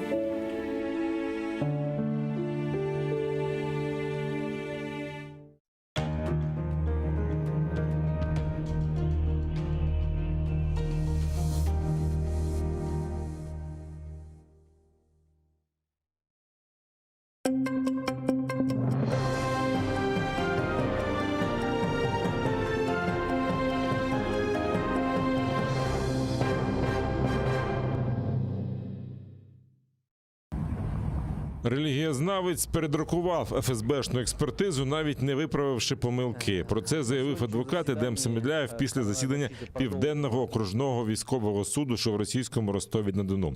Там розглядали справу 25 кримських татар, звинувачених у тероризмі через нібито причетність до Хізбут-Тахрір. 5 Кірізі Ізєтова, Раїма Айвазова, Фархода Базарова, Шабана Умєрова та Ремзі Бекірова. Адвокат зачитав висновок вченого з Інституту сходознавства Національної академії наук України Данила Радівілова. Він розкритикував релігієзнавчу експертизу обвинувачення та пояснив терміни, які вживали бранці. Фахівець пояснив кожне визначення та вказав на низку помилок релігієзнавця, який скопіював текст окупаційних слідчих. Религиовед, который должен знать эти термины, который должен знать имена религиозных деятелей, пророков, исламских ученых, он эти ошибки не исправлял, а просто перепечатал, как в стенограмме. Это показывает уровень экспертизы религиоведческой, это показывает уровень самого эксперта. Так званий таємний свідок, ймовірно, просто агент ФСБ, тому його особу відмовляються розкрити. Про це розповів адвокат Еміль Курбєдінов після засідання російського суду по справі Азамата Іюпова, якого через нібито причетність до Хізбут-Тахрір звинувачують у тероризмі. Окупанти запросили чергового так званого таємного свідка, який ховається під псевдо Мустафаєв. Захист хотів дізнатися його особу, оскільки підстав її приховувати немає, але окупаційний суд відмовив. В ходе допроса я выясняю то, что никаких угроз от Азамата Ага, от его семьи, вообще от кого бы то ни было в адрес этого свидетеля не поступало, что он просто опасается. Но я считаю, что и защита считает, что на самом деле никакого опасения здесь нет. Здесь свидетель или Федеральная служба безопасности просто скрывает своего агента, который прыгает из одного уголовного дела в другое, под маской такой дает различные показания на всех наших политзаключенных.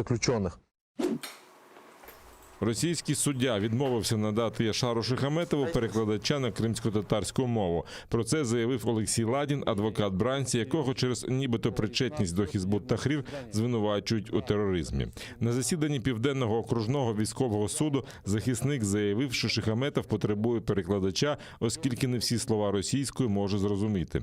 Ба більше, в скляній камері погано чути, про що йдеться. Російський суддя клопотання відкинув і навіть заборонив залишати так званий акваріум через нібито загрозу безпеці. Натомість почали розглядати так звані докази. Прокурор розповів про нібито знайдені під час обшуку заборонені брошури, але від початку судилища захист наполягає, що їх підкинули самі ж силовики. После этого следователь удовлетворил ходатайство защиты и была проведена дактилоскопическая экспертиза, в результате которой отпечатков пальцев Шихаметова на этих брошюрах найдено не было. Однако прокурор, тенденциозно исполняя свои обязанности, пытаясь однобоко представить дело, эту экспертизу в настоящий момент не огласил. Тем не менее, она будет оглашена, когда защита будет представлять свои доказательства.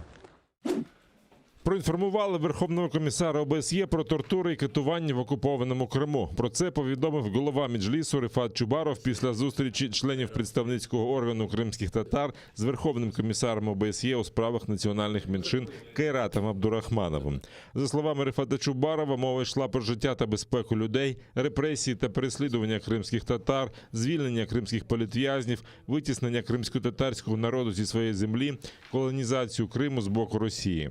Голова Меджлісу зазначив, що Кайрат Абдурахманов звернув увагу на позитивні зміни в Україні, прийняття закону про корінні народи, стратегію розвитку популяризації кримсько-татарської мови. Ми проінформували Верховного комісара про те, що основним таким інструментом задля фабрикації всіх цих карних справ з боку російських окупантів це виступають катування і тортури. Зрозуміло, що путінський режим і взагалі Російська Федерація, вони будуть і далі намагатися уникати обговорення будь-яких питань, в тому числі питань звільнення політв'язнів Криму. Тобто все те, що пов'язано з Кримом, вони будуть уникати і далі цього обговорення, оскільки так вони демонструють, що нібито Крим є їхньою територією. Тобто вони нібито говорять не лізьте в наші внутрішні справи. Тому тут є лише один механізм – це максимальне посилення міжнародного тиску.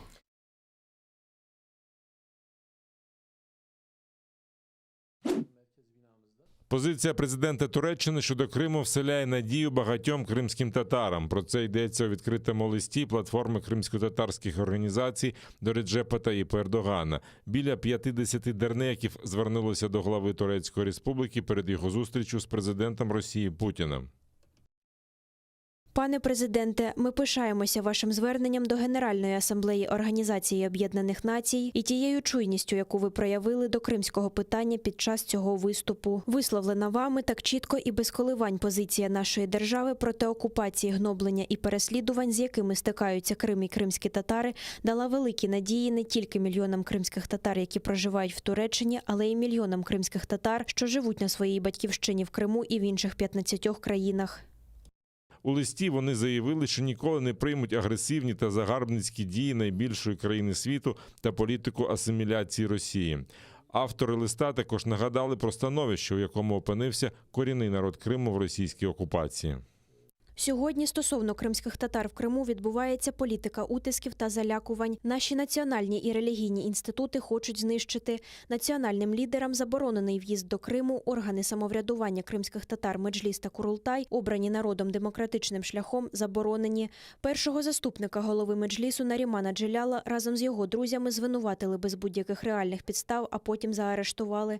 Наших людей хочуть таким чином налякати і змусити виїхати з Криму. Крим хочуть відокремити від турків і мусульман, які є його основними елементами. Кримсько-татарську цивілізацію, яка є найбільш тендітною частиною турецько-ісламської цивілізації, і самобутність нашого народу намагаються відібрати в нас силою. Наші друзі, брати, які всіма силами чинять опір цій жорстокості, з надією в своїх серцях чекають, щоб їм була надана всіляка допомога. Окупанти фактично ізолювали Нарімана Джеляла від спілкування з родиною. Про це на щомісячній онлайн-зустрічі Кримської солідарності розповіла дружина першого заступника голови Меджлісу Левіза Джелял. За її словами, з чоловіком не вдається поспілкуватися вже майже 3 тижні. Востаннє вони бачились на засіданні окупаційного суду. Подружжя мало змогу спілкуватися лише коли так званий суддя залишав залу, каже Левіза Джелял. Ми справляємося і справимося з цією нелегкою, с этим нелегким жизненным периодом, потому как в нашей истории национального даже движения. Есть ряд примеров, где крымско-татарские женщины проявляли стойкость, сильный дух, несломленность.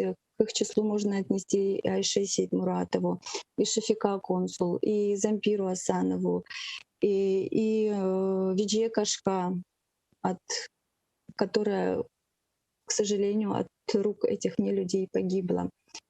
И я верю и надеюсь, что испытание, которое посылает нам Аллах, приведет нас к светлому будущему. Азіз Ахтемов добровільно поїхав на катування, щоб не залишати брата сам на сам з окупантами. Про це розповіла дружина бранця Аділе Ахтемова. Вона впевнена, що всі так звані свідчення були буквально вибиті силою та не мають нічого спільного з реальністю. А за словами дружини Асана Ахтемова, до її нещадно катованого чоловіка досі не допускають медиків. В чем нас хотят убедить? Люди, оказавшиеся в их руках, когда есть угроза не только собственной жизни, но и жизни близких, то человек озвучивает под принуждением то, что им прикажут. Зная их методы на протяжении 7 лет, за правду они выдают лишь то, что им на руку, чтобы в очередной раз заклеймить крымско-татарский народ.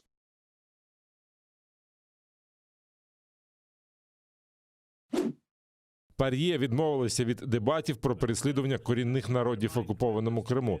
Про це повідомила член постійної делегації Верховної Ради України Леся Василенко. Таке рішення в парламентській асамблеї Ради Європи пояснили тим, що резолюція про права кримськотатарського народу була ухвалена влітку. Раніше член української делегації нардеп Рустем Умеров повідомляв, що Україна подала запит на проведення дебатів на тлі нових облав та затримань на півострові. Втім, про репресії окупантів проти кримських татар в ПАРЄ таки говорили. Віце-президент асамблеї нардеп Олександр Мережко закликав вигнати Росію з організації. Російська окупаційна влада в помсту за Кримську платформу заарештувала групу кримсько-татарських активістів. Серед них представник Меджлісу Наріман Джулял. Дехто з затриманих зазнав тортур від рук російського ФСБ. На жаль, не було серйозної реакції на ці грубі порушення прав людини, і це не зупинило Росію. Вони сподіваються, що ми втомимося зважати на постійні провокації та порушення, але ми не маємо жодного права на це. Навпаки, ми маємо подвоїти наші зусилля, захищаючи кримських татар на окупованих територіях. Росія розкручує машину масової пропаганди, щоб створити ілюзію добробуту у Криму. Поведінка Росії не має нічого спільного з цінностями нашої організації. Висновок простий. Росію треба викинути з Ради Європи. Вранці російські окупанти поранили 2 українських воїнів, натомість дістали вогонь у відповідь. Про це повідомили у штабі Об'єднаних сил. З вогнепальними пораненнями бійців доправили до шпиталю. Нині вони у задовільному стані. Ворог провокував оборонців Павлополя та Кримського, що на Донеччині, а минулої доби ворог турбував українських захисників неподалік Попасної, Катеринівки, Новолуганського, Золотого 4 та Причепилівки. Обійшлося без втрат в лавах українського війська. На ворожі провокації наші військовослужбовці відкривали адекватний вогонь у відповідь, чим змусили противника припинити обстріли. Завдяки зусиллям наших воїнів рубежі українських підрозділів залишилися незмінними. Підрозділи Об'єднаних сил тримають ситуацію під контролем та продовжують виконувати визначені завдання з відсічі і стримування збройної агресії Російської Федерації. 12 літаків і 4 судна заарештовано через незаконні відвідини окупованого Криму. Про це повідомили у прокуратурі автономії. Там встановили, що російська авіакомпанія використовувала пасажирські літаки марок Боїнг та Ембраєр для незаконного перетину державного кордону України. Відомо щонайменше про 37 російських авіакомпаній, які здійснюють регулярні рейси всупереч українському законодавству. В прокуратурі Криму також помітили істотне зменшення іноземних морських суден, які незаконно заходять до кримських портів. Гавані півострова закрили для судноплавства в липні 2014 року. До того ж, іноземні судна з провідних морських держав взагалі не заходять до закритих гавані півострова. Натомість порушують законодавство переважно судна під прапором Росії, інколи Сирії, Єгипту, Лівану, тобто країн, з якими відсутня міжнародна співпраця на цьому напрямі.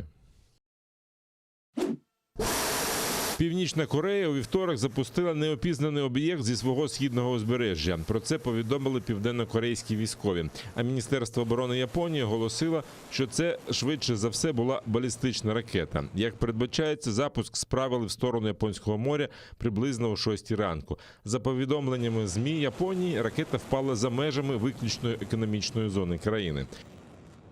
Одночасно посол Північної Кореї в ООН Кім Сун під час виступу у Нью-Йорку заявив, що США повинні відмовитися від своєї ворожої політики стосовно Пхеньяна.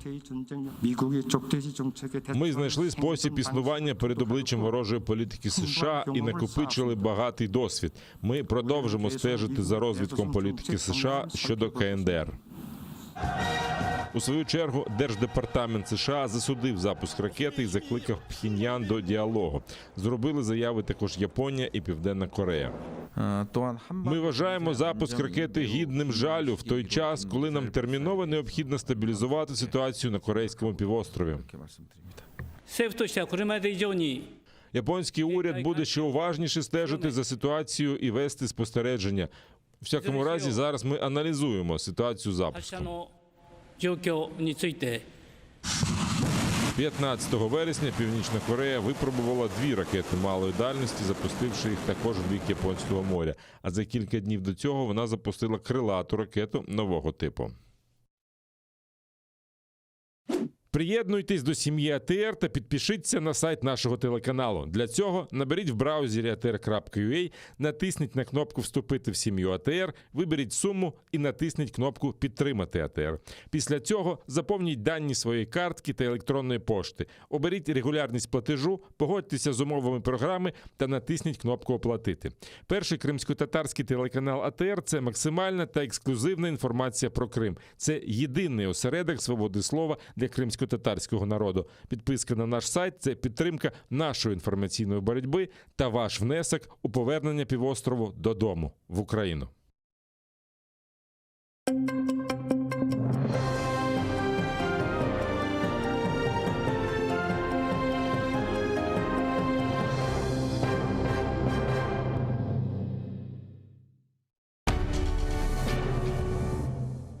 Ізраїльські вчені створили унікальний засіб, що містить природні інгредієнти.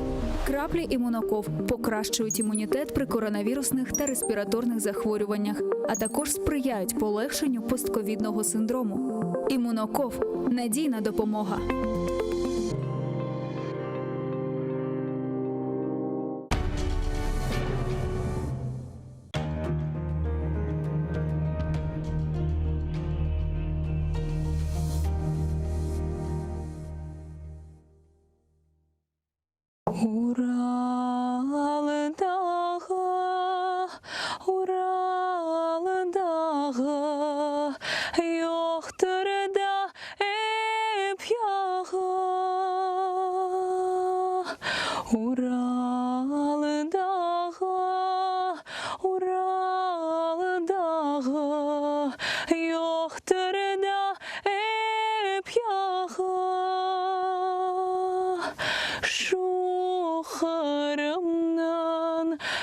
Что Прага юрегим яга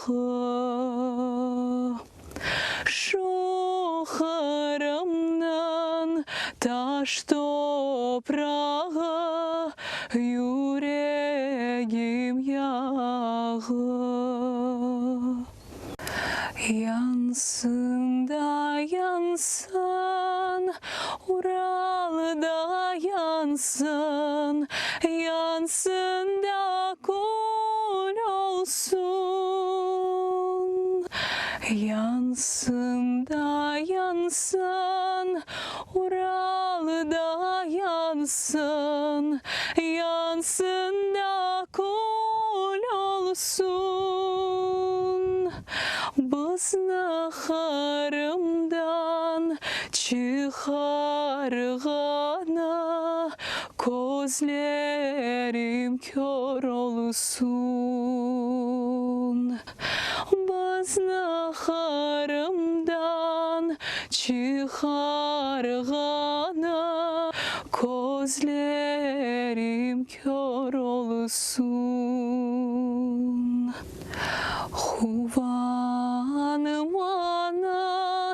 saz yavrular Tatar'nın malına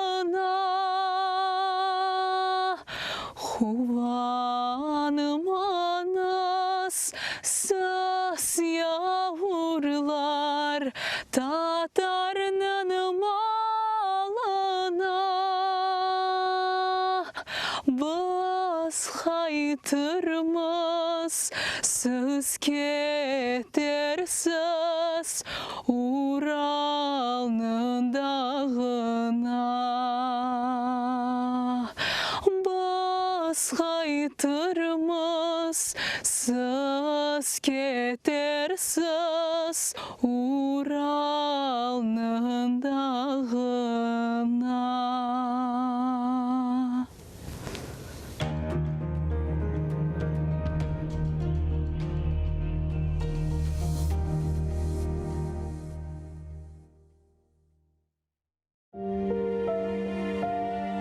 Меня зовут Анна. Я родилась за несколько месяцев до обретения Украиной независимости. Весной 14-го я вынуждена была уехать, когда под моим домом начинали распускаться деревья. Скоро снова весна, и я хочу спросить, когда я снова смогу увидеть цветущие крымские сады.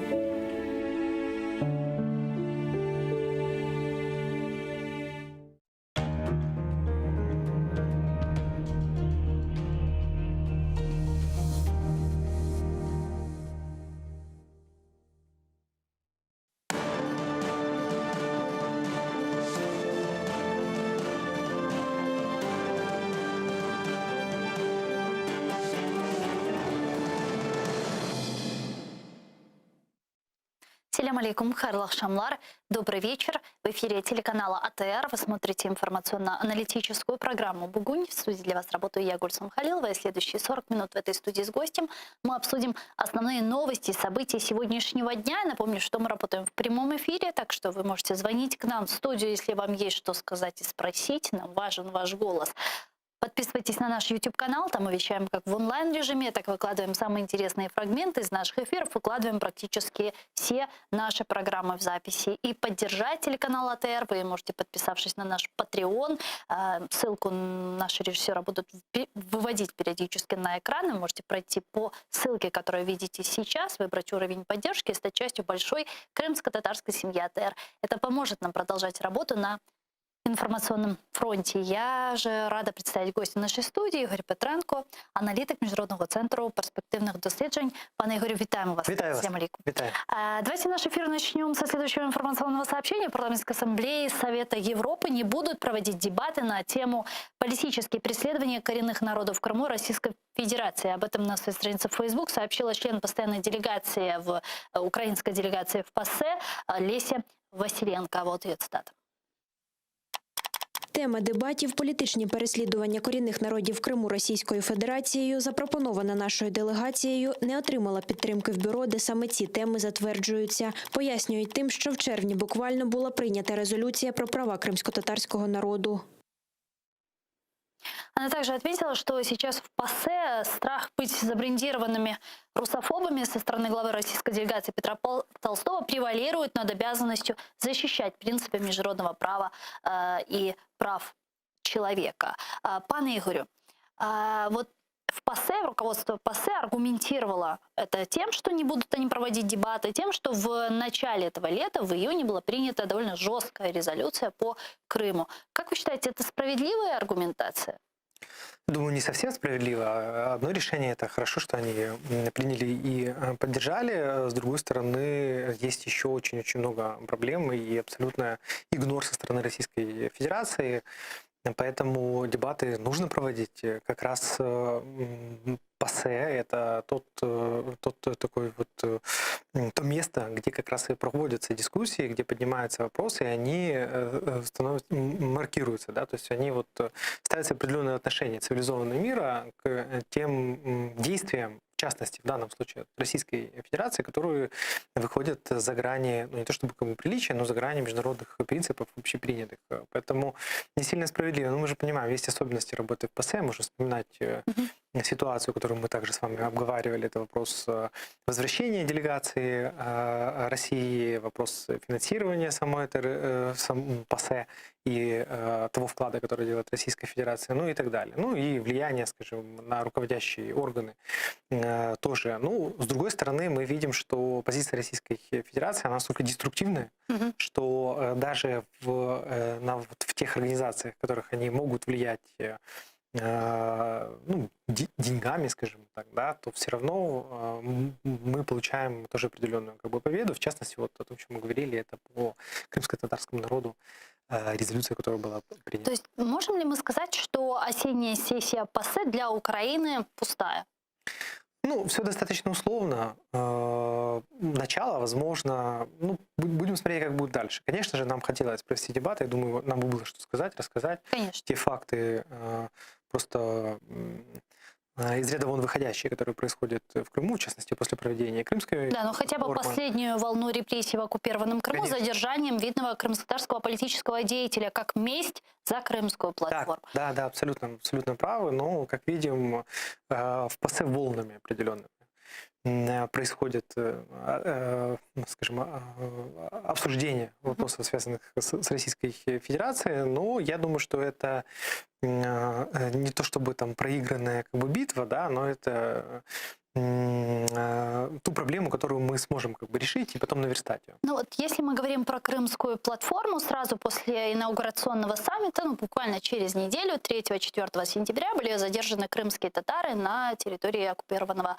полуострова. То есть это вот был некий такой акт мести Кремля за участие там крымских татар и вообще в целом проведение такого успешного саммита. Но вот после обострения каких-то активных инициатив и действий, мер со стороны крымской платформы мы не увидели. Мы видели заявление представительского органа крымских татар Милли Меджлиса, который призвал стороны, которые принимали участие на саммите крымской платформы, срочно начать некие консультации, но и все. И это было заявление представительского органа. А вот что касается крымской платформы, почему не было озвучено каких-то важнейших инициатив, что мы делаем дальше, или хотя бы собрать консультации, провести консультации? Ну вот почему мы этого не увидели? Я думаю, что работа, она проводится. На самом деле сейчас активно обговаривается вопрос проведения следующего саммита Крымской платформы. В частности, президент Зеленский в разговоре с Эрдоганом в ООН, когда они там встречались, он обговаривал эту возможность, и это было бы достаточно символично. Но пока Эрдоган сказал, что он подумает над этим, но конкретно каких-то не было. Плюс сейчас идет работа по открытию офисов Крымской платформы. Офис в уже открыт. формате, я имею в виду в разных странах. В тех странах, которые присоединились, для как раз вот постоянное информирование, созыва, там, проведения консультаций и так далее. Я соглашусь с вами, что можно было более быстро все это делать, но опять же есть очень много моментов, которые нужно проработать, в частности двухстороннего характера, то есть со всеми странами. Мы же понимаем, что после того, как они были на инаугурационном саммите, на них тоже было определенное давление со стороны Российской Федерации, поскольку мы видели реакцию Российской Федерации, которая там, последними словами называла все эти вещи, и, конечно же, они очень против того, чтобы Крым возвращался в международную повестку дня.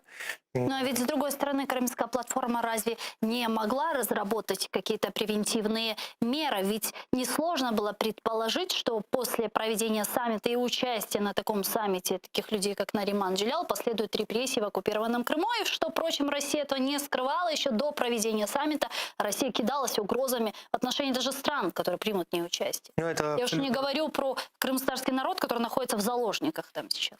Это абсолютно логичный вопрос. Не могу вам сказать, думали об этом или не думали, но, наверное, это было бы логично, поэтому, возможно, нужно было бы разработать, ну, скажем так, заранее. Поэтому здесь, да, есть определенное проседание, но, опять же, я думаю, что вопрос Крымской платформы – это вопрос, когда этот инструмент, он будет набирать оборотов. То есть сейчас будет интеграционный саммит, а дальше это двухсторонняя работа, дальше это следующий саммит, и вот так шаг за шагом мы будем двигаться к тому, чтобы это было уже действительно такая перманентная, постоянная работа с каким-то набором конкретных инструментариев для очень оперативной реакции на подобные вещи. Поскольку, ну, скажем, это все, ну, такой механизм, который нужно запускать и постоянно, знаете, как вот эту ручку, так, постоянно крутить его, и постоянно, чтобы держать в фокусе вопрос Крыма. Поэтому я думаю, что со временем все-таки здесь будет намного больше уже как бы быстрая как бы реакция на все эти вопросы. Вы упомянули встречу Зеленского с Эрдоганом в рамках Генассамблеи ООН. Известно, что там на этой встрече Зеленский передал Эрдогану список политических заключенных, да. Там 450 фамилий. А завтра Эрдоган летит в Сочи, где встретится с Путиным 29 сентября, это завтра, да. И как вы думаете, какова вероятность того, что они будут поднимать политических заключенных вопрос, что Эрдогану удастся, как, впрочем, в 2017 году, поспособствовать освобождению крымско-татарских политузников? Я думаю, что поспособствовать, конечно же, он может. У нас уже есть успешные кейсы, которые мы вспомнили, плюс мы понимаем, что вопрос Крыма он важен для Эрдогана по многим причинам, в том числе и из сугубо политических мотивов, поскольку очень много выходцев с крымских татар, они проживают в Турции, и они являются электоратом, который поддерживает Эрдогана. Поэтому он, конечно же, держит в фокусе, ну и плюс общие, скажем, посылы Турции, в частности, восстановление ее там былой славы и так далее. Все это тоже, конечно же, в этих рамках. Но, опять же, мы должны понимать, что у Турции и у России есть отдельная адженда, да, вот вопросов, которые они обсуждают, в частности, это вопросы там, Сирии, да, и вопрос поставки, продажи вооружений и очень многие другие. Но складывается такое ощущение, что перед этим визитом обе стороны поднимали ставки.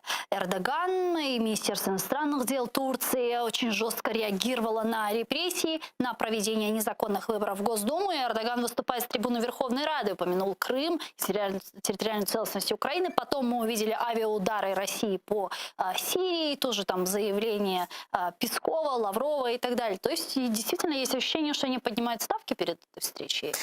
Поднимают ставки, ну, в принципе, это традиционный подход. Россия и Турция, они всегда достаточно жестко работают друг против друга, но потом находят какие-то приемлемые точки соприкосновения. Но поскольку никто не хочет жесткой конфронтации, все хотят решения определенных вопросов и, в принципе, готовы идти на компромисс. Но для того, чтобы с этого компромисса получить большую выгоду, конечно же, нужно поднимать ставки. Поэтому здесь все закономерно. И я не исключаю, что один из вопросов, и успешно, это может быть возврат хотя бы части политических заключенных, фактически, да, которые пребывают в России. А по поводу непризнания выборов, ну, это абсолютно закономерная и последовательная позиция Турции и многих других стран. К сожалению, мы не смогли добиться того, чтобы не признавали выборы в целом, да. В Госдуму. Ну, мы тоже, опять же, даже понять, есть геополитические контексты, в частности, желание России. Хотя у Европарламента был жесткий доклад, был, помните? Жесткий доклад, да, он был действительно, но, опять же, они все равно не готовы пока не признавать, поскольку для многих стран, в том числе Европейского Союза, взаимодействие с Российской Федерацией оно необходимо. Ну, тут можем Северный поток вспомнить и много чего другого. Плюс геополитические коннотации в том, что все-таки Россия рассматривается как страна, которую стоит привлечь на свою сторону в контексте конкуренции с Китаем. Ну, Россия, конечно же, не пойдет на жесткие меры с Китаем. Тут можно вспомнить тоже и поставки энергоресурсов в Китае, фактически условную такую оккупацию Китаем части российской территории. Поэтому здесь очень много разных факторов. Ну и, конечно же, несопоставимы просто сама Российская Федерация и мощи Китая. Да, у нас фактически два самых больших государства по экономическому своему военному потенциалу. Это все-таки Соединенные Штаты Америки и Китай. Это как G2 называют их, которые не взаимодействуют между собой, конкурируют, но тоже очень сильно взаимосвязаны. Поэтому вот это тоже влияет на непризнание. Хотя четко мы говорим по оккупированным территориям и осуждение тех действий, которые предпринимала Российская Федерация в ОРДЛО. Давайте перейдем к следующей не менее важной теме. 27 сентября в Будапеште состоялось подписание нового долгосрочного контракта между властями Венгрии и российским концерном «Газпром» на поставку газа в обход Украины. По условиям контракта «Газпром» будет поставлять в Венгрию 4,5 миллиарда кубометров газа в год, 3,5 миллиарда кубометров пойдут через Сербию и 1 миллиард кубометров через Австрию. Таким образом, поставки газа будут организованы в обход традиционного маршрута через украинскую ГТС. Министерство иностранных дел Украины назвали подписание нового контракта необоснованным решением, которое нанесет вред интересам України. Вот их цитата. Вважаємо це виключно політичним, економічно необґрунтованим рішенням, прийнятим на догоду Кремлю і на шкоду національним інтересам України і українсько-угорським відносинам. Министр иностранных дел Венгрии Петрос Ярта прокомментировал критику от украинского внешнеполитического ведомства. В ходе пресс-конференции после подписания этого контракта он обвинил Украину во вмешательстве в внутренние дела страны. Рішення українського уряду виступити проти цього договору зверненням до Європейської комісії глибоко обурливе. Ми вважаємо серйозним порушенням нашого суверенітету та інтересів національної безпеки, бажання перешкодити безпечному газопостачанню нашої країни, опаленню будинків угорського народу і роботі промисловості. Глава оператора ГТС Украины Сергей Макагон ожидает значительное сокращение или полную остановку транзита природного газа в Венгрию через Украину.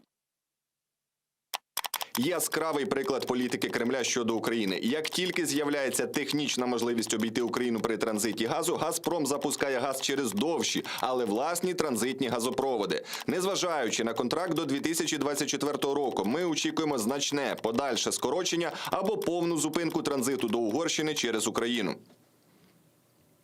И итог вчерашним событиям подвел министр иностранных дел Украины Дмитрий Кулеба. Вечером чиновник лично отреагировал на газовый контракт между Венгрией и Россией. Кулеба заявил, что Украина будет отвечать на этот удар. Це не буде лише політичний крок. Скасування комісії, яка є головним органом двостороннього співробітництва. Будемо вживати і інші кроки для захисту національних інтересів України в цій ситуації. Угорщина завдала удару по українсько-угорським відносинам, виключивши український газопровід зі схеми постачання газу з Росії. Це удар, і ми повинні відповідати на нього відповідно. Не може бути жалю та співчуттів. О каком ответном ударе может идти речь? Что мы можем сейчас сделать? Мы можем как-то еще повлиять на эту ситуацию или уже не спасти ее? Ну, мы, в принципе, уже делаем определенные шаги. Мы обратились в Еврокомиссию с тем, чтобы она дала оценку подобному соглашению между Венгрией и Российской Федерацией. Тут, безусловно, особого сюрприза не было. Об этом еще заявляли в конце августа о соответствующих переговорах. Но все же надеялись и вели дипломатическую работу к тому, чтобы этого не произошло. Но, опять же, мы прекрасно знаем, что газ для Российской Федерации, как об этом говорит и президент Зеленский, и господин Кулеба, это энергетическое оружие, которое они прекрасно используют. Сейчас в ситуации, когда у нас цена уже перевалила за $1000 за кубометр, которая сделана на как раз специальным образом страны Российской Федерации, когда они ограничивают поставки, делают вопрос дефицита газа как раз в преддверии зимы. И вот, используя другие рычаги давления, в том числе мы знаем о политических связях между Российской Федерацией и Венгрией, в частности, о руководстве страны, мы помним поездки соответствующие в Российскую Федерацию. Да. Поэтому здесь особо ничего было удивительного. Хотя, опять же, есть определенный момент, мы действительно начали налаживать отношения с Венгрией с 2019 года, со сменой власти. Да. Когда у нас был президентом Петр Алексеевич Порошенко, мы были в такой серьезной конфронтации. Это можно посмотреть даже по тем скандалам, которые возникали у нас, там, грубо говоря, с 2014 года и по 2019.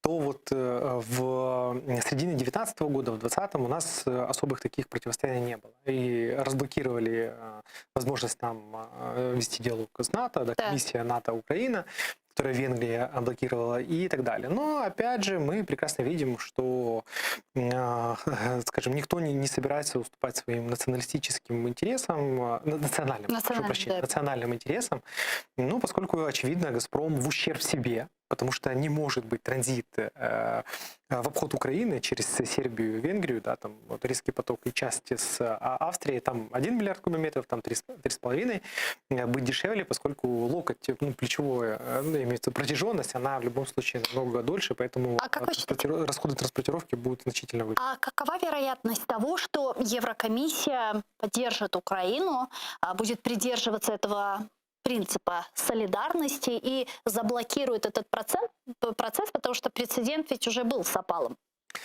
Да, там с опалом больше Польша работала, и она опиралась на свое антимонопольное законодательство. Вот. Вопрос в чем? Когда подписывалось соглашение, ну как соглашение, заявление соглашения между Соединенными Штатами Америки и Германией, там четко говорилось о поддержке, значит, Украины в части энергетических, энергетических ресурсов по разным вопросам. Они же говорили, что вот если будут у нас, значит, поползновения к тому, что вот, точнее, поползновения со стороны Российской Федерации, что это будет газ использоваться как оружие, мы, значит, будем вот действовать. Но Российская Федерация здесь... Правда, как действовать нам не сказали. Да, безусловно. Но мы можем оперировать к тому, что хорошо, вы же вот говорили, вот смотрите, что делает Российская Федерация, и мы действительно будем терять значительную часть, и фактически даже мы можем выйти на неприемлемый объем прокачки через Украину еще даже там окончания контракта до 2024 года. И, конечно же, в то же время Российская Федерация использует вот этот кейс с Венгрией для того, чтобы давить на украинскую сторону, поскольку нам нужно с Россией уже сейчас пытаться начинать договариваться о продлении транзита после 2024 года. А когда они будут заключать такие договора, то, конечно, мы здесь будем много чего терять. А чего, на ваш взгляд, хочет Россия? Полностью приостановить любой транзит газа через Украину? В первую очередь Российская Федерация хочет сделать Украину послушной. Она хочет... Вот они делали ставку, наверное, тоже и на Зеленского, в том, что он будет, вот, значит, так скажем, следовать и Минским соглашениям, и в ущерб национальным интересам Украины, и более быть сговорчивым, но оказалось не так, как думалось. И все-таки Зеленский занимает достаточно жесткую позицию по многим вопросам, что не нравится Российской Федерации и Путину. Они, в принципе, прямо об этом говорят. Поэтому они пытаются давить на нас теми способами, которые они имеют. Но они прекрасно понимают, что сейчас там баланс сил, допустим, в Ордло не позволяет проводить какие-то масштабные военные там операции. Да, есть провокации, да, есть обстрелы, но дальше они не пойдут. Поэтому они используют, как всегда, газ как энергетическое оружие. Поэтому, да, они будут пытаться доводить до того, чтобы аннулировать фактически транзит через Украину. А если заработает на полную мощь Северный поток-2, ну, это может быть не просто перспективой, а реальностью. А где в этой всей истории экономика? Что, да, то есть что теряет Украина и какая выгода венграм от этого всего? Ну, смотрите, Венгрия тоже, они же не говорят о цене газа. Они говорят, что она значительно выгоднее, чем тот контракт, который у них через Украину. Ну, Российская Федерация может себе позволить сделать такие вещи, скажем, взять на себя там, часть трат, да, или как-то их вмонтировать, допустим, там в цену, ну, какие-то моменты они могут здесь придумать. А мы теряем 4,5 миллиарда кубометров прокачки через Украину. Фактически я вам сейчас в цене конкретно не скажу, но это достаточно серьезно. Если мы прокачиваем сколько там, 45 миллиардов кубометров, да, приблизительно у нас договор, если я не ошибаюсь, ну, приблизительно 40, там 45, возможно 50, то все-таки 4,5 миллиарда кубометров это ну, достаточно немалая как бы, сумма. И здесь, конечно же, ну, определенно подчеркнуто тоже Украине, что вот обнуление нашей газотранспортной системы. Тут у нас уже скоро будет Северный поток-2 вот работать, вот у нас есть турецкий поток, вот мы напрямую договариваемся, поэтому нам Украина не нужна. Поэтому главная задача для Украины сейчас – это делать акцент на газе собственной добычи. Это очень важный момент, это то задание, которое ставит и президент Зеленский, и Витренко нынешнему главе «Нафтогаза», и который успешно провалил в свое время Коболев, когда мы даже не то что не увеличили газ собственной добычи, а уменьшили его даже. И не вышли на те цифры, которые есть. У нас достаточно неплохие перспективы, в принципе, в этом направлении, но здесь нужна очень систематическая работа. И, к сожалению, это не вопрос скорого времени. То есть нельзя сказать, что мы там через несколько месяцев получим уже определенный результат. Но это единственный момент. И Шмыгаль же говорил о том, что мы можем выйти на тот объем, когда, по крайней мере, мы будем поставлять газ для населения с собственной добычи.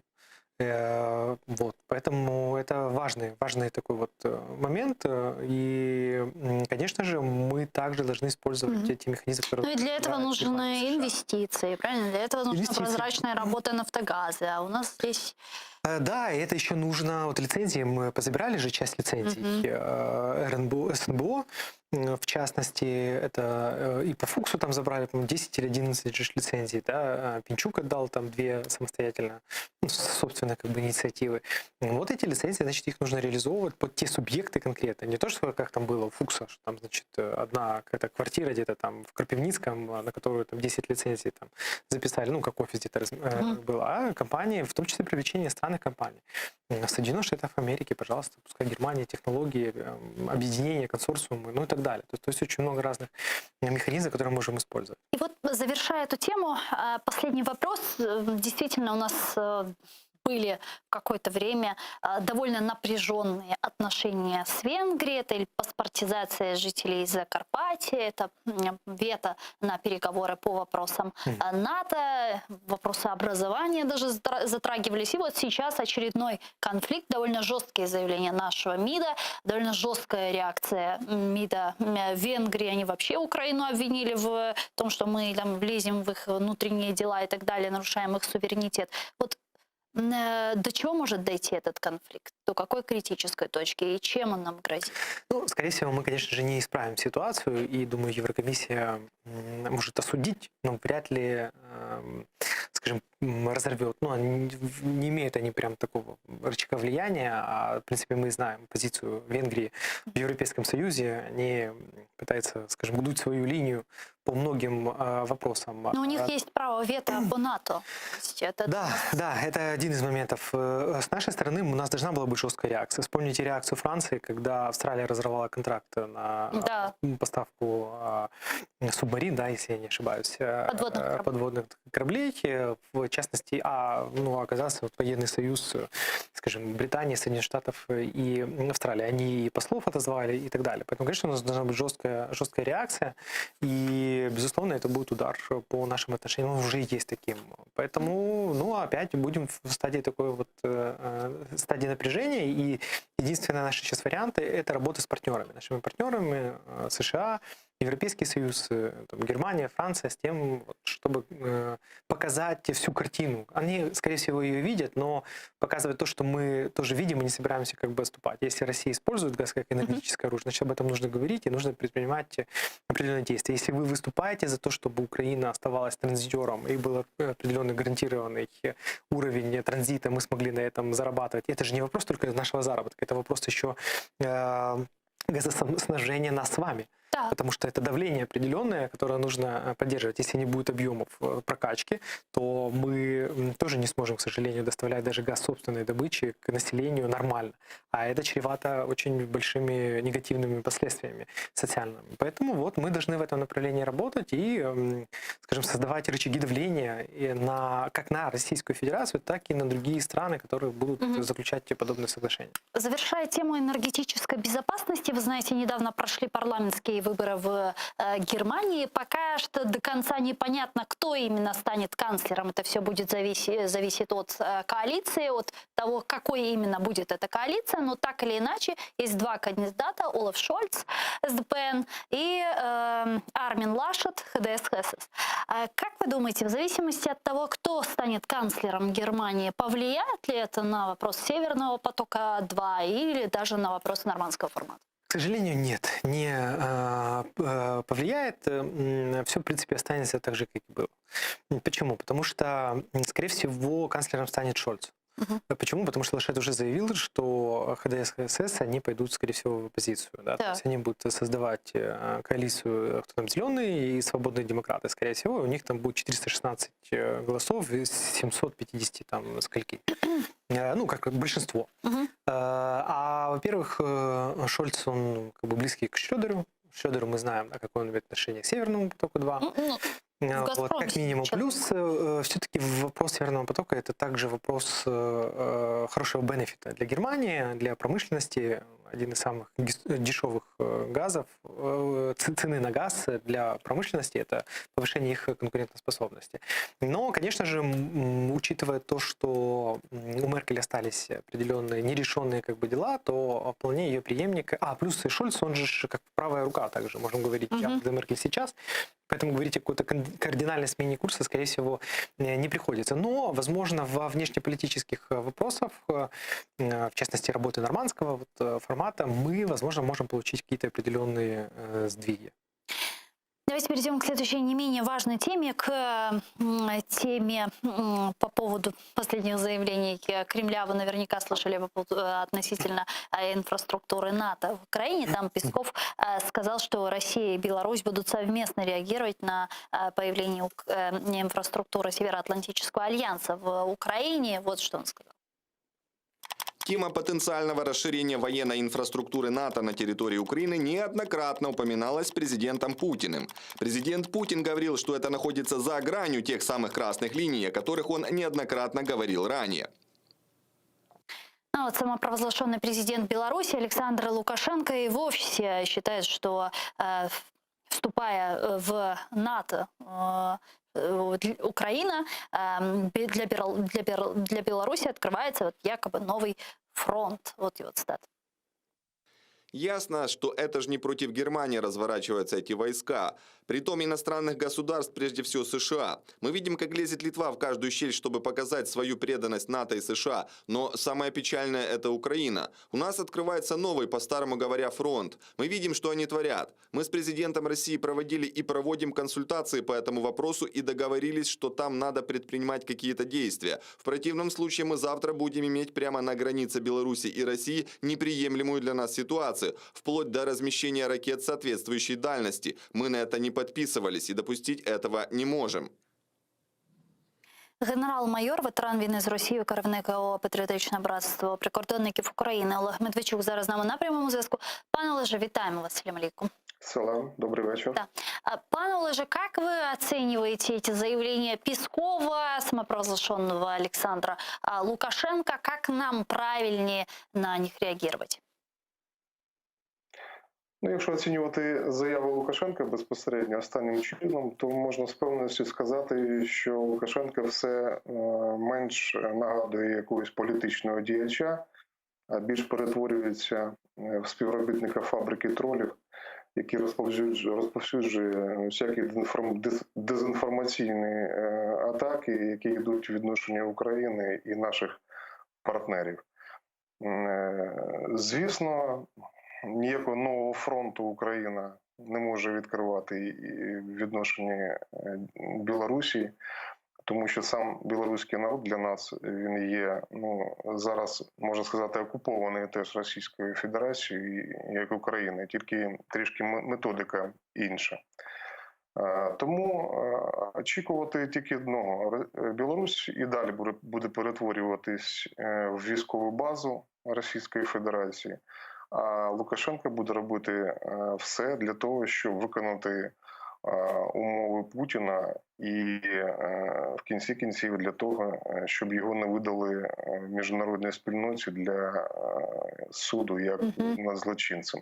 А как далеко может пойти Путин? Потому что мы видим, что сейчас они четко очерчивают красные линии для Украины, говорят открыто о том, что вопрос вступления Украины в Североатлантический альянс является для них красной линией. Вот на что может пойти Путин, чтобы постараться попрепятствовать вступлению Украины в НАТО? Те, що стосується діяльності Путіна, то, звісно, він буде грати мускулами для того, щоб переконати країни Європи, в тому числі Сполучених Штатів Америки, що якщо Україна стане якимось чином ближче до НАТО, то вони будуть вживати дії, в тому числі і військового якогось моменту. Але ми повинні розуміти, що Путіну безпосередньо цікава війна під назвою Блицкриг, тобто блискавична війна, і він буде робити, скажімо так, якщо це стосується військової операції, тільки тоді, коли він буде впевнений в максимальній швидкій перемозі. Але ми повинні зрозуміти, що війна, яку розгорнув Путін, вона триває вже в Європі. І почалася вона активно завдяки тій нерішучості європейської спільноти, політиків безпосередньо, відношенні його окупації економічного простору. Фактично зараз активізувалася вся агентурна мережа, яка була створена ще за часів Радянського Союзу і була законсервована і виведена в ранг уже вищих політичних діячів. Це ж стосується і ситуації в Угорщині, яку ми зараз бачимо, ситуації в Німеччині і в тій же Франції. Тому Путін буде робити в першу чергу для чого? Щоб обеззброїти чи вплинути таким чином, щоб Європа жодним чином не втручалась в ситуацію його агресивних дій на території України. А зараз він підняв ціну, фактично він підняв ціну, скажімо так, своїми діями на понад $1000 за 1000 кубометрів газу. І таким чином він дає зрозуміти, що ціна і далі може зрости. Тому дії України вони повинні бути спрямовані на те, щоб розширювати нашу співпрацю, в тому числі, що стосується формату переговорів відношення окупації частки України. Однозначно, допомога Сполучених Штатів Америки включення в цей формат перемовин обов'язкова. Дякую вам дуже, пане Олеже. Чухсагну, що знайшли время і підключились к нам в ефір. Олег Медведчук був з нами на прямому зв'язку. Генерал-майор, ветеран війни з Росією та керівник ГО «Патріотичне братство прикордонників України». Мы видим истерическую реакцию Кремля из-за возможного размещения баз Североатлантического альянса на территории Украины, размещения инфраструктуры НАТО, или, возможно, помните, недавно было заявление Резникова о необходимости размещения американских ПВО, да, Патриоты на территории Украины. И, тем не менее, насколько это реально вообще? Ну, размещение баз иностранных государств в Украине не может происходить. У нас в Конституции, в принципе, так записано. Ну, исключение у нас там было. Ну, 300 голосов можно поменять? Ну, можно поменять, да. Ну, смотрите, это, возможно, не столько нам нужно, да, мы можем говорить о определенных системах, там, как говорил Резников, о патриотах. Сейчас говорили о том, что Соединенные Штаты Америки могут передать Украине железный купол, та противоракетная система обороны, которая работает в Израиле. Вот, поэтому нам, скорее всего, нужно говорить о том, чтобы мы системы брали и их использовали, нежели присутствие здесь военных НАТО. Но, конечно же, НАТО для Российской Федерации это как красная тряпка. И они ее тоже используют, как и для своих избирателей. Смотрите, какие там угрозы, значит, сапоги НАТО вот у нас будут топтать и все остальное, да. Ну и сейчас он, конечно, активно использует еще и Лукашенко, который фактически стал подручным полностью Путина, которого, очевидно, после непризнания даже собственного народа как президента, единственный вариант легитимации его действий остается как раз Российская Федерация, которая будет помогать экономически, поскольку не все так хорошо в Беларуси. Вот, ну вот поэтому, к сожалению, в таких форматах и будем. А действительно, вот Лукашенко будет выходить, озвучивать агрессивные тезисы, а я и Украина такая-сякая, вот мы вам там помогали, а вы вот так там действуете. Но чем-то нам грозит? Ну, угроза есть, потому что у нас граница, да, километр, по-моему. Тысяча километров, больше да. 1000 километров, больше даже 1000 километров, абсолютно право. И это, безусловно, серьезная как бы угроза. Безусловно, это будет грозить большой проблемой для самой Беларуси, поскольку белорусы, как народ, они категорически будут против ввязывания Беларуси в любой конфликт, тем более с Украиной. Но теоретически, как возможно, точки дестабилизации, каких-то провокаций, к сожалению, да. Поэтому нужно нам усиливать наши границы, к сожалению, уже и с такими странами, как Беларусь. Дякую вам дуже, пане Ігорю. Чухсагну, що приїхали к нам в студію і відповіли на наші вопроси. Ігор Петренко, аналітик Міжнародного центру перспективних досліджень, був гостем нашей студии. А я с вами не прощаюсь. Мы сейчас прерываемся буквально на 4 минуты. Далее смотрите информационную программу «Заман» на украинском языке. Наши корреспонденты подготовили для вас самые актуальные и свежие новости. А после мы вернемся в эту студию и продолжим наши эфиры. Коршкинчик.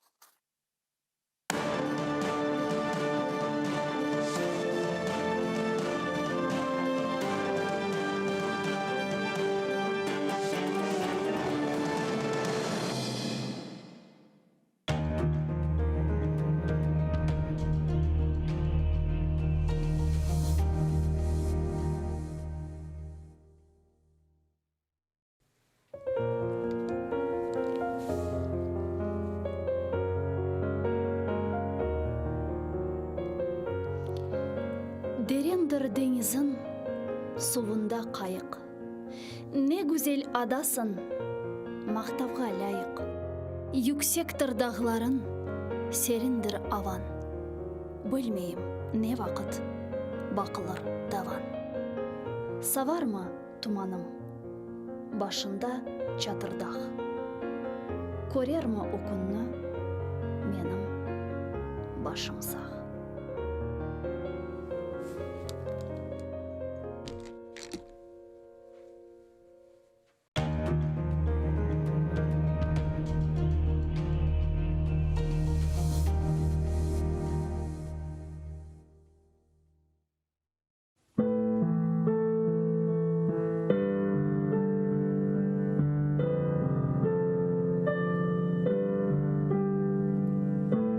Басқаныңыз ерлерні топырақ деп кечмеңіз.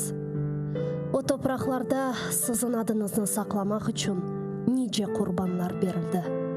Бинлерже шейітлерінің қанлары бар о топырақларда. Құруды деп беллемеңіз. Алида синмеді шуқан топырақның ішіне.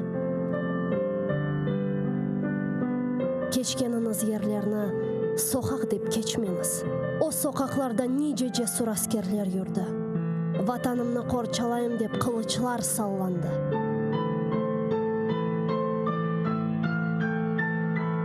Жүргеніңіз аралықларда иханетлер де олды үлбет. Сапланды ханчерлер сыртларға.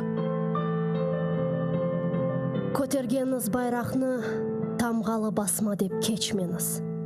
О байрақның үстінде шерефіңіз, намысыңыз, итибарыңыз бар. Көтеріңіз ең yüksекlerге, ең төпелерге, көк yüzüyle paylaşsın ренкіні. Керек олса оның үшін нишан олыңыз. Бір кеткен жан недір ки? 1000 жан кетсе феда олсын ona. Қиямет өлім ма? Бұ му фелекет? Асыл фелекет байрағымыздың ерде саврылмасыdır. Утаныңыз, эфенділер, егіңіз башларыңызны. Тітрейдір шымдалымызға бақып еждатларымыздың кеміклері. Кірді евімізге дұшман қуа алмайық. Сесіміз шықмаз олды қорқуға далдық. Утаныңыз, эфенділер, ғайып болған рухыңыздан утаныңыз. Байрағыны көтеріп оламаған еллеріңізден утаныңыз. Мен утанам.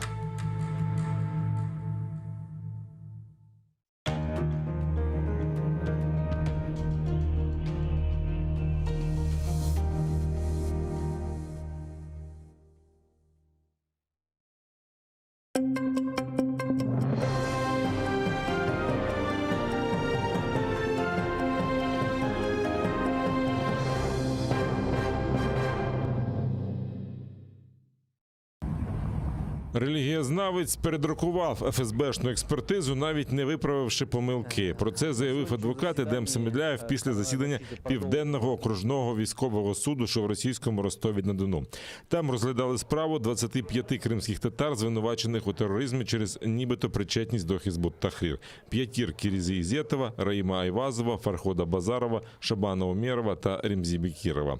Адвокат зачитав висновок вченого з Інституту сходознавства Національної академії наук України Данила Радівілова. Він розкритикував релігієзнавчу експертизу обвинувачення та пояснив терміни, які вживали бранці. Фахівець пояснив кожне визначення та вказав на низку помилок релігієзнавця, який скопіював текст окупаційних слідчих.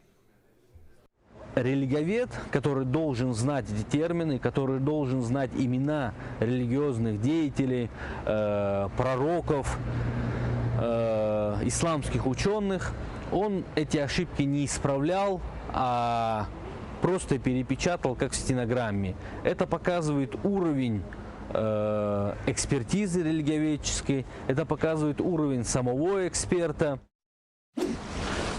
Так званий таємний свідок, ймовірно, просто агент ФСБ, тому його особу відмовляються розкрити. Про це розповів адвокат Еміль Курбєдінов після засідання російського суду по справі Азамата Іюпова, якого через нібито причетність до Хізбут-Тахрір звинувачують у тероризмі. Окупанти запросили чергового так званого таємного свідка, який ховається під псевдо Мустафаєв. Захист хотів дізнатися його особу, оскільки підстав її приховувати немає, але окупаційний суд відмовив. В ходе допроса я выясняю то, что никаких угроз от Азамата Гат, его семьи, вообще от кого бы то ни было в адрес этого свидетеля не поступало, вот, что он просто вот опасается. Но я считаю, что и защита считает, что на самом деле никакого опасения здесь нет. Здесь свидетель или Федеральная служба безопасности просто скрывает своего агента, который прыгает из одного уголовного дела в другое, вот под маской такой дает различные показания на всех наших политзаключенных.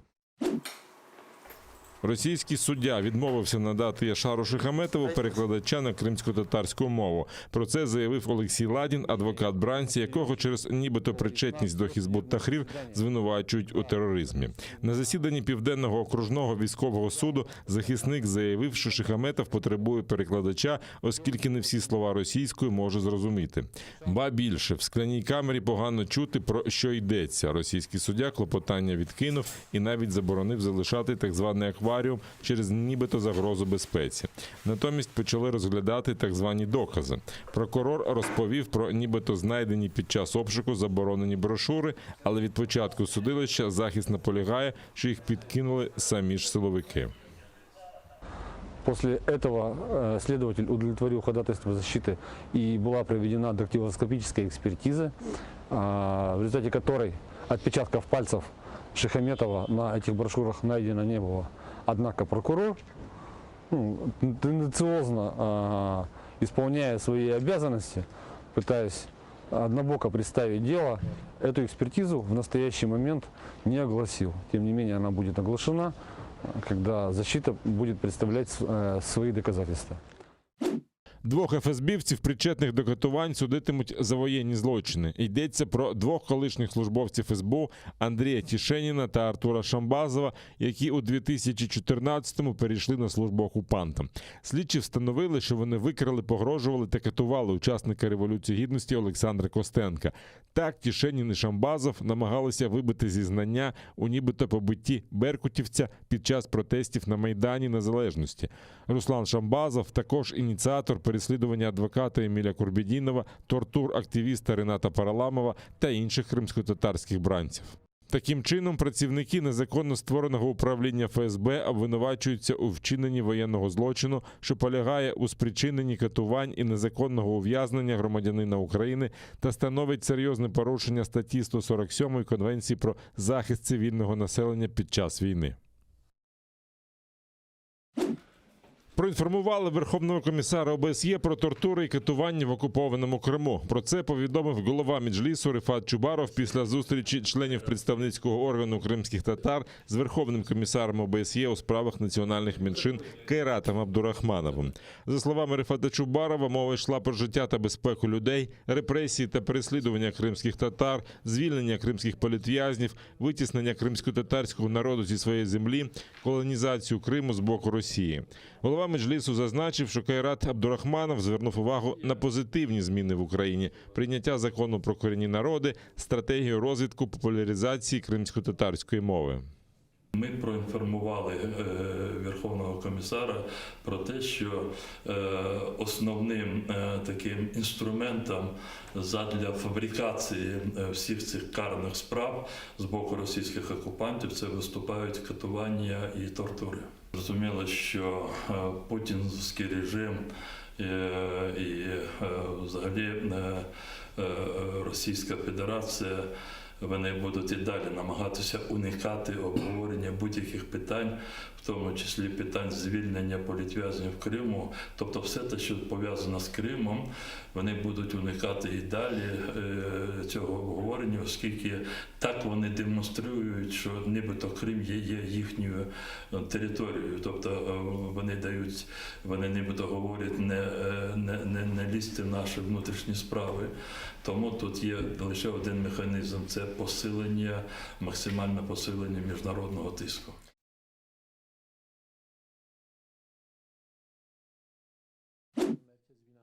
Позиція президента Туреччини щодо Криму вселяє надію багатьом кримським татарам. Про це йдеться у відкритому листі платформи кримсько-татарських організацій до Реджепа Таїпа Ердогана. Біля 50 дернеків звернулося до глави Турецької республіки перед його зустрічю з президентом Росії Путіним.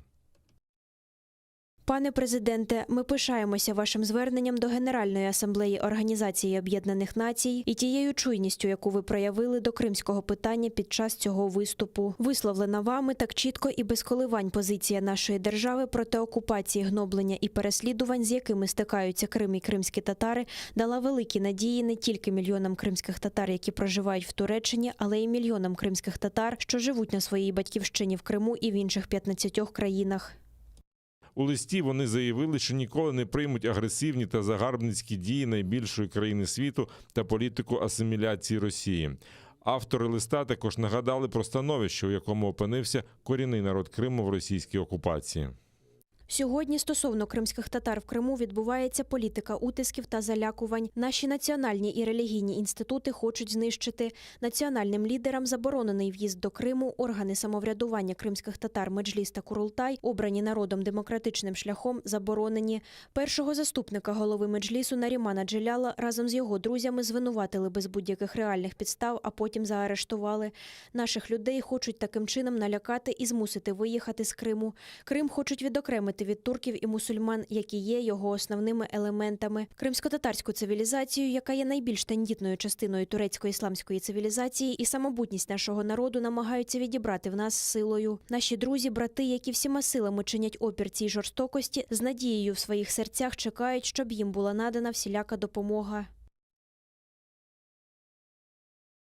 Окупанти фактично ізолювали Нарімана Джеляла від спілкування з родиною. Про це на щомісячній онлайн-зустрічі Кримської солідарності розповіла дружина першого заступника голови Меджлісу Левіза Джелял. За її словами, з чоловіком не вдається поспілкуватися вже майже 3 тижні. Востаннє вони бачились на засіданні окупаційного суду. Подружжя мало змогу спілкуватися лише коли так званий суддя залишав залу, каже Левіза Джелял.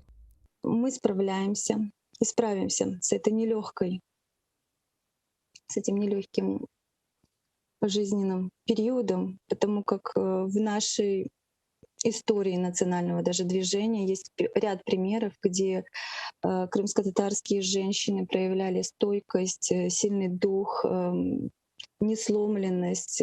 К их числу можно отнести и Айше Сейтмуратову, и Шафика Консул, и Зампиру Асанову, и Виджия Кашка, которая, к сожалению, от рук этих нелюдей погибла. И я верю и надеюсь, что испытание, которое посылает нам Аллах, приведет нас к светлому будущему. Азіз Ахтемов добровільно поїхав на катування, щоб не залишати брата сам на сам з окупантами. Про це розповіла дружина бранця Аділе Ахтемова. Вона впевнена, що всі так звані свідчення були буквально вибиті силою та не мають нічого спільного з реальністю. А за словами дружини Асана Ахтемова, до її нещадно катованого чоловіка досі не допускають медиків. В чем нас хотят убедить? Люди, оказавшиеся в их руках, когда есть угроза не только собственной жизни, но и жизни близких, то человек озвучивает под принуждением то, что им прикажут. Зная их методы на протяжении 7 лет, за правду они выдают лишь то, что им на руку, чтобы в очередной раз заклеймить крымско-татарский народ.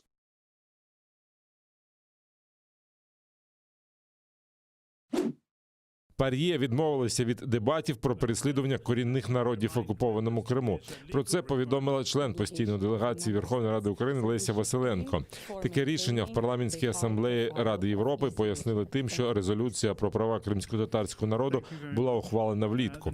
Раніше член української делегації нардеп Рустем Умеров повідомляв, що Україна подала запит на проведення дебатів на тлі нових облав та затримань на півострові.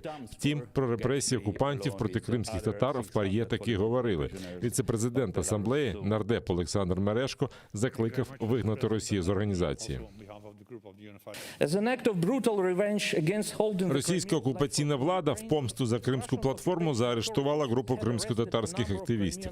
Серед них представник Меджлісу Наріман Джелял. Дехто з затриманих зазнав тортур від рук російського ФСБ. На жаль, не було серйозної реакції на ці грубі порушення прав людини, і це не зупинило Росію. Вони сподіваються, що ми втомимося зважати на постійні провокації та порушення, але ми не маємо жодного права на це. Навпаки, ми маємо подвоїти подвоїти наші зусилля, захищаючи кримських татар на окупованих територіях. Росія розкручує машину масової пропаганди, щоб створити ілюзію добробуту у Криму. Поведінка Росії не має нічого спільного з цінностями нашої організації. Висновок простий. Росію треба викинути з Ради Європи. 12 літаків і 4 судна заарештовано через незаконні відвідини окупованого Криму. Про це повідомили у прокуратурі автономії. Там встановили, що російська авіакомпанія використовувала пасажирські літаки марок Boeing та Embraer для незаконного перетину державного кордону України. Відомо щонайменше про 37 російських авіакомпаній, які здійснюють регулярні рейси всупереч українському законодавству. В прокуратурі Криму також помітили істотне зменшення іноземних морських суден, які незаконно заходять до кримських портів. Гавані півострова закрили для судноплавства в липні 2014 року. До того ж, іноземні судна з провідних морських держав взагалі не заходять до закритих гавані півострова. Натомість порушують законодавство переважно судна під прапором Росії, інколи Сирії, Єгипту, Лівану, тобто країн, з якими відсутня міжнародна співпраця на цьому напрямі. Усипані уламками тротуари, тріщини в стінах будинків і вибите скло. На грецькому острові Крит стався землетрус магнітудою 5,8. Повідомляють про одного загиблого, ще близько 10 людей постраждало. Підземні поштовхи тривали кілька хвилин і відчувалися на всьому острові. Коло епіцентру в східній частині Криту пошкоджено багато старих будівель. Одна людина загинула. Під час ремонтних робіт на чоловіка впав купол каплиці. Стіни все ще стояли, але дах завалився і уламки були заввишки метр. Ми зрозуміли, що шансів вижити у чоловіка майже не було. Важкою технікою ми прибрали уламки і дісталися до бездиханного тіла бідолашного робітника. У столиці Криту, місті Іракліон, що за 30 кілометрів від епіцентру, люди вибігли на вулиці і боялися повертатися у будинки. За словами чиновників, для людей, які через небезпеку обвалення змушені залишатися просто неба, підготували номери в готелях. Тимчасово також нададуть 2,5 тисячі наметів. Влада Греції відправила на Крит інженерів, щоб оцінити збитки. Приєднуйтесь до сім'ї АТР та підпишіться на сайт нашого телеканалу. Для цього наберіть в браузері atr.ua, натисніть на кнопку «Вступити в сім'ю АТР», виберіть суму і натисніть кнопку «Підтримати АТР». Після цього заповніть дані своєї картки та електронної пошти. Оберіть регулярність платежу, погодьтеся з умовами програми та натисніть кнопку «Оплатити». Перший кримсько-татарський телеканал АТР – це максимальна та ексклюзивна інформація про Крим. Це єдиний осередок свободи слова для кримсько-татарського народу. Підписка на наш сайт – це підтримка нашої інформаційної боротьби та ваш внесок у повернення півострову додому, в Україну.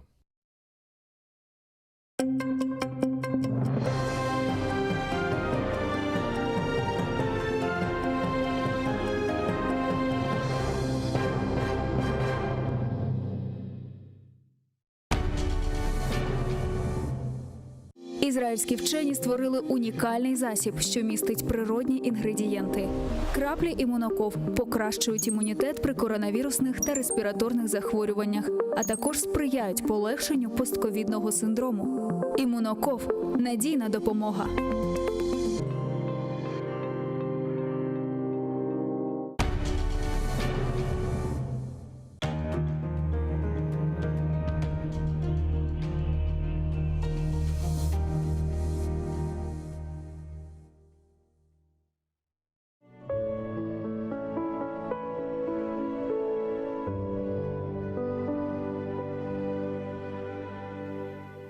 Sen yaratkan her bir günge şükür deyim, kalbim coşup seni dinleyim.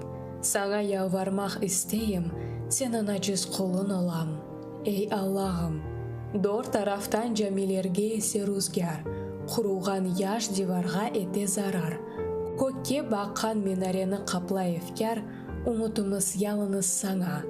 Ey Allah'ım, ел үфірте ябанларны башқа елден, йықылмасын бұ диварлар ақ темелден. Сафларымыз имдат арай хақ елінден, тұт ұчындан бұ рүзгарны.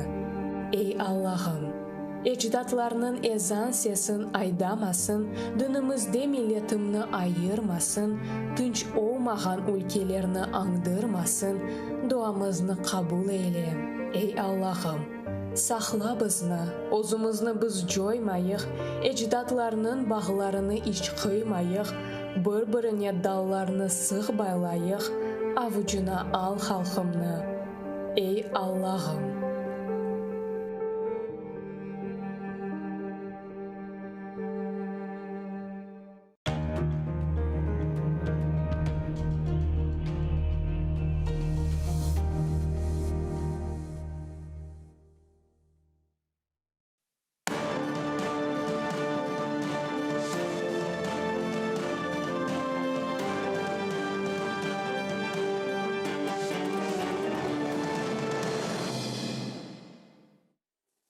Ассаляму алейкум, харлах шамлар. Добрый вечер. В эфире телеканала АТР. Вы смотрите информационно-аналитическую программу «Бугунь».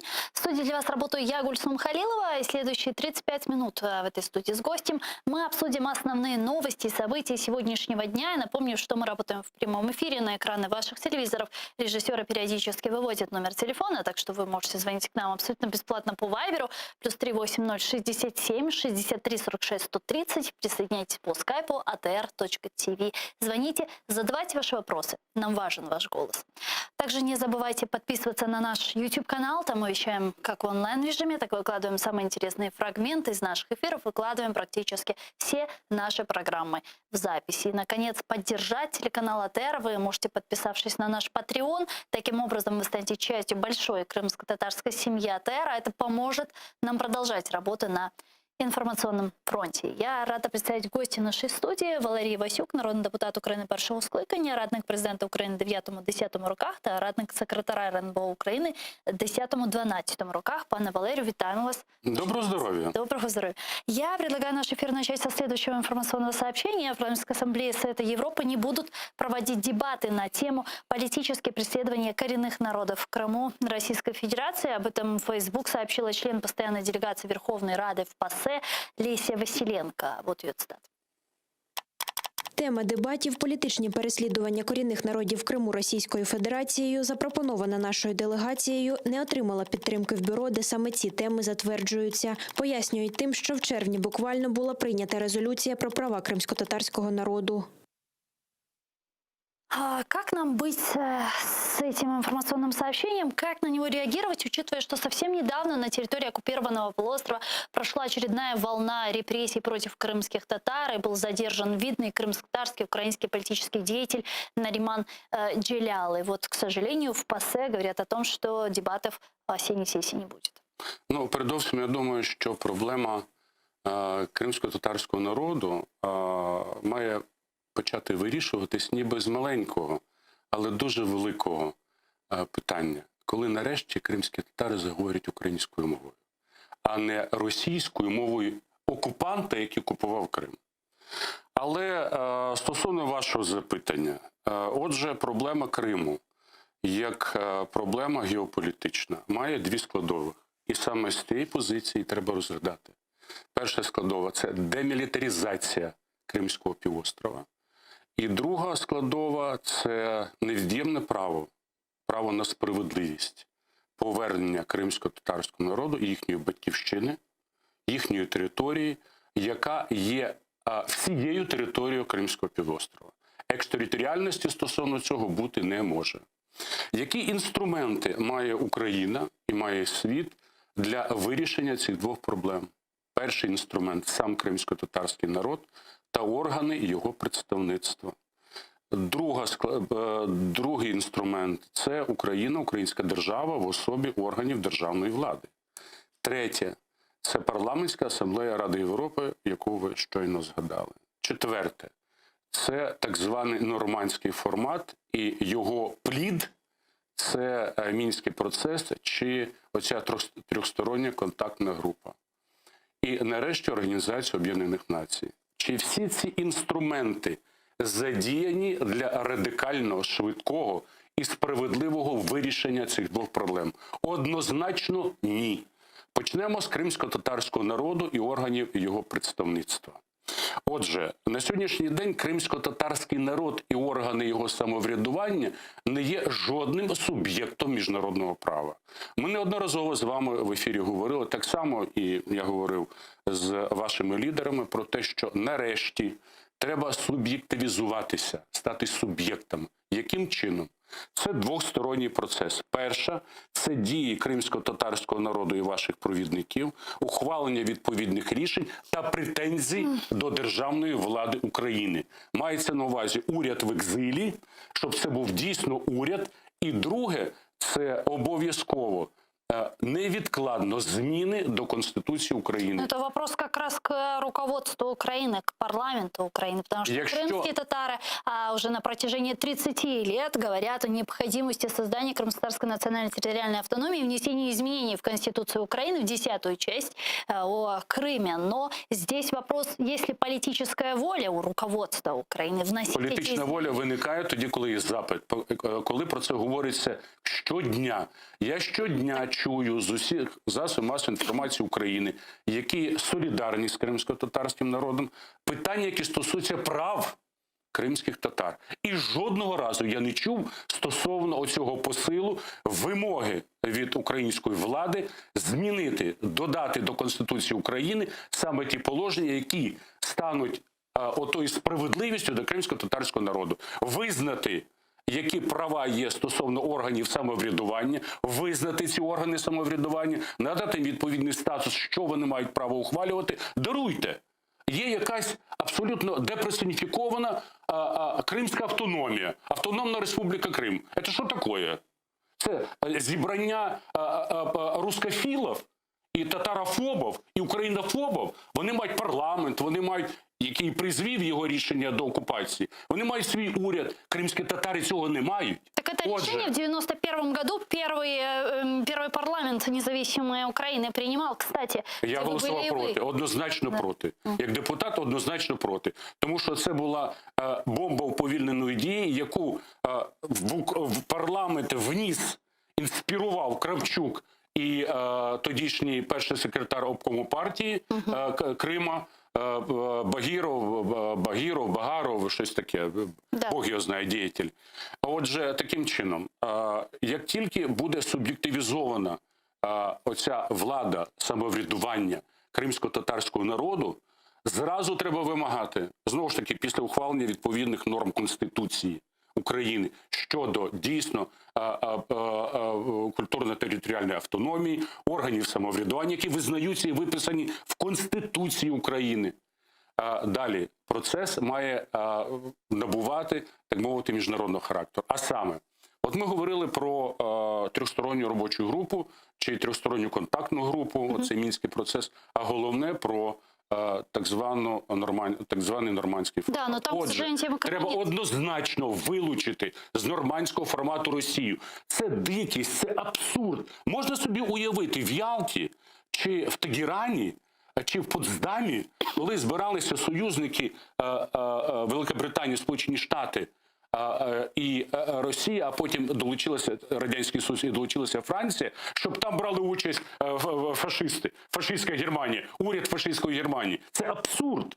Отже, вилучити Росію однозначно і утворити новий формат, залучивши туди обов'язково Туреччину, як, мабуть, єдину країну, яка піклується, опікується і досить жорстко ставиться до Росії у питаннях окупації Криму як території, як батьківщини кримсько-татарського народу, Велику Британію, яка на відміну від Німеччини і Франції ніколи не була підметками Росії, бо споконвіку, ще від 1812 року, коли Париж пав, Франція боїться Росію. Вони злигалися. Це ще за радянських часів це було. Німеччина, починаючи від Катерини І, там же оця німецька кров, вони ж злигалися і вони відчувають якусь вину перед Росією, хоча найбільші втрати за Другу світову війну це була Польща, це була Білорусія і Україна.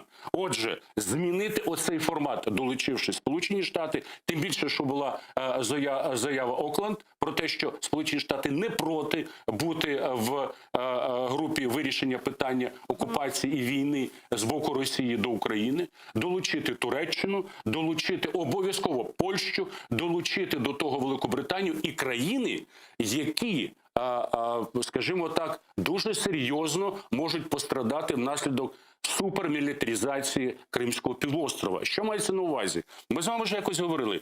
Чорне море до окупації Росією, так? До створення там оцієї надпотужної військової бази, створення там, як подейкують, і ядерного потенціалу відповідного.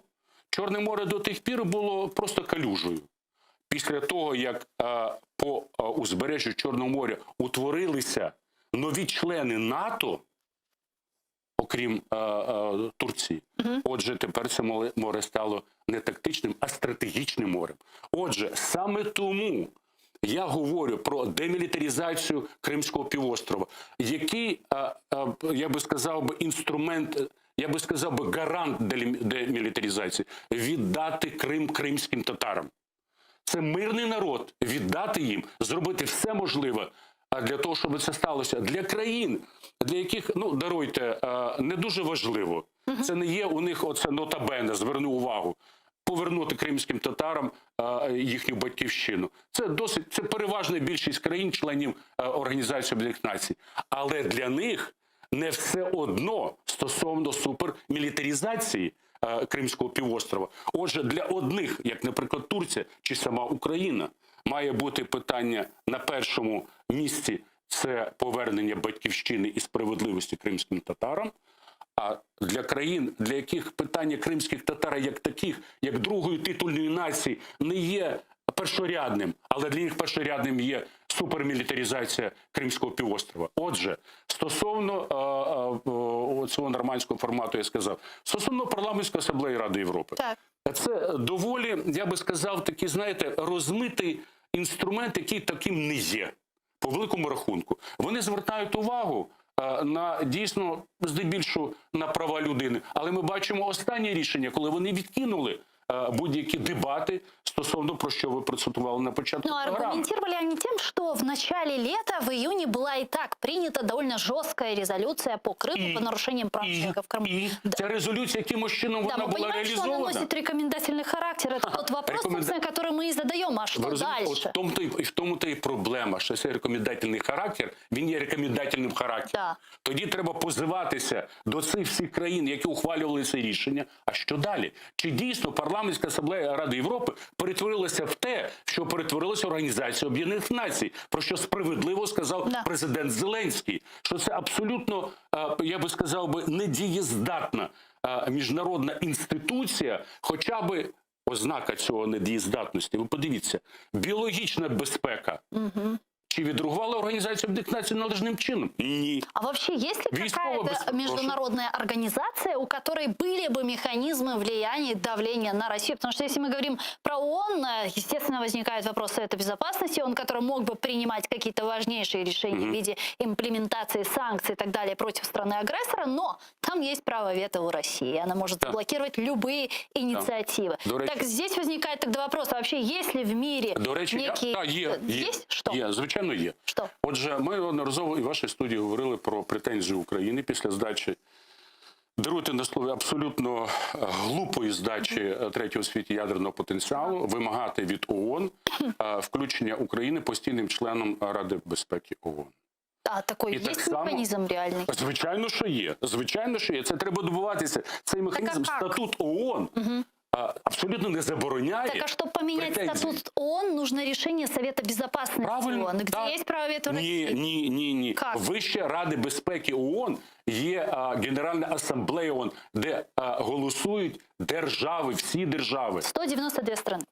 Претензія повинна бути, але за цією претензією має бути натяк на те, що якщо цього не станеться, то Україна, враховуючи всі обставини світової геополітики стосовно ядерних держав, має право поновити свій ядерний статус, бодай у частині не стратегічної, а тактичної ядерної зброї. Технологии, а деньги? Всі є, абсолютно всі є. Про це доводять наші вчені, про це говорять наші військові. Деньги є? Значить, перше, $1 мільярд. Всього-навсього. Для того, щоб поновити оцей ядерний потенціал у частині тактичної ядерної зброї. Так а не буде ли так, як з Треті в Іраном? світі поклади уранових руд.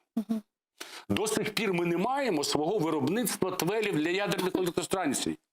Ми купуємо це в Росії. Ну, добре, частину почали купувати в Сполучених Штатах. Чому постає питання? Друге, всі ядерні блоки, які є на ядерних електростанціях в Україні, вони своїми відходами мають високо збагачений уран. Саме з нього роблять. І вони були побудовані академіком Олександровим. Електричество – це було похідне, це був побічний продукт. А от продукт для високозбагаченого урану, оця була функція Чорнобилів, южноукраїнських атомних електростанцій і так далі. Отже, є потужний хімічний завод, який збагачує уран і виготовляє плутоній. І нарешті Южмаш, ракетоносії. Отже, нарешті треба наважитись і сказати, даруйте, оцей Будапештський меморандум, це була брехня, ви нас абсолютно зґвалтували на це рішення, ви нам збрехали і залишили нас сам на сам з агресором. Отже, таким чином, те, що сказав Зеленський президент, що Організація Об'єднаних Націй потребує реформування. Це однозначно так. І чому Україна? Між іншим, з цим погоджується багато країн, особливо тих, які не мають ядерного потенціалу, які були зґвалтовані тою ж самою Росією і так далі. Це Югославія, всі країни колишньої Югославії і так далі, і так далі. Та ж сама Польща. Отже, питання полягає, чи країни Прибалтики. Отже, таким чином, реформація Організації Об'єднаних Націй в бік того, щоб Організація Об'єднаних Націй отримала інструменти впливу на такі ситуації. Знову ж таки, починаючи з медико-біологічних небезпек. Ми бачимо, світ, по суті, роздягнувся. Він розвів руками перед тим же самим ковідом. Інститут ООН, Всесвітня організація охорони здоров'я, до сих пір не може добитися відповідної інспекції Китаю, де ж взявся цей вірус, що це є таке, як воно народилося. Це один з прикладів стосовно медико-біологічної безпеки, стосовно прав людини, стосовно різних військових безпек. Ви подивіться, існування Організації Об'єднаних Націй в повоєнні роки, скільки воїн, скільки крові було пролито, тільки на території, я вже не беру Південну Америку, я не беру Африку, скільки крові було пролито в Європі. Отже, Організація Об'єднаних Націй виявилася абсолютно в цьому плані імпотентною. І чому не Україна, яка закладала підвалини Організації Об'єднаних Націй, яка була у колисці Організації Об'єднаних Націй як творець, чому вона не повинна виступати отим спонукачем, отим протектором для того, щоб ООН для себе, не для когось, для себе, щоб Організація Об'єднаних Націй нарешті почала функціонувати як потрібно. Отже, якщо оцей ми пасьянс поглянемо, оці всі інструменти, про які сказав, є багато недопрацювань, є багато невикористаних можливостей, але головним елементом в спонуканні передовсім української держави, в особі президента і Верховної Ради, і того ж самого Кабінету міністрів, для того, щоб щодень говорити про те, що у кримсько-татарського народу відібрали давно, а тепер ще більш агресивно їхню батьківщину. Що кримсько-татарський народ не визначений як друга титульна нація в Конституції України. Що кримсько-татарський народ в Конституції України не має жодних прав на самоврядування відповідне. Що нарешті кримсько-татарський народ вимагає зараз, допоки буде ухвалена Конституція, ухвалити відповідні рішення і дати можливість сформувати дійсно представницькі органи самоврядування кримсько-татарського народу, які будуть визнані як такі. Добре, що ми маємо, чи ви маєте, першу заступницю міністра закордонних справ. Так. Пані Джапарову. Вона надзвичайно кваліфікована особа, але вона один в полі воїн. Ми скільки разів говорили про те, що першому заступнику, який є за посадою перший заступник, а вона як другий міністр, чому вона не є членом трьохсторонньої контактної групи? Є весь час... Там немає теми Криму. ТКГ. Правильно, а тоді постає питання, а для чого вона є? Чому Це в питання нормандській... ще до 2015 року, коли це рішення приймали. Є сьогоднішній день. Чому не вимагає українська держава в особі президента ввести до так званого нормандського формату першу заступницю міністра закордонних справ як повноважного представника кримсько-татарського народу? Чому питання Криму, які не стоять як питання щодня, чому вони відбуваються поза кримсько-татарським народом? Це є несправедливість, це просто є ігнорація українською державою в особі президента і Верховної Ради проблем кримсько-татарського народу. І вони звузили це все тільки до прав людини. Я предлагаю перейти к следующей не менее важной теме. Давайте. Да, у нас назревает новый скандал с Венгрией. Наверное, вы уже слышали, что вчера в Будапеште состоялось подписание нового долгосрочного контракта между властями Венгрии и российским концерном «Газпром» на поставку газа в обход Украины. По условиям контракта «Газпром» будет поставлять в Венгрию 4,5 миллиарда кубометров газа в год. 3,5 миллиарда пойдут через Сербию и 1 миллиард через Австрию. Таким образом, поставки газа будут организованы в обход традиционного маршрута через украинскую ГТС. В Министерстве иностранных дел Украины назвали подписание нового контракта необоснованным решением, которое нанесет вред интересам Украины. Вот их цитата. Вважаємо це виключно політичним, економічно необґрунтованим рішенням, прийнятим на догоду Кремлю і на шкоду національним інтересам України і українсько-угорським відносинам. Министр иностранных дел Венгрии Петр Сиярто прокомментировал критику от украинского внешнеполитического ведомства в ходе пресс-конференции. После подписания контракта он обвинил Украину во вмешательстве в внутренние дела страны. Рішення українського уряду виступити проти цього договору зверненням до Європейської комісії глибоко обурливе. Ми вважаємо серйозним порушенням нашого суверенітету та інтересів національної безпеки, бажання перешкодити безпечному газопостачанню нашої країни, опаленню будинків угорського народу і роботі промисловості. Дмитро Тужанський, директор Інституту центральноєвропейської стратегії, зараз з нами на прямому зв'язку. Пане Дмитро, вітаємо вас, салям алейкум. Добрый вечер. Да. Пане Дмитро, мы понимаем, что между Украиной и Венгрией довольно непростые, сложные взаимоотношения с вопросов паспортизации жителей Закарпатья, вопрос образования, то, что Венгрия блокировала переговоры Украина, НАТО ставила вето, и вот сейчас очередной конфликт с Венгрией, которая подписала новый контракт с «Газпромом». Вот как вы думаете, до какой критической точки могут дойти взаимоотношения между Украиной и Венгрией, и чем это нам грозит? Я би не говорив про конфлікт, я би говорив про непорозуміння, можливо, скандальні ситуації. І тут в цьому контексті важливо розуміти кілька моментів. Я не є прихильником думки, що всюди варто шукати Кремля, але в даному випадку цю руку очевидно. І Росія вкотре спровокувала угорців та українців Київ, Будапешт на протистояння. Поясню як. З одного боку, дійсно, які можуть бути претензії до Угорщини, яка підписує собі контракт на постачання газу, це її суверенне право і так далі. Тим більше, що 70% Угорщина має залежність від імпортованого, від російського газу, власне. Тобто, щоб опалювати будинки, працювала промисловість.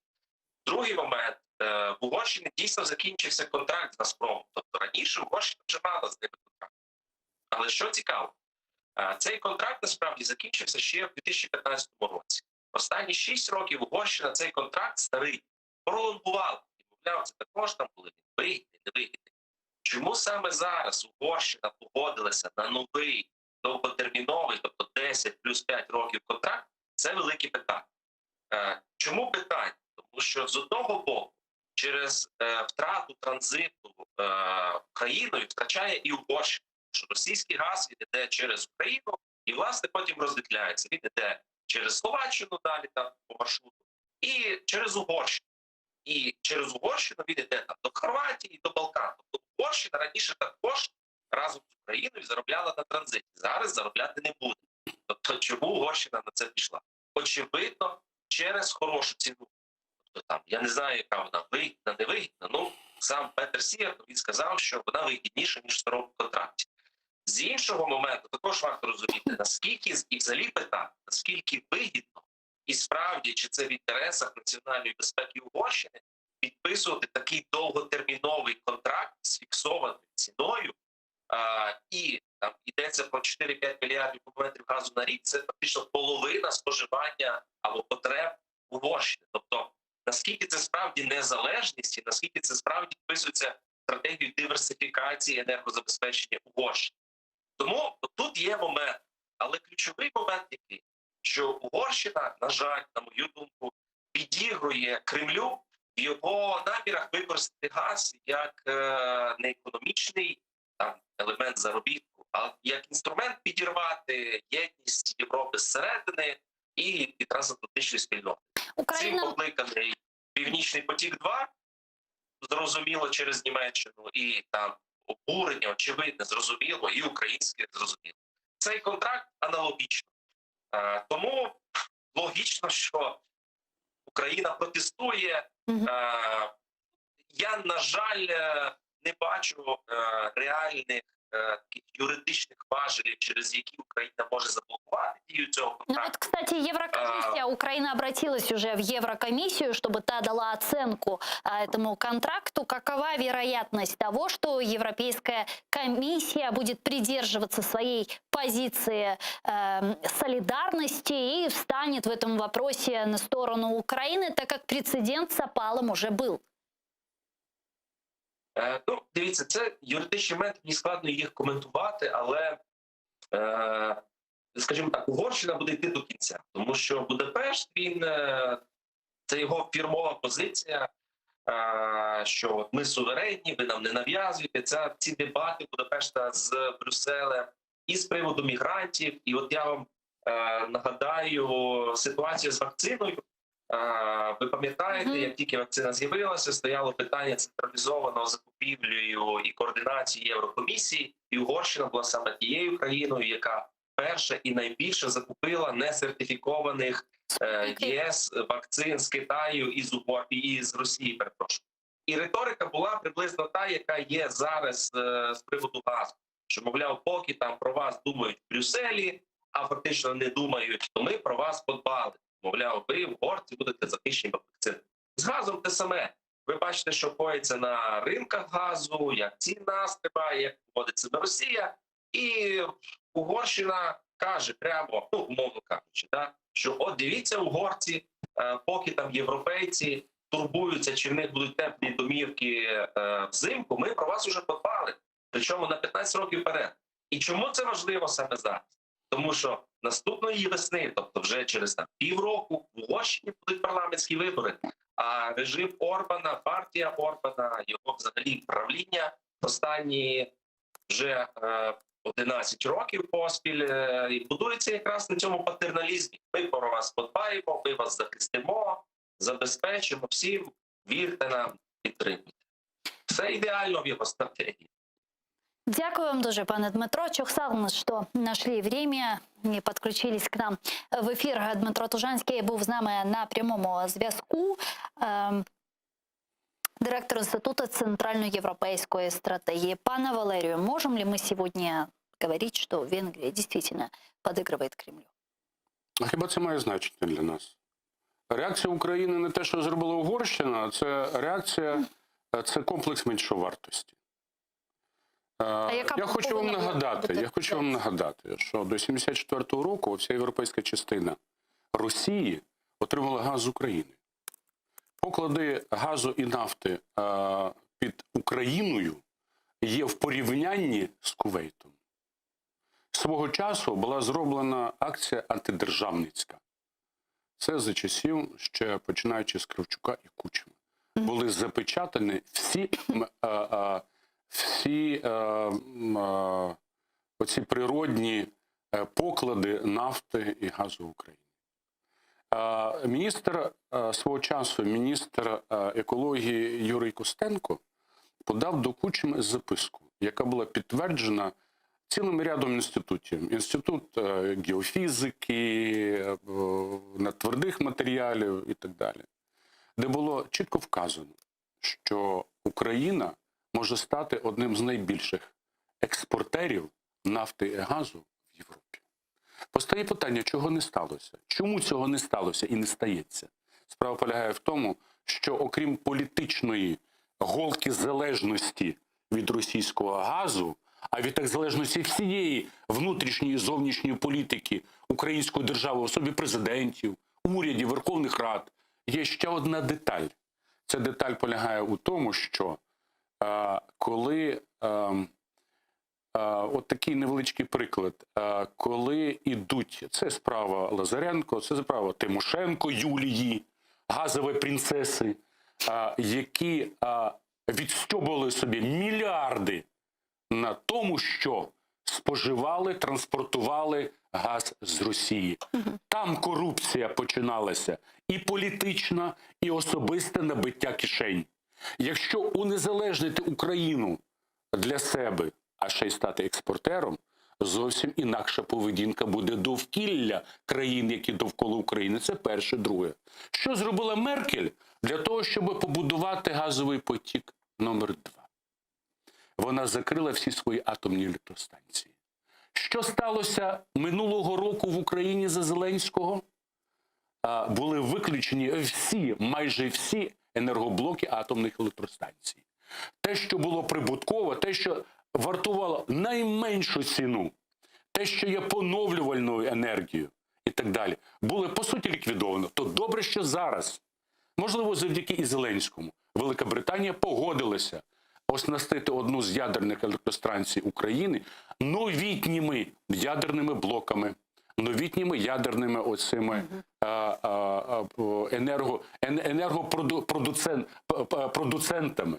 Отже, таким чином, в Україні є достатньо можливостей для того, щоб себе унезалежнити як в електрострумі, як в газі, так і в нафті. Абсолютно, однозначно. Питання полягає тільки в тому, що народ України весь час обирає президента і Верховну Раду, які формують відповідний уряд, які знову ж таки продовжують наживатися на оцьому транспорті російського газу до Європи, знову є залежними від Росії і ніяким чином не дбають про свої поклади газу і нафти. Повторюю, 2 тижні тому назад на каналі «Україна-24» був представлений документ американських аналітиків, які працюють якраз в сфері енергозбереження і енергопродукування.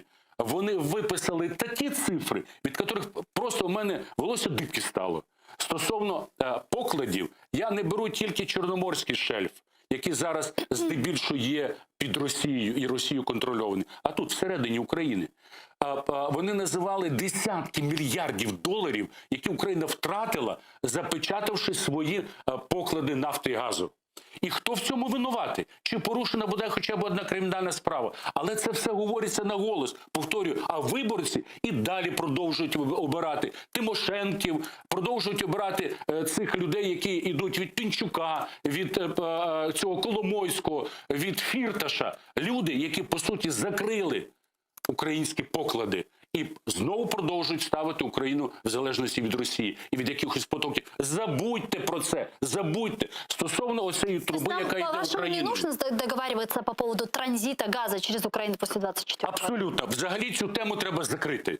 Отже, газові сховища України, вони найбільші в Європі. Треба почати їх використовувати для країн Європи, щоб вони зберігали свій газ в газових сховищах. А до газових сховищах... А как с ними разговаривать? Потому что они же хотят газ с точки А, с точки Б. Почати говорити. Так, хорошо, а как аргументировать? Що? Як аргументувати? А не треба аргументувати. Не хочете, нема проблем. Ради Бога. Навіть хай оця газова транспортна система України стоїть порожньою. Але почати видобувати, розпечатати оці от поклади, фантастичні поклади. Та треба нові технології, бо вони залягають на доволі великій глибині. Нам пропонували це робити. І Сполучені Штати, і Велика Британія.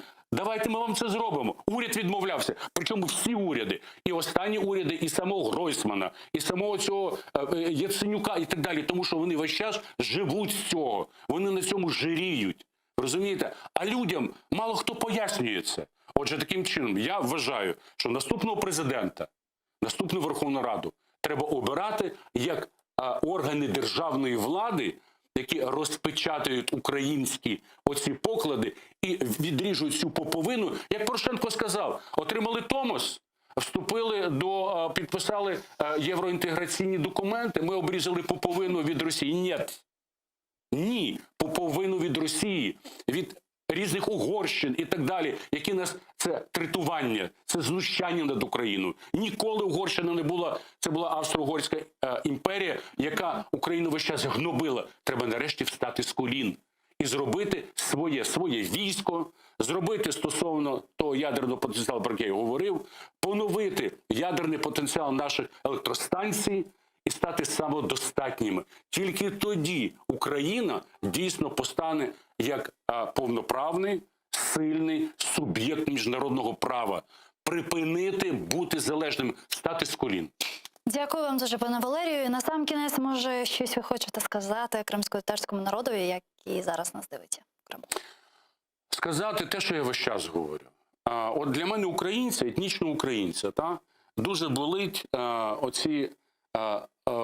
оці страждання кримсько-татарського народу, які тривають вже роками і десятиліттями, і роками, починаючи від Суворова, Катерини II, коли була здача, по суті, Криму для Російської імперії, і вони весь час страждають. Постає питання, чим завинив кримсько-татарський народ перед Богом? Чим? Тільки одним. Не завинив. Тільки одним. Це миролюбивий народ. Він завжди допомагав козакам. Завжди козаки були з кримськими татарами, з цим військом. Завжди оця була якась спорідненість. Я оце нещодавно подивився вкотре «Запорожець за Дунаєм». Попри те, що там фантастична музика Гулака Артемовського, там ще оце є, я би сказав, як можна сказати, якби така подача, така якась філософія стосунків, коли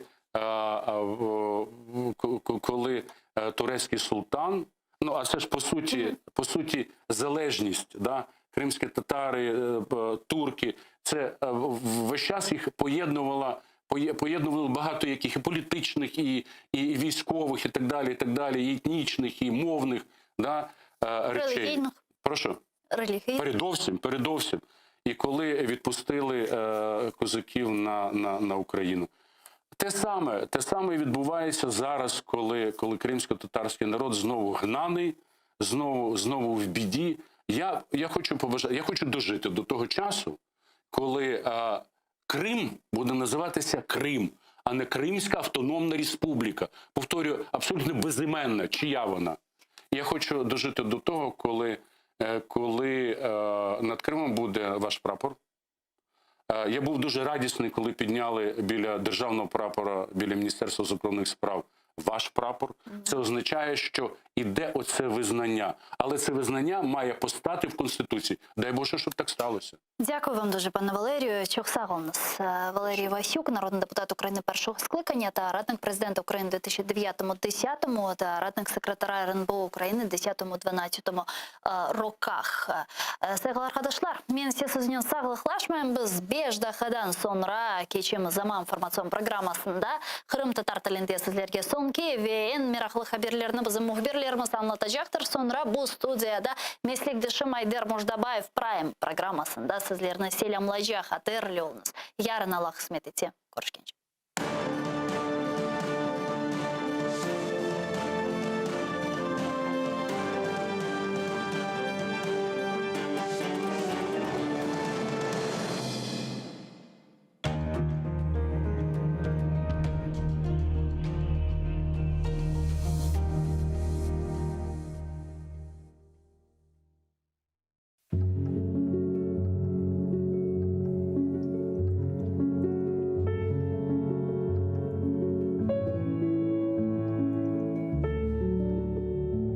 Вы знаете, что люди могут не вернуться. Зажав всю волю в кулаке, вас отпустить. И как-то утром с мыслями, но не о вас проснуться. И больше вас не ждать и не о вас грустить. Вы знаете, что люди могут не вернуться. Не выдержав свой мир, сломав, вас не простить. И со слезами на глазах от вас на 1000 ключей замкнуться. И понимая, что нет сил вас навсегда забыть. Вы знаете, что люди могут не вернуться. И могут не писать, не волноваться, не звонить. И никогда вам больше к ним не прикоснуться. Задумайтесь. А кто еще вас сможет так же полюбить?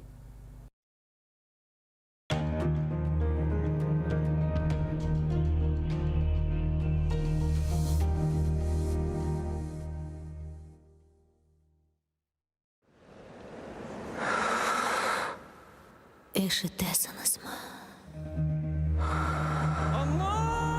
Мен ақтауныттыңыз ма?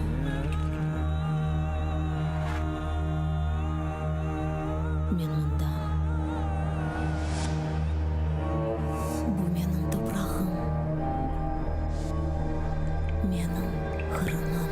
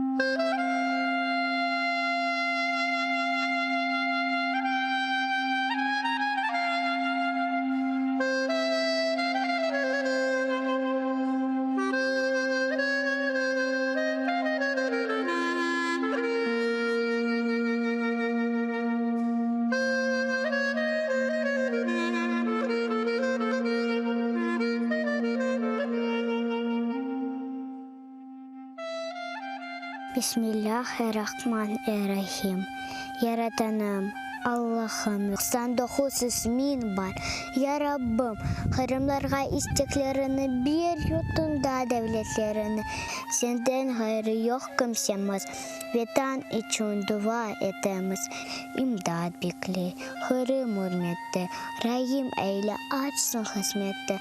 Bizni hırımda yarattın, yardımın ile. Sürgünden hayttık. Endi halkımız Kırım'ında. Devletli olsun vatanımızga. Biz için aziz Kırım'ımız. Takmında açsın bahtımız. Senden hayrı yok anlayacak. Yaratanım aç bizge uçak. Kırımlarga elini uzat. Yardım ver ya Rabbim. Bir bizge imdat.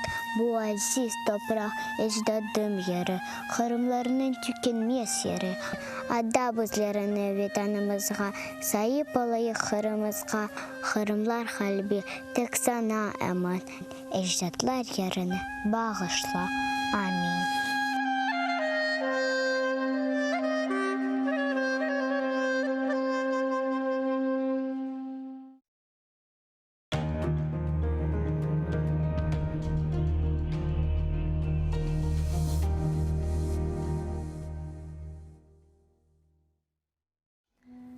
Кичичик олғанда, ағам да мен де чечектен ятқанда қардашым шейде. Құртқағат телі шал марама бергенде, бізім үшін ақ чеккен сен де келмедің. Өзіміз межалсыз, бабам да пек қарт. Yok екен азбарда араба ве ат, құмшудан бір тілім, отмекні сорап, ала алмаған бір қапым, сен де келмедің. Тек айлар дегелде, yıllar da geçken. Қарт фақыр бабайым, ачылықтан өлген. Сен де қартанайым, 60-та екен, біздерге көз тіккен. Сен де келмедің. Артық урве сербест олғанымыз вақыт, епіміз іш көріп, çalışқаны вақыт. Ашаған аққымыз ақ олғаны вақыт, ескісін сөйлеген. Сен де келмедің.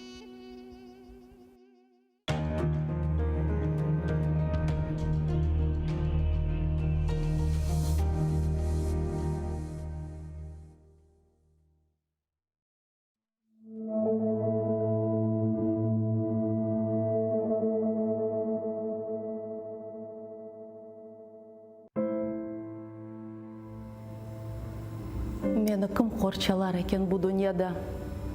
Мені кім парчалар екен бұл дүнияда? Мені кім қырпалар екен бұл дүнияда? Қырымым, егер сен олмасаң дүнияда. Сені кім сызлатыр екен бұл дүнияда? Сені кім ерлатыр екен бұл дүнияда?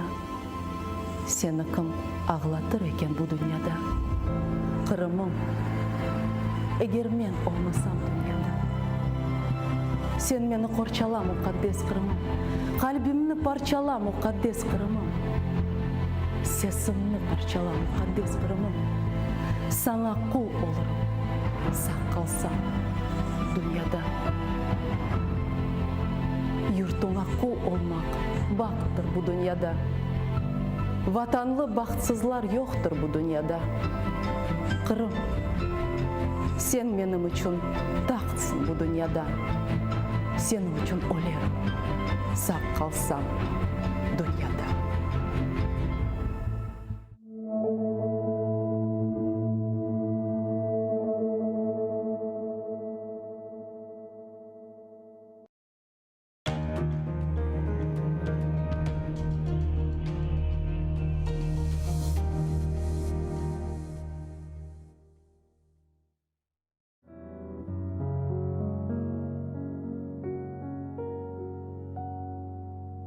Қырым cenнеттегі достар. Берілсе де Алладан, мында чоқтан не үрейлер, не мелеклер қалмаған. Қырым cenнеттегі достар, сіз cenнетке қызмаңыз, алландырып, баландырып, ялан ресім сызмаңыз. О, тек Қара деңіздегі сазылығы бар, гөлі бар, суындан туздамы келген, қавырап қалған чөлі бар. Дүлбер олып көрінсе де, қарағындан тышындан, қасым айы кіргенден соң, жан тоңылыр қышындан. Қырым cenнеттегі достар, пек хорланған денішкен, мында неже yol айрылып, неже yollar кесішкен. Неже еллар мында аяқ басмаған қалмаған, селбелерге торбаларына асмағанлар қалмаған. Неже еллар ешілада оған керван сарайы, еміш біткен бағларында, чөллерінде қорайы. Зәрләчсіз берекет жоқ, бақчасында, бағында, суф қалмаған қарасуфда, салғыр деген ағымда. Келмешектің әр бір сойы алайым деп тұрышқан, кентлер, көйлер борықсызған, тұтынлерінен қырышқан. Қырым, Қырым, бір заманда бәлкім cennet едің сен. Енді есе женімнің қапысына келдің сен. Қайтып келе саңа яңы жан бережек тамырын, шу тамырын еле бағлы әр бұрғыдан, әр сырын. Қырым, сені құртарырмыз, сон мақсатқа етерміз, яда сендай таптауырда олуып сонып кетерміз. Қырым, бәлкім біреулерге сен бір cennet мекенсің, бізге есе cenнеттегі Қырым бізге ватансың.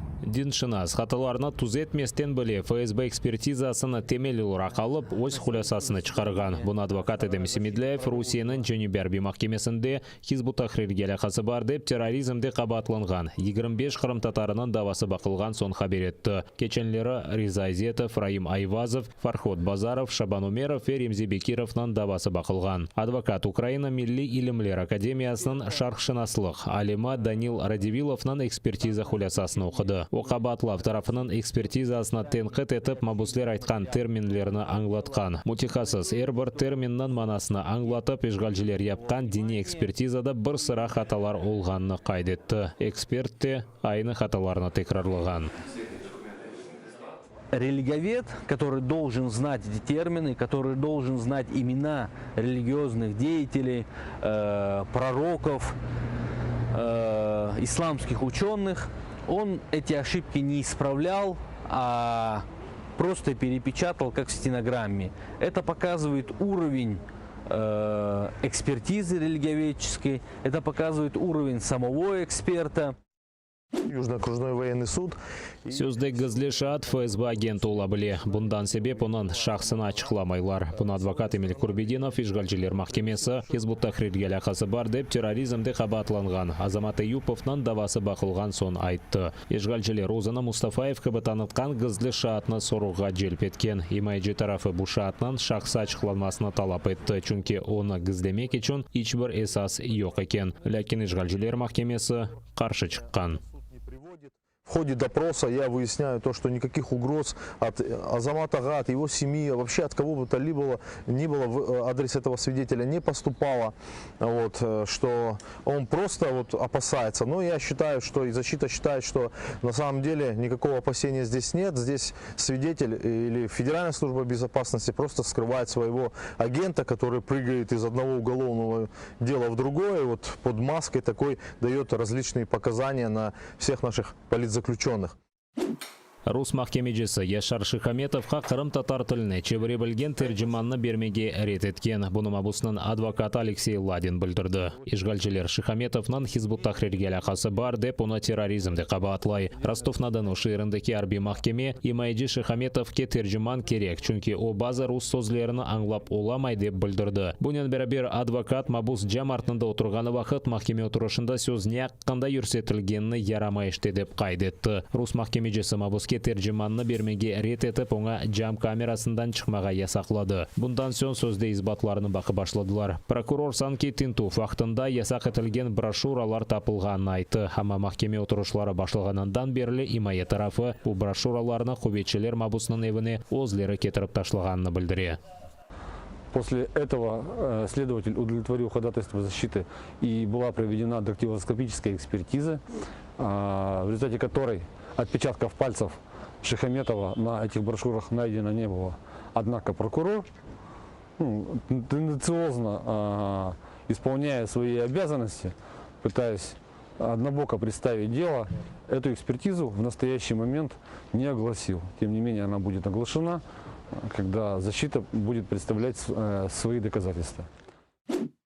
Инсанларның азапларға чектірілмесін алақасы олған екі ФСБ хадимы арби жинайетлер үшін махкеме етлежек. Сөз екі сабық ФСБ хадимы Андрей Тишенин ве Артур Шамбазов аққанда үрсетілі. 2014 сенесі олар ишгалжилерге қызмет еті башлады. Таққатшылар белгілегеніне көре бұл еркеклер Менлік инқилабының иштиракчысы Александр Костенконы қырсызлап, оны азапларға чектірді. Тишенин ве Шамбазов боле етіп, мұстақылық мейданында нумайшылар кечірілгені вақыт, Костенкодан Беркут хадимының дугілмесіні бойына алмасыны істеді. Руслан Шамбазовнан адвокат Эмиль Курбединовнан тақып етілмесі, фаал Ринат Парламов и башқа Қырым татарларының азапларға чектірілмесіне алақасы бар. Таким чином, працівники незаконно створеного управління ФСБ обвинувачуються у вчиненні воєнного злочину, що полягає у спричиненні катувань і незаконного ув'язнення громадянина України та становить серйозне порушення статті 147 Конвенції про захист цивільного населення під час війни. ОБСЕ-нің юқары комиссарына инсанлар ишгалчылар тарафындан азапларға чектірілмелері аққанда хабар етілді. Бұны Меджлис темсілчілерінің милли азғынлықлар мәселелері бойынша ОБСЕ-нің юқары комиссары Кайрат Абдурахмановнен көрішмесінден сон Рифат Чубаров білдірді. Меджлис рейсінің сөздеріне көре топлашуда сөз инсанларынан аяты ве телекесізлігі, Қырым татарларға низбетен репрессиялар ве оларының тақып етілмесі, Қырым сияси мабуслерінің азат етілмесі, Қырым татарларыны өз ватанындан қуымаға интылу ферусларының Қырым территориясында ерлештірілмесі аққында үрсетілді. Рифат Чубаров, Кайрат Абдурахманов тамыр халқлар аққында канун ве Қырым татар тілі популярлаштырылмасы стратегиясының қабыл етілмесі кібі Украинада мұзбет деңішмелерге диққат еткенін қайдетті. Ми проінформували Верховного комісара про те, що основним таким інструментом задля фабрикації всіх цих карних справ з боку російських окупантів це виступають катування і тортури. Зрозуміло, що путінський режим і взагалі Російська Федерація вони будуть і далі намагатися уникати обговорення будь-яких питань, в тому числі питань звільнення політв'язнів в Криму. Тобто все те, що пов'язано з Кримом, вони будуть уникати і далі цього обговорення, оскільки так вони демонструють, що нібито Крим є їхньою територією. Тобто вони нібито говорять не лізьте в наші внутрішні справи.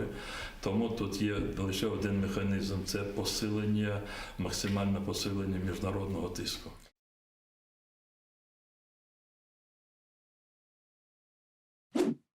Түркия президентінің Қырымнен бағлы позициясы бірчоқ Қырым татарларға умут бере. Бұл ақта Түркиедегі Қырым татарлар дернеклері бірлешмесінің Реджеп Тайып Эрдоғанға айдынлатқан ачық мектубында айтылы. Оны 50-ден зияде дернек елбашысы имзалап Түркия президенті Русия президенті Путиннен көрішмес арфесінде яйынлады. Пане президенте, ми пишаємося вашим зверненням до Генеральної асамблеї Організації Об'єднаних Націй і тією чуйністю, яку ви проявили до кримського питання під час цього виступу. Висловлена вами так чітко і без коливань позиція нашої держави проти окупації, гноблення і переслідувань, з якими стикаються Крим і кримські татари, дала великі надії не тільки мільйонам кримських татар, які проживають в Туреччині, але й мільйонам кримських татар, що живуть на своїй батьківщині в Криму і в інших 15 країнах. Имзаланған мектупте дернек ел басшылары ич бір вақыт дүнияда ең бұйық олған тежауыз ве ишгалжы девлеттің сиясетінен разы олмай жағын айталар. Мектуп муэлифлері Ярмаданын тамыр халқы Русия ишгалі шарайтлерінде насыл вазиетте қалғанында тариф етті. Сьогодні стосовно кримських татар в Криму відбувається політика утисків та залякувань. Наші національні і релігійні інститути хочуть знищити. Національним лідерам заборонений в'їзд до Криму, органи самоврядування кримських татар Меджліс та Курултай, обрані народом демократичним шляхом, заборонені. Першого заступника голови Меджлісу Нарімана Джеляла разом з його друзями звинуватили без будь-яких реальних підстав, а потім заарештували. Наших людей хочуть таким чином налякати і змусити виїхати з Криму. Крим хочуть відокремити від турків і мусульман, які є його основними елементами. Кримсько-татарську цивілізацію, яка є найбільш тендітною частиною турецько-ісламської цивілізації, і самобутність нашого народу намагаються відібрати в нас силою. Наші друзі, брати, які всіма силами чинять опір цій жорстокості, з надією в своїх серцях чекають, щоб їм була надана всіляка допомога. Ишгалчылар Нариман Джелялының Қурантасы еле субетлешуден марум еті. Бұны Қырым бірдемлігінің онлайн көрушывында Меджлис рейсінің бірінші муавиннің умыр арқадашы Левиза Джелал қайдетті. Оның сөздеріне көре учафтадан берлі ақайынен не көрушып, не лаф етіп оламай. Соңки сефер оны Ишгалчылар махкемесі Сыңырланов тедбірні сайлаханы вақыт көріп олған. Тек махкемеджі салонны терк еткені вақыт біраз лаф етіп етштірген. Мы справляемся и справимся с этой нелегкой, с этим нелегким жизненным периодом, потому как в нашей истории национального даже движения есть ряд примеров, где крымско-татарские женщины проявляли стойкость, сильный дух, несломленность.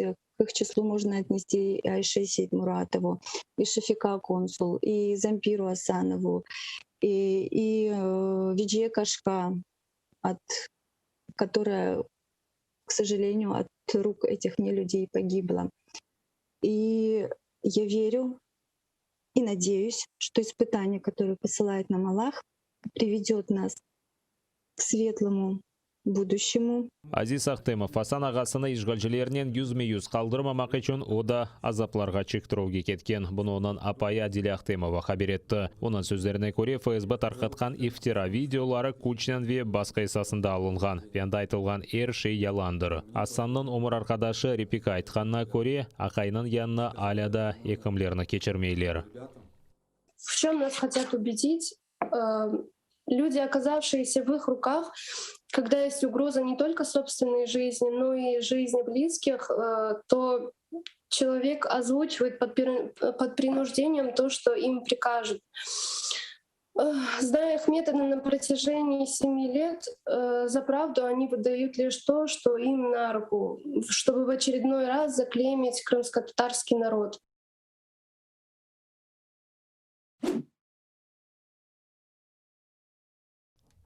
Авропа Шурасынан парламент ассамблеясы ишғал етілген Қырымда тамыр халық векіллері тақып етілген аққанда мұнақаша кечірмейджек. Бұны Украина Юқары Шурасынан даими темсілжісі Леся Василенко хабар етті. Парламент ассамблеясында бөле қарарыны Қырым татар халқының ақлары аққанда язда резолюция қабыл етілгенінен аңлаттылар. Кеченлері Украина иетінің азасы халқы депутаты Рустем Умеров Украина векіллері Қырымда кечірілген яңы репрессиялардан сон ярмададаки вазиет бойынша мұнақашалар кечірілмесі талабына бергенін айтқан еді. Парламент ассамблеясында бір ишгалжілер тарафындан олған репрессиялар аққанда сөз жүрсетілді. Ассамблеянан президент муавины, халқы депутат Александр Мерешко Русияны бұл тешкілеттен қувмаға талап етті.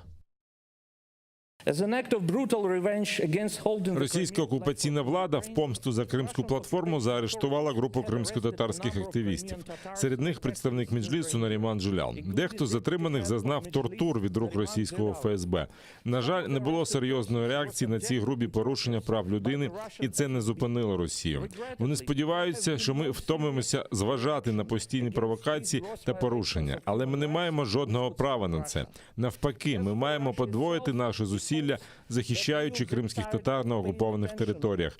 Росія розкручує машину масової пропаганди, щоб створити ілюзію добробуту у Криму. Поведінка Росії не має нічого спільного з цінностями нашої організації. Висновок простий. Росію треба викинути з Ради Європи. Саба рус ишгалжілері екі Украина аскеріні ярылаған. Арбелеріміз оларға қаршылық көстерген. Бұны бірлешкен құбетлер операциясының штабында білдірділер. Ярылынған аскерлер хастаханеге ятқызылған, шымды олардың алы тұрғындыр. Душман Донецк вилаетіндегі Павлополь Крымская қасабаларына қорчалаған Украина арбелері позицияларына үжім еткен. Кечкен күн ишгалжілер Попасная, Катериновка, Новолуганская, Золотое Дёртве, Причепиловка қасабаларына мұдафа еткен аскерлерімізні радсызлаған. Украина арбелері арасында інсан ғайыплары жоқ. На ворожі провокації наші військовослужбовці відкривали адекватний вогонь у відповідь, чим змусили противника припинити обстріли. Завдяки зусиллям наших воїнів рубежі українських підрозділів залишилися незмінними. Підрозділи Об'єднаних сил тримають ситуацію під контролем та продовжують виконувати визначені завдання з відсічі і стримування збройної агресії Російської Федерації. Ишғал етілген Қырымға қанунсыз барғаны үшін 12 учақ ведерт гемі апыс етілген. Бұны Қырым прокуратурасында хабар еттілер. Рус авиакомпаниясы Украина девлет сыңырындан қанунсыз кечмек үшін Boeing ве Embraer елжі учақларыны қолланғаны белгіленді. Мәлім олғаны кібі 37 Рус авиакомпаниясы Украина тарафындан ясақланған рейслеріні мұнтазам суретте япмақта. Қырым прокуратурасында ярмададаки деңіз лиманларына қанунсыз кірген ябанжы гемілерінің сайысы пек эксілгенні қайды. 2014 сенесі Қырым деңіз лиманлары шетел гемілері үшін қапатылған еді. До того ж, іноземні судна з провідних морських держав взагалі не заходять до закритих гавані півострова. Натомість порушують законодавство переважно судна під прапором Росії, інколи Сирії, Єгипту, Лівану, тобто країн, з якими відсутня міжнародна співпраця на цьому напрямі. Салы күні Шымали Кореянан шарқы ялысындан белі олмаған объект ұшырылған. Бұны Женуби Корея арбелері білдірді. Япония Мудафан әзірлігі бұл объект баллистик ракета олғанны илан етті. Ракета саба 20 даққадан едіде ұшырылған. Япония күтлеві хабер басталарының мәліметіне көре ракета девлетнан иқтисади зона тышына түшкен. Бірлешкен миллетлерде Шымали Корея елшісі Ким Сун Нью-Йорктаки сессияда чықышта болынғаны вақыт Америка Бірлешкен девлетлері ресми Пхеньянға душман сиясетінден вазгечмелі деп білдірді.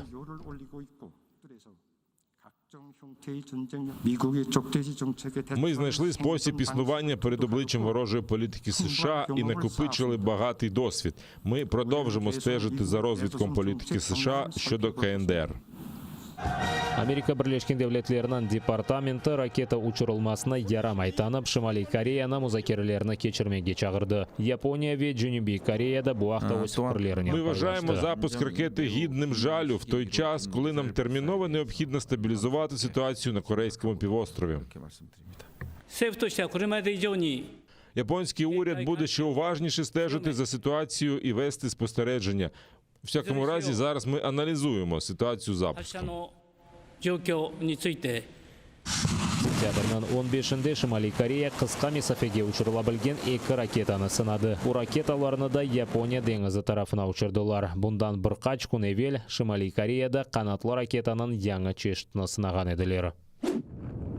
Бұл Испанияның Пальма адасында шығарылған кадрлар. Янардақ лавасы Тодоке шерінде ұлған кілсеге қадар ақып келді. Евел лава кілсеге етмезден тоқтаған еді ве етмез деп ұмыт етеділер. Лава ақымасы нәтижесінде янғын башланды. Кілсе ве етрафында ұлған иншаатлар виран ұлды. Тенегия янардағы бір аптадан берлі фышқырмақта. Лава ептар қалмақта бұнен бәрібер күл бұлытлары да пейда ұлды. Янардақ фышқырған лава екі тарафқа ақмақта. Шымал тарафқа тез жа, женепке явашча ақмақта. Ара-сыра зелзеледе олып тұра. Базар күні 2.6 күчінен ер тепреновы yüz берген. Мутихаслар қайдеткеніне көре яқын күнлері да күчлі зелзелелер ола біле. Янарда қақымлары yüzlerce evlerini yok etті. 6000'den зияде инсан тахлие етілді. Телеке ве күлден себеп көрініш ярам ойылғаны үшін ерлі авалиман қапатылды. Базар күні кені açылғанына бақмадан ташыжы шіркетлер онын құлланмаға ашықмай.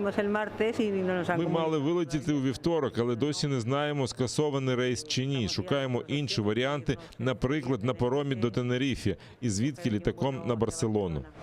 Базы ерлі сакинлер азбарға шыққаны вақыт шемсиелеріні құллана. Попіл жахливо. З нас сміються, але без парасольок нас просто вкриє попелом. З тієї ж причини не можемо зняти окуляри і маски. Сподіваємося, все це скоро закінчиться. Люди втрачають свої будинки.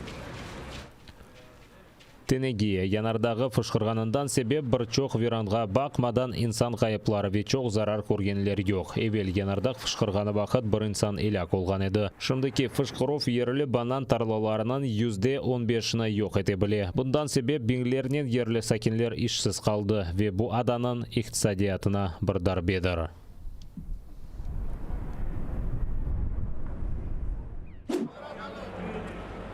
Чөплікнен ортылген қалдырымлар, евлерінің диварларында чатлақлар ве жамсыз пенжерелер. Юнанистандаки Крит адасында 5.8 магнитуда еле зелзеле yüz берді. Бірқач кіші іләк олғаны қабер етілі. Онға яқын инсан зарар көрген. Зелзеле бірқач даққа сұры бұтын адада дуылған. Зелзеле меркезі Критнан Женуби территориясында олған чоқ ескі бинаға зарар кетірген. Анда тамирешлері япылғаны вақыт ибадетханенің құббесі түшмесінің нәтижесінде еркек іләк олды.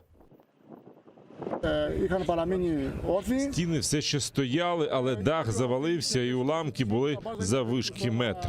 Ми зрозуміли, що шансів вижити у чоловіка майже не було. Важкою технікою ми прибрали уламки і дісталися до бездиханного тіла бідолашного робітника. Зелзеле мерkezінден 30 километр месафеде олған Крит адасынан пайтақты Ираклион шерінде инсанлар соқақларға чапып шыққан. Олар өз евлеріне қайтмаға қорқа. Мемурларынан сөздеріне көре евлер йықыла білгенінден себеп соқақта қалмаға мечбур олған инсанлар үшін мұсафырханелерде одалар азырланған. Инсанларға вақтынжы 2,5 бен чадыр да берілежектір. Юнанистан акимиеті табиат афеті кетірген зарарны есапламақ үшін Крит адасына мойындеслеріні yolladı. Телеканалымыздың сайтында абоне олып АТР қорантасына қошылыңыз. Бұның үшін браузерде atr.ua адресіне yazып сайтқа кіре білесіңіз. Анда есе АТР қорантасына қошылмақ үшін АТРге қол тұтмақ догмені баса білесіңіз. Бұндан соң өз банк картаңыз ve электрон адрес аққанда мәліметіні толдырыңыз. Төлемдер насыл мұнтазам тарзда олacağını қайдеті программаның шартларына қабыл етіп төлемек догмесіні басыңыз. Бұрынже ve екене Қырым-Татар телеканалы бұл Қырымда олған Керчекні көстерген телеканалдыр. Қырым-Татар халқы үшін есе екене сербестлік мейданы. АТР сайтына абоне олып информацион күреште бізге ярдым етіп, ярмада işgalcilerden азат етілмесі үшін өз иссеңізні қоша білесіңіз.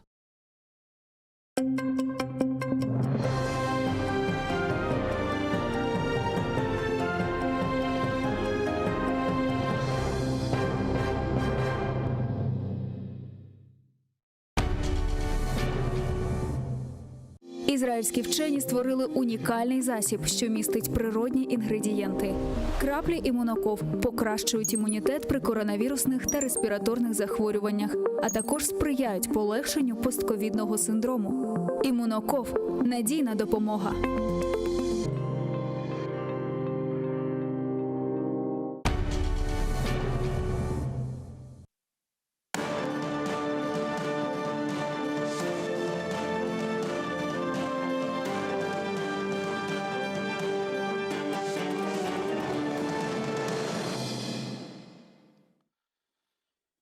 Добрый вечер. В эфире программа «Прайм» на телеканале АТР. Меня зовут Айдар Муждабаев. Это время, когда мы обсуждаем наиболее важные для Крыма, всей Украины и человечества темы и приглашаем наиболее глубоко разбирающихся в них собеседников. Сегодня собеседник, с которым я хотел бы обсудить за эти 55 минут, примерно все. Вот, это человек, которого все знают, уважают, и мнение которого почти всегда оправдывается, но прогнозы, а мнение всегда обосновано. Это Валерий Чалый. Приветствую, Валерий. Добрый вечер. Это украинский дипломат, надзвычайный повноважный посол, да? Как у вас эти титулы? Вот это как в армии чем соответствует, это чему? Залишається надзвичайний повноважний посол України. Это генерал? В принципі, це перший ранг державного службовця. Генерал. Як і по всім уваги всіх перевірок і доступів, все це найвище те, що є в українській дипломатії. І, в принципі, це дуже почесно, тому що це вже значення, я не про себе, я кажу взагалі, щоб люди розуміли, що, в принципі, це рівень, до якого кожен дипломат намагається йти все свою дипломатичну кар'єру. То есть у дипломатов, как у военных примерно, есть должность, а есть звание, да? И если должность ты можешь покидать, уходить, возвращаться, идти в отставку, там, как в запас, то звание остается на всю жизнь. Ранг, да, ранг. Как на флоте, там, что же каперанг, кавторанг и так далее. Вот немножко разобрались в тонкости украинской дипломатии. В общем, это генералитет украинской дипломатии у нас представлен сегодня Валерием Чалым, бывшим послом Соединенных Штатов, там и много чего. И человеком, который присутствовал при разрушении Советского Союза фактически 30 лет назад. Вот. И об этом мы тоже поговорим. Но начать я хочу с главной темы, с которой мы всегда все начинаем. Это тема наших политзаключенных. Конкретно в данном случае всех вообще, и последние вот эти задержания, обвинения в диверсиях Наримана Джилялова, первого зампреда Меджлиса крымстатарского народа, которому адвокат которого Николай Полозов сообщил, что им наказание, статью изменили на групповую диверсионную деятельность, и теперь это до 20 лет лишения свободы. Это фактически сенцовский срок. Нариман, 4 детей, журналист, аналитик, бывший журналист АТР, политолог, абсолютно мирный человек, выступавший на Крымской платформе. У нас, оказывается, по версии русских, занимался подрывами сельских газопроводов, которых и не было на самом деле. И еще 2 людей пытали, которых захватили, и показания дали. В курсе всего этого я бачу, це якраз помста. Тобто він, в принципі, його голос був дуже серйозно почути в Україні. Це одне з небагатьох людей, який міг говорити там, з Криму, що відбувається, як відбувається. І думаю, що після Кримської платформи його участі це якраз було таким спусковим гачком, що вони вже вирішили не тримати на свободі.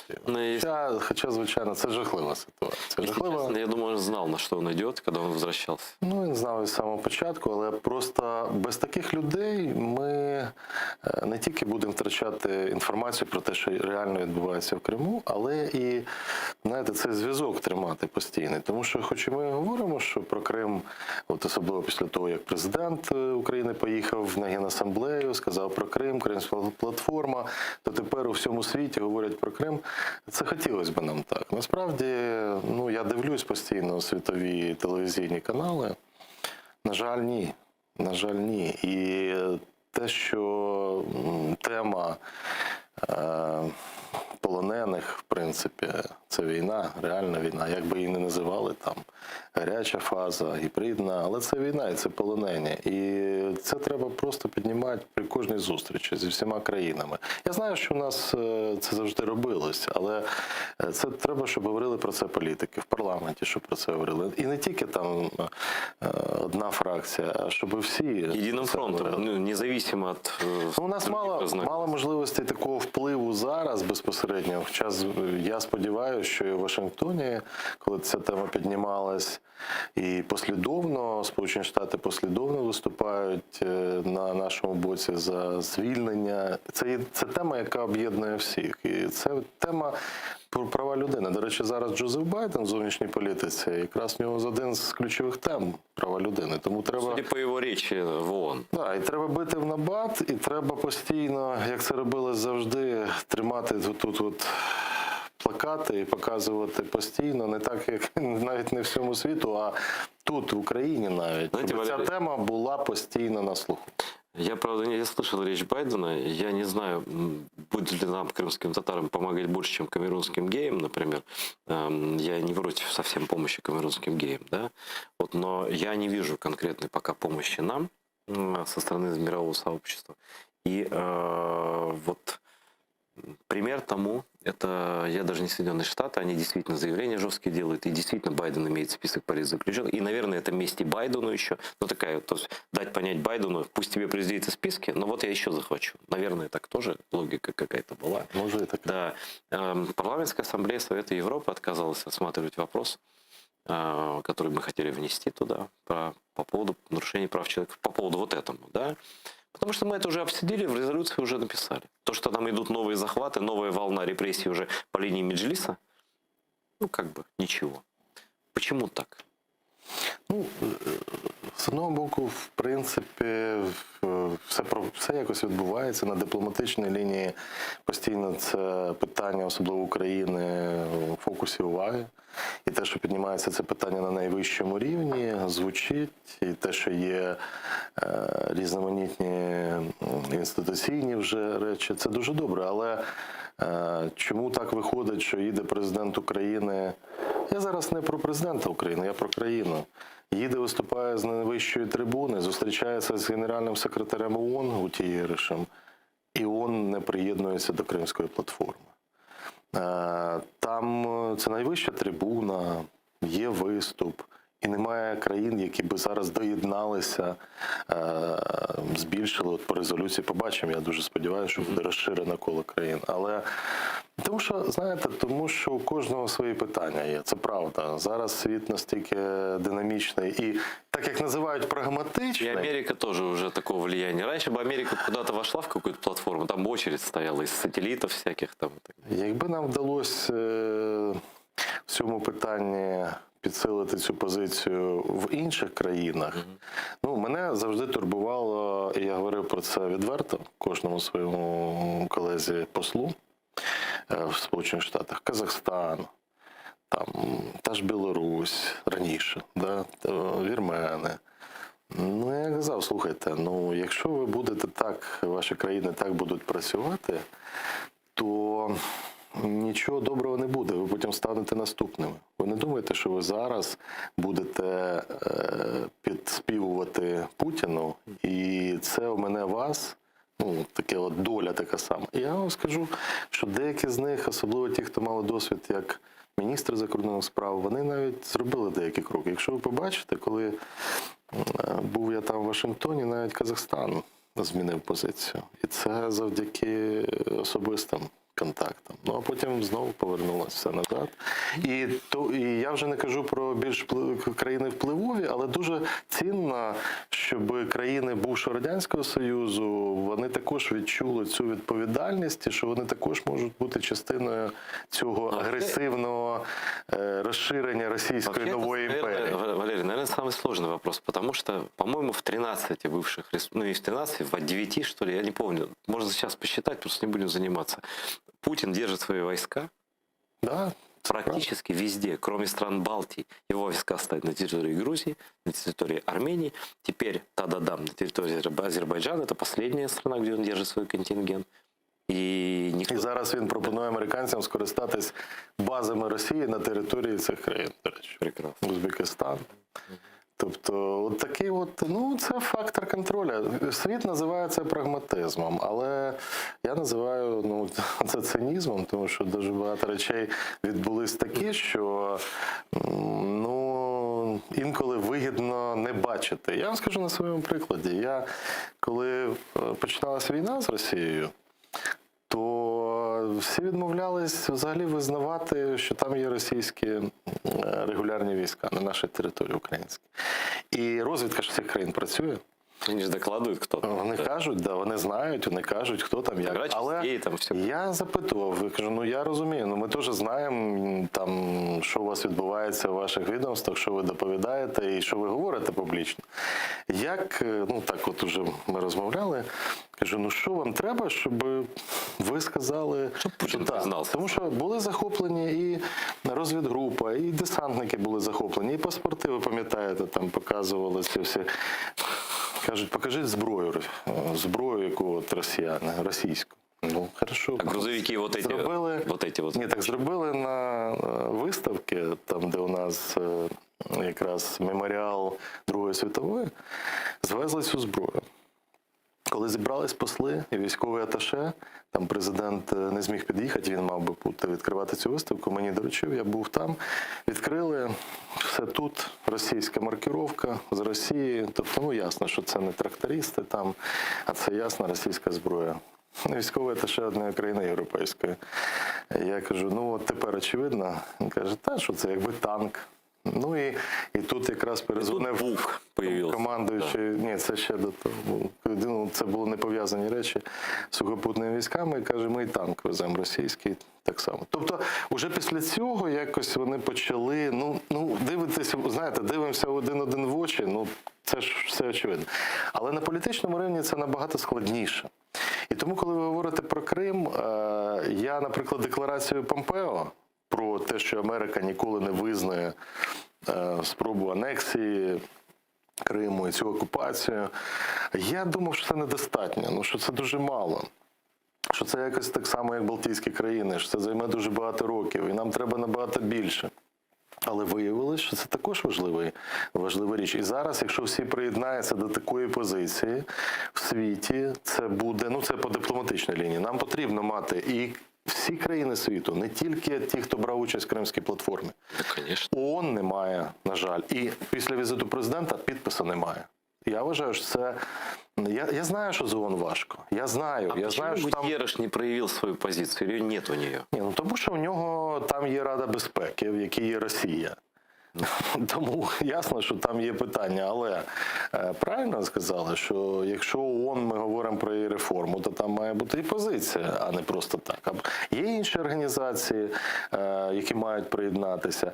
Є країни, яким не приділили увагу, відверто кажучи. І це шмат роботи, який треба робити. Це Африка, Латинська Америка. Не хватило времени на них, я думаю. Ні. Це просто не допрацювали, я вважаю, тому що з цими країнами... І Китай, звісно, по локоть. Там дуже серйозна робота йде Росії і Китаю, і гроші вкладаються великі. А маленькі країни не хочуть взагалі ставати на чийсь бік, дуже багато з них. Але завжди є аргументи, які спрацьовують. І в Вашингтоні, в першу чергу в Вашингтоні, тому що там є Організація американських держав, це всі країни американського континенту, Північної, Південної Америки. З ними треба говорити. І я колись, я вам поясню, чому складно. Коли говорив з одним послом однієї країни, маленької країни, Карибського басейну, він каже, сьогодні у мене унікальний день. Сьогодні у мене і посол України, і посол Росії були в один день. Я кажу, а я прийшов з таким українським подарунком, там красива тарілка з розписом. Там дещо ще з собою взяв.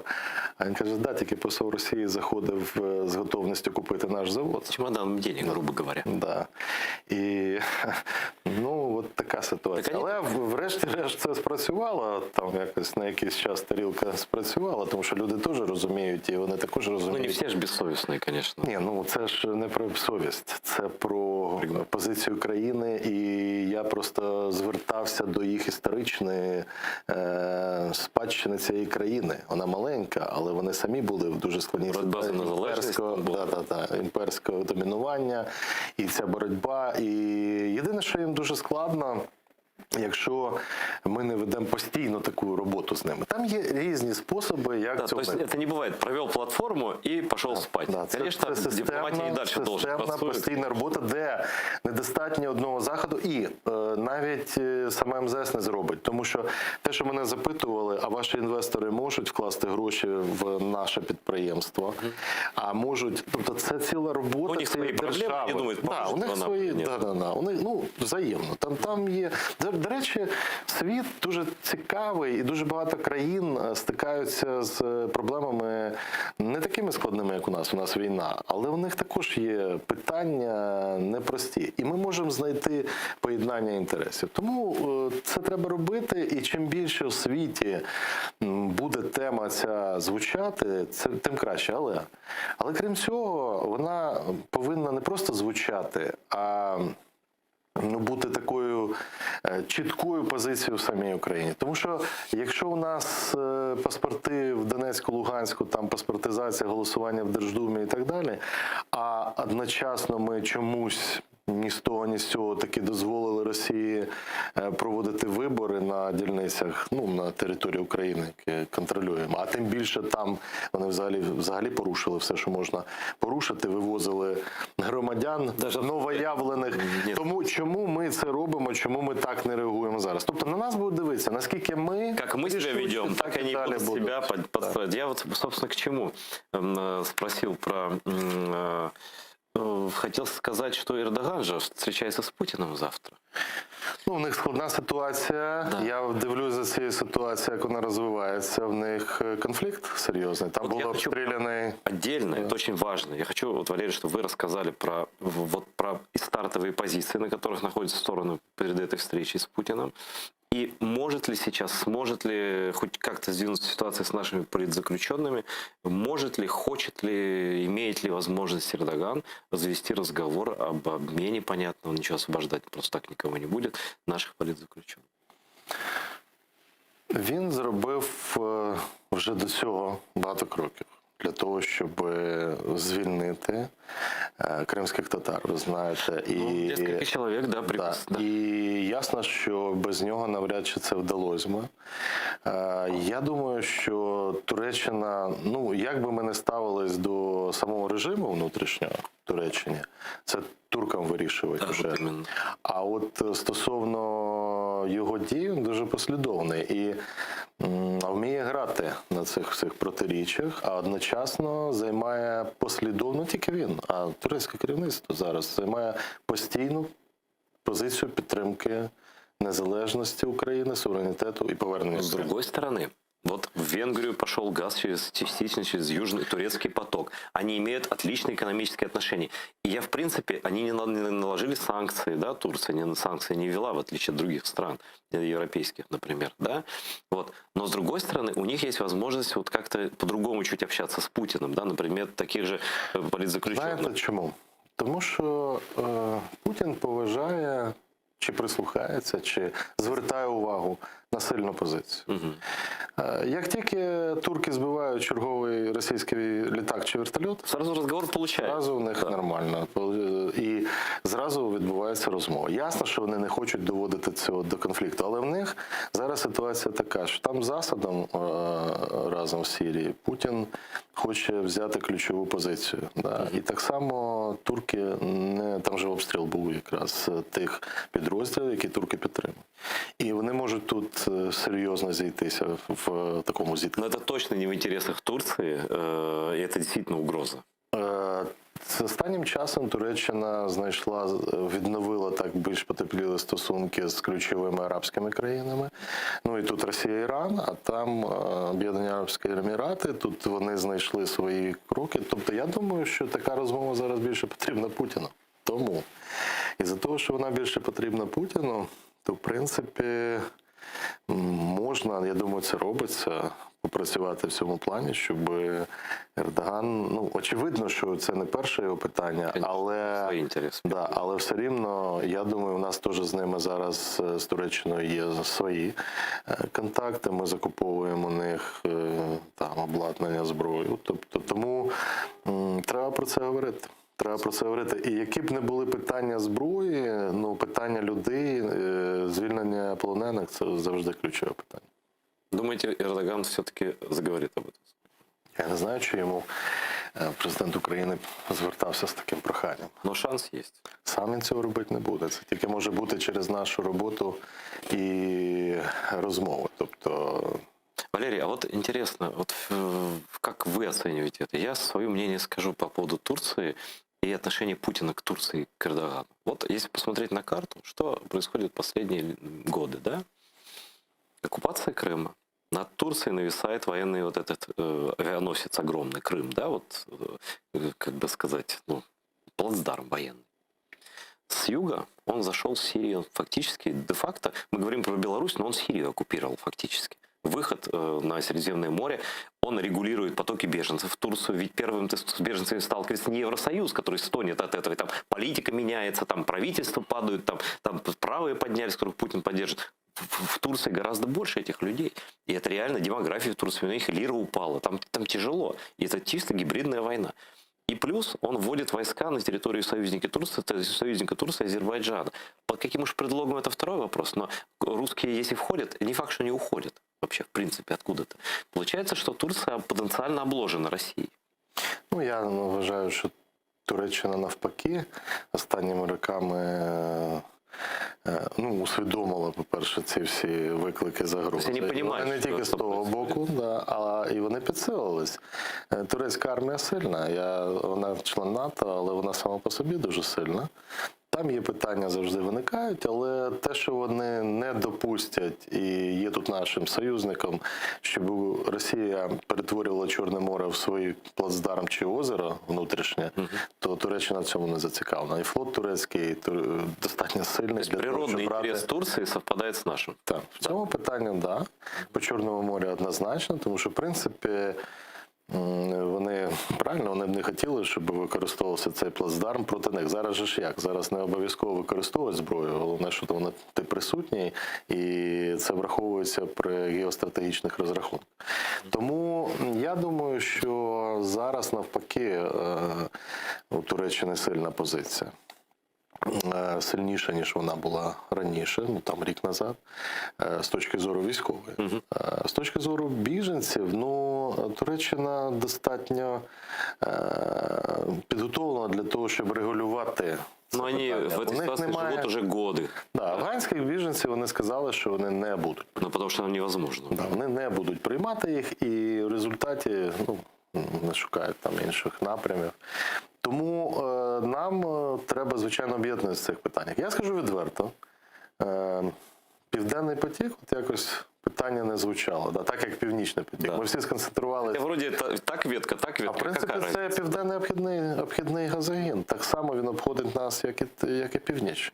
І тому, я думаю, що це питання треба було, і тут я вже критикую сам себе, звертати на нього увагу Ну, воно почалось просто раніше, набагато раніше. Не було такої ще угрози до стратегії. Да, тому не було такого. Тобто ще були, коли не було Північного потоку, то тоді такої загрози, що Україна просто втратить свої транзитні можливості, не було. Тому, а зараз ми бачимо це з Угорщиною домовленість, там же частина йде газу по цьому південному потоку. Ну, кто бы сомневался, если есть возможность заставлять газ в Венгрию каким-то другим путем, то уж Путин с Орбаном всегда договорятся. По цене или договорятся, как угодно. Ну, враховуючи, що Угорщина дуже залежна від російського газу. И небогатая 70%. страна.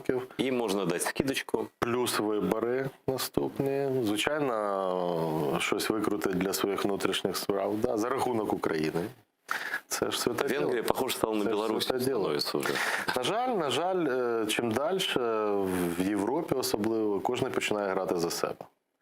І це складна ситуація, яка з одного боку, от наші всі керівники зараз це сприйняли як виклик, на який треба відповісти таким хуліганством в зовнішній політиці.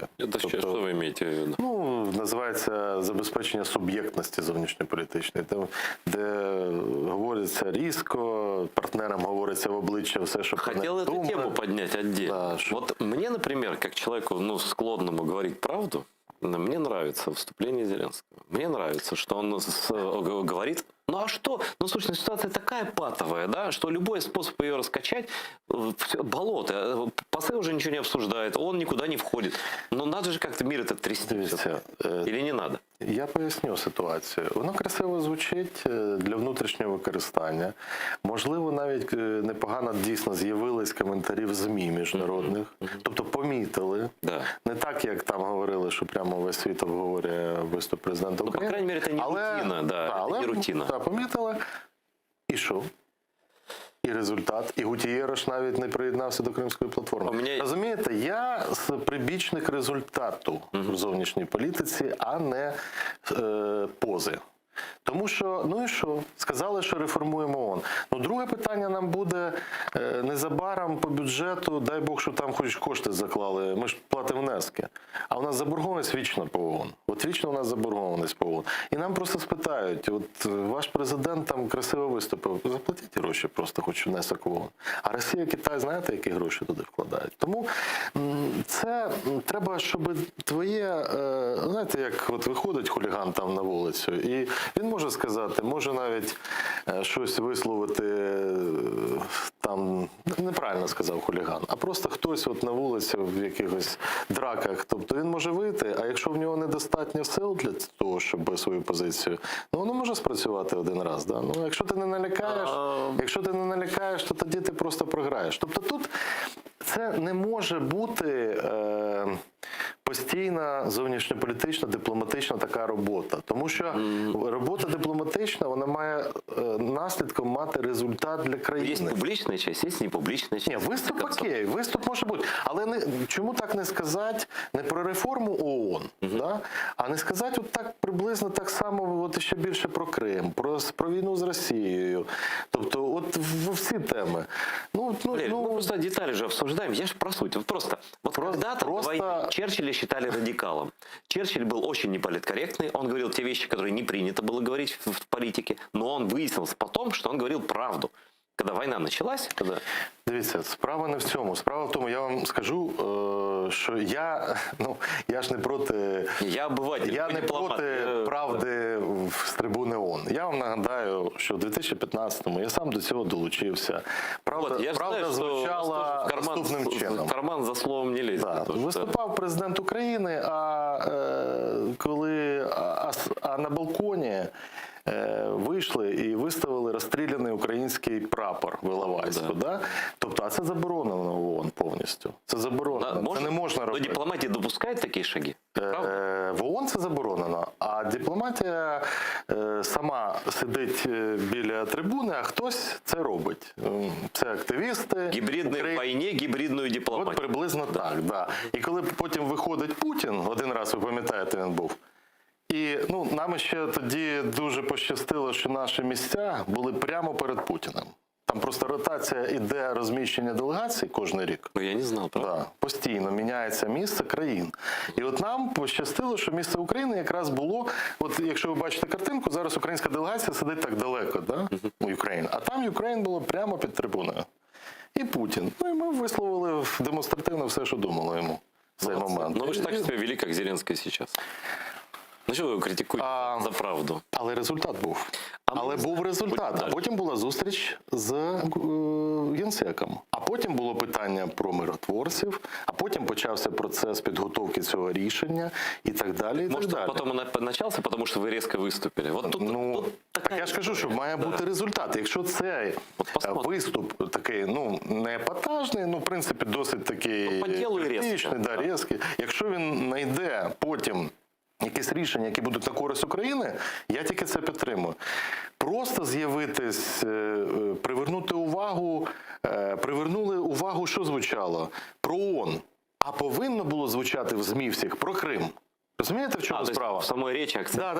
Акцент вийшов такий, що на реформу ООН. І всі обговорювали це. Тут я согласен, да. И то, что вначале он говорил про покушение на Шефера, тоже никто не понял это, абсолютно никто не понял. Да, то есть речь была рваная, но часть речи была очень хорошая, это точно. Большая часть была хорошая. Я не проти, це нормально. І ще промова, все. Але результат, де той результат? Давайте подивимося резолюцію. Давайте подивимося резолюцію, яка щорічно приймається по підтримки нашої позиції по Криму. От побачимо, що буде під час цієї резолюції. Ну от буквально вже, я думаю, що зараз працює ця сесія. Я думаю, що на ближні тижні це вже буде. Я не знаю, как это у вас. Я адвокатскую этику знаю, не знаю дипломатическую. Можете ли вы оценивать работу действующего министра, например, как дипломата? Ну, все равно корректных в любом случае формах. Но мне, опять же, очень нравится, что Кулеба сказал в глаза: давайте вы, он мягко сказал, но четко, давайте вы вот будете рассказывать смысл, я вольный смысл передаю, как это понимается по смыслу. Давайте вы будете рассказывать о том, что мы не готовы вступить в ЕС или в НАТО, ну, друг другу. Мы же понимаем, что вы просто не хотите нас туда брать по политическим мотивам. А то, что за кадром, ну, подразумевается, вы просто боитесь России. Не хотите нас брать, чтобы русских не раздражать. Вот это Кулеба так не сказал, но смысл такой, что не надо нам рассказывать сказки про реформы. Даже если все реформы были сделаны, вы все равно нас не хотите брать просто тупо по другим причинам.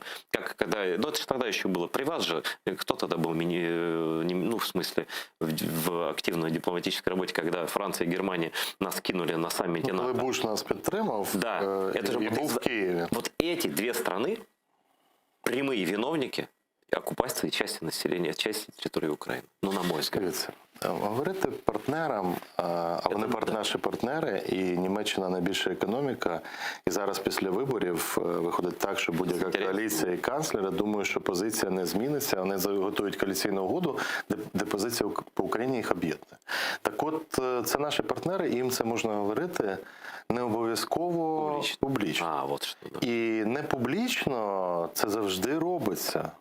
Завжди дуже відвертий розмов. Кулеба обрав таку відкриту дипломатію. Я вам більше скажу, я в Америці працюючи говорив дуже відверто. Там, але да, це ж не було... В ефірах розказують, як ви наїжджали прямо конкретно, коли нужно було. В ефірах я не наїжджав, а от в розмовах ми говорили і про, прямо все в глаза, і про рівень там корупції, що на першій позиції не все-таки не корупція, а питання якості державного управління.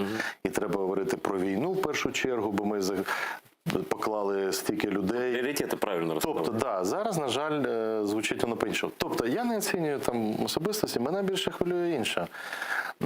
Щоб це не було сприйнято як така образа. Це ж та ж сама історія. Та сама історія, яка була в свій час, там при пізньому, можливо, Кучмі, і там якийсь період. І при Януковичу так само, ну було ще різкіше це зроблено, що ви нас не хочете нас брати, ну і не треба, ми підемо до Росії. Тобто, я думаю, що тут є різні оцінки, я думаю, що це робиться свідомо для того, щоб досягти якихось цілей. Ну і світ змінився. Зараз почали всі так різко говорити, почалась більш відверта розмова дипломатична, як не прийнято було так раніше. Але треба завжди зважувати свої можливості і цю критику, щоб так не вийшло раптом, це ж все фіксується. Да? А в якийсь момент конкретний може виявитись, що ти трошки там пережав несправедливо, а та країна все пам'ятає. І ти тоді можеш втратити її підтримку. Тому для внутрішнього спостерігача це супер. Правда в глаза, да. Наша правда в глаза. Ми суб'єкти, ми всім покажемо якусь кіномать. А на практиці це інвестиції, це допомога зброєю, це допомога при... Вона йде все одно. Але вона не збільшується. Але вона не збільшується. Поки що ці заяви, наговорили з Угорщиною, да? От казали, критикували там, як чомусь постійно порівнюють з якимось попереднім періодом. Да? Окей. Там період 14. Я имею в виду, порівнюють 14 Советский Союз сравнивали с 313. Угорщина, ми там налагодимо тепер стосунки, попередня влада все зіпсувала. Ну і що? В результаті отримали. Сьогодні посли викликаються, тому що є національні інтереси, є речі, які ти своєю відвертим словом не доб'єшся. В політиці і в геополітиці, знаєте, настільки ця шкіра там уже товста, і кожен на свого виборця грає. Оце відбувається. Просто хозяин Орбана в Москве. І як би з ним не договарювався, все одно. Тому я за те, щоб використовувати різні інструментарії. По-перше, це має бути один голос. І бажано, щоб і опозиція країни також приєднувалась до такого ж голосу, або так організовувати.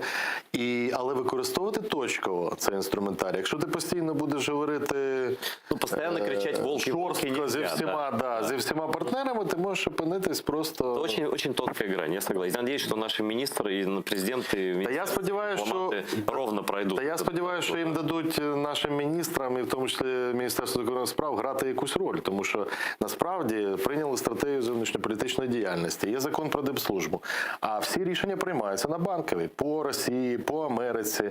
Подивіться, це ж ситуація, яка не змінилась. Тому... А ви уверені, що Кулеба не впливає на ці... На ключові рішення по Сполученим Штатам? Ні.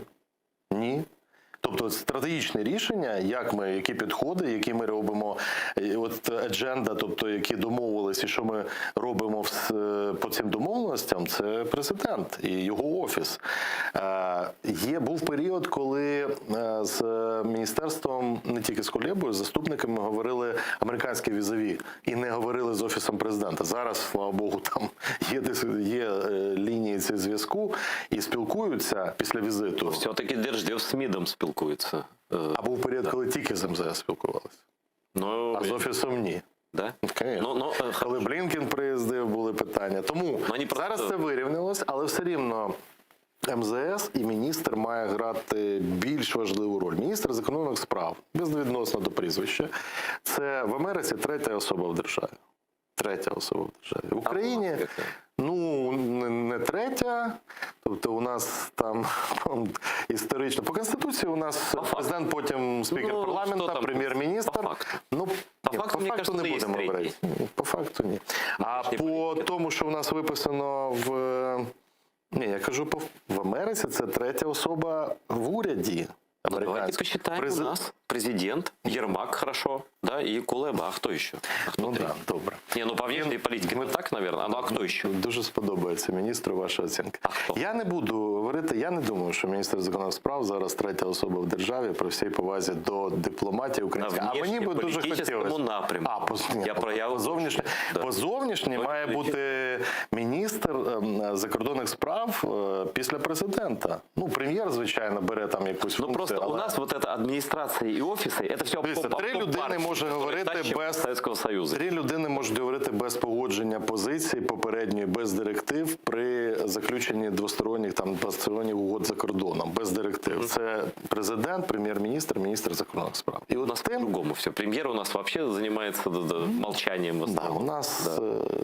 Тому це складне питання, це про систему виконання імплементації зовнішньої політики. Я кажу, що це все пов'язано. Тому міністр міністр закордонних справ не може виступати членом уряду, який піднімає там якісь епатажні теми. Тобто і президент не повинен таким бути. Все-таки он не епатировал. Но он мягко сказал, но правду сказал. У нас є парламент. Для цього в цьому світі є інші інструментарії. Для цього є депутати, політики, звичайно. Як в Америці, Конгрес же активну роль. Так, там політики можуть собі дозволити говорити набагато більше. Є відомі люди, в тому числі колишні дипломати, члени уряду, які також можуть по Америке мы видим, Байт то, что не говорит Байден, говорят сенаторы, говорят республиканцы вместе с демократами. Они так и его, между прочим, достаточно. Це мають говорити. А де комітет закордонних справ?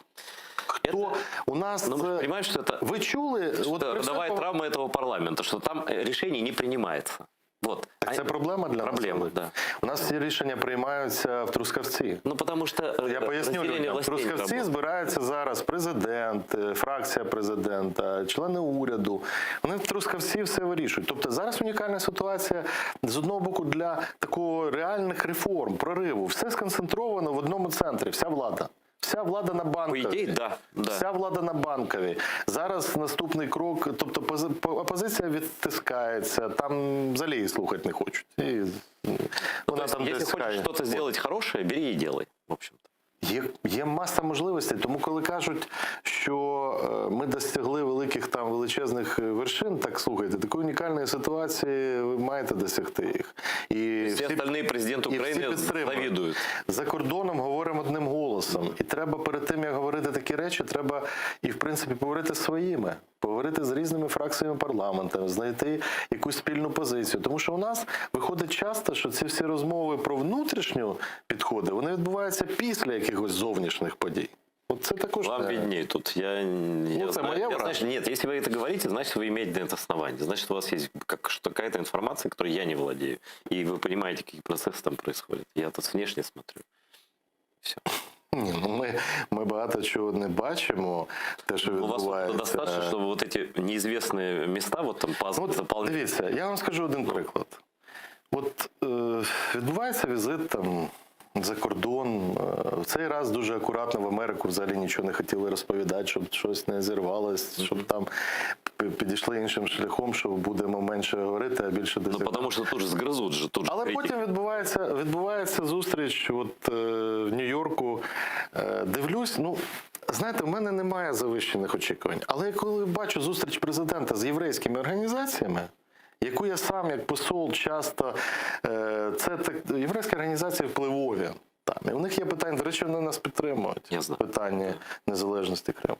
І я завжди шукав на цих зустрічах, щоб був баланс, різні представлені організації. Все. Тут я бачу зустріч, по суті, з єврейськими організаціями, а називається це зустрічю з інвесторами. Это тоже было очень странно. Я когда это увидел, я перезвонил другу и спросил, а что это такое? Какие-то инвесторы? Это же еврейский комитет американский. Тільки тому, що раніше сказали, що буде зустріч з інвесторами. І там взагалі я хочу, щоб говорили правдиво, чесно говорили. Особливо в тій сфері, де я знаю, де я професійно орієнтуюсь. Не треба людям розказувати щось того, що немає. Це нормально. Зустрілися з єврейськими організаціями.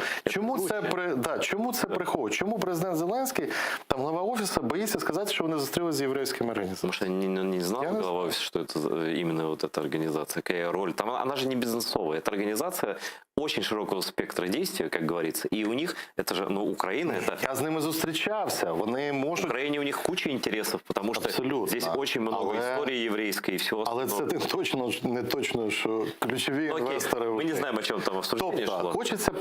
Хочеться правди, і хочеться такої ж правди, як наші зараз очільники.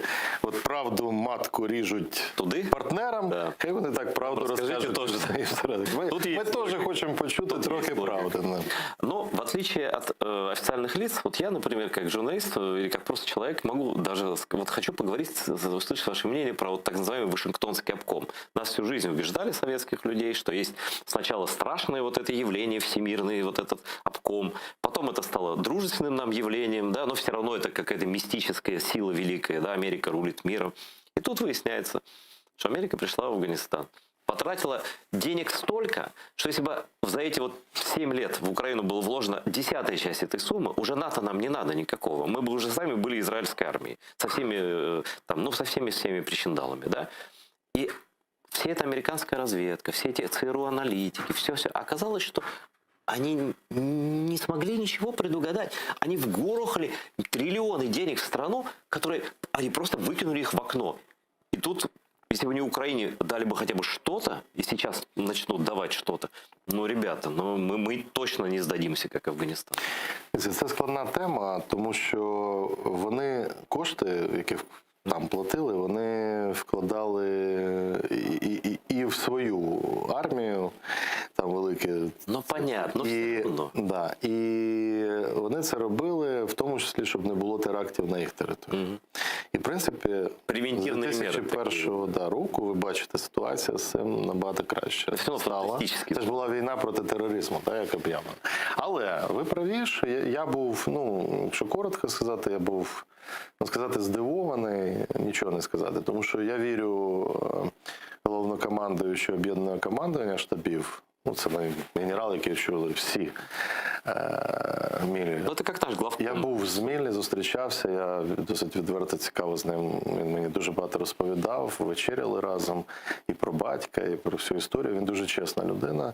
В цьому плані, ну, такий... Американські воєнні – це взагалі соль землі. І він сказав публічно, що не було достатньо даних. І це просто катастрофа, тому що якщо ми при американських можливостях... Якщо ж у них недостатньо даних. Вони прорахувались з точки зору термінів. Вони то, в принципі, розуміли, що вони роблять, вони виводили поступово, але з точки зору термінів. І ця картинка, вона вбила імідж... Вона позорна. Вбила імідж Сполучених Штатів серйозно. І в своїх собственних глазах, своєму собственному народу. І тут, до речі, попри... Я не знаю, хто віддавав наказ участі нашим військовій розвідки в таких ризикованих операціях. У нас парадоксальна річ, у нас в якихось операціях заперечує там Зеленський. А в яких-то, наоборот, ми самі круті в мірі, круче в якихось ми йдемо на такі ризики. Але молодці, ну, молодці, що я можу відзначити, мабуть, велась робота серйозна, що вони, в принципі, зробили ту роботу, на яку не наважились спецназовці ні американські, ні інших країн. І, ну, це наша роль, це війна, в якій наша планка страху набагато, ну, відрізняється від того, що є у інших. І це бачать американці. Вони ж насправді, роблячи Вашингтонський обком, кажуть в Москві, Кремлі, американці допомагають Україні, там, ну окей, тренують все, а вони нас отримують також це саме тренування. Тобто тут є взаємний інтерес. В Америке изучают уже, я прошу прощения, научные работы наших военных, которые в американской, вот Сергей Сапко написал, он герой Украины, учился в Америке, написал реферат, или как это называется, это в открытом доступе американские военные изучают опыт боев українських. І вони казали, я знаю, я з ним зустрічався і виступав я в академіях в Анаполісі і в військовому інституті. Вони казали, що вони дійсно дуже багато дивляться тут на новий досвід нового 21 століття. Війни, в принципі, не 5-го покоління, а ще 4-го, але в нових умовах, з новою зброєю. А по нашим молоді американці, які в Вестпойнті в академії, які тільки поступили, яка еліта буде американська, вони сказали, що ми вчимося на досвіді ваших воїнів. Тобто, особливо молодих, у них ці історії, ну, я самі їм розповідали, і приклади, і приїздили туди наші, розказували про це. Тобто, це величезна наша трагедія, те, що втратили ми багато таких людей, які готові битися і втратити життя, віддати життя. Це наш горький опит. Але з іншого боку, це те, що дало можливість, в першу чергу це, 14-15 рік, оце дає суб'єктність. Суб'єктність дали ті люди. Наші волонтери, наші добровольці. Це наша здатність стояти до різних національностей. І українці, і русські, і болгари, і євреї, і кримські татари разом захистити країну, яка для них є країною, де вони живуть. Тобто, оце от головне. Субъектность не придумаешь. Она или есть, или ее нет. И Украина, она есть благодаря... Знаете, вот сейчас просто мы заканчиваем уже программу. Суб'єктність формують не президенти, суб'єктність формує народ. Да, и вот... Когда, знаете, некоторым у нас побед не хватает. И вот Усик победил, они его воспевают. Вчера его хаяли, что он ватник. Сейчас воспевают как герой Украины. А субъектность не в Усике. В стране, где победил Майдан, Достаточно героев, достаточно. И достаточно кумиров, и не надо их выдумывать искусственно, и заниматься... Треба правильно ці пріоритети розставляти. Дуже правильно. Я хотел спросить еще про Беларусь. У нас ровно 1 минута. Вот Лукашенко фактически сказал, что он вместе с Россией будет против Украины. Давайте по-простому. И мы возможно так просто сказать. Что делать? Ну, треба реагувати не на ці заяви. Тепер буде багато таких заяв, а от саме на ситуацію. Про красні лінії Путін сказав, що якщо з НАТО буде. Після навчань ніхто нікуди не відвів ці війська. В Барановичах розміщують фактично базу військово-повітряних сил. Не розтягують наш фронт зараз таким образом? Ну, таким чином, да, таким чином обходять зі всіх боків. В Калінінграді, до речі, це ще ближче до Європи, там військово-морська. Тобто, як відповідати на це? Я коротко скажу. Росія втратила будь-які аргументи говорити про неможливість там розміщення військ закордонних на території України. Ну, це дозволено законодавством. Нам треба робити не бази військові, нам треба робити постійні пункти українські бази, але з постійним перебуванням наших партнерів на цій базі. Зеркально. Вони зробили перший ход. Ну, зеркально, да. Ну, те ж саме. Вони це зробили. Значить, ми маємо мати в Чорному морі постійне патрулювання кораблями партнерів НАТО. Ми маємо мати бази військово-морські нові, де будуть постійно перебувати також представники тих же Сполучених Штатів. Тобто, і це нормально. А Штати готові к цьому зараз? Ну, треба з ними працювати. Вони надають нам деяку допомогу, і, в принципі, це ж треба навчити. Та афганська травма, вона довго буде ще держати Америку? В такому стані пораження? Знаєте, судячи по телеканалам, по виступам, вони вже цю сторінку вже перегорнули. Тобто, вже інша, у них зрада довго не живе. Да. Це у нас кожен день нові зради. Світ такий динамічний. Та ні, не тільки у нас. Кожен день все міняється, всі забувають, що відбулося тиждень назад. А для послідовності, прогнозованості зовнішньої політики дуже важливо пам'ятати, а що ж було, в принципі, раніше. Тому що якраз в дипломатичних перемовинах це все враховується. І якщо ти будеш надійним партнером і стосунків, то тебе будуть поважати. Ну вот на этой, в общем, скорее оптимистичной ноте из уст Валерия Чалова, с ним невозможно договориться, потому что заранее приглашаю еще на все эфиры, как только будет возможность к нам, потому что тем огромное количество, и на то, как Валерий про них рассказывает, не рассказывает мало кто вообще в нашей стране. Спокойно, честно и ясно. Я благодарю Валерия за то, что пришел. Благодарю вас за то, что вы смотрите. И я призываю всех участвовать в нашей информационной войне. Это именно война с смертельным нашим врагом, тем, что вы можете нас поддерживать донатами, например, через платформу Patreon. Очень удобно, безопасно, она американская, на нее никто не влезет, не увидит ничего, там, если вы живете даже на оккупированной территории, да? Ну или как-то иначе, потому что нам надо быть вместе, но иначе это не приведет к победе, а мы обязательно должны победить, и русский рейх будет разрушен. Всего вам доброго, до новых встреч, смотрите АТР.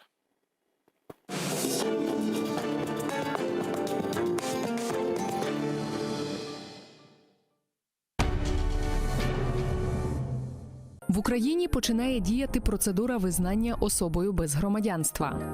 Кого стосується процедура? Із заявою про визнання особою без громадянства зможе звернутись людина, яка не може отримати національний паспорт, оскільки не є громадянином жодної з держав. Наприклад, той, хто не має жодного документа, що посвідчує особу – паспорта чи ідентифікаційної картки та інших документів. Можливо, держава попереднього проживання чи громадянства відмовляє видати паспорт? Або неможливо підтвердити належність до громадянства України?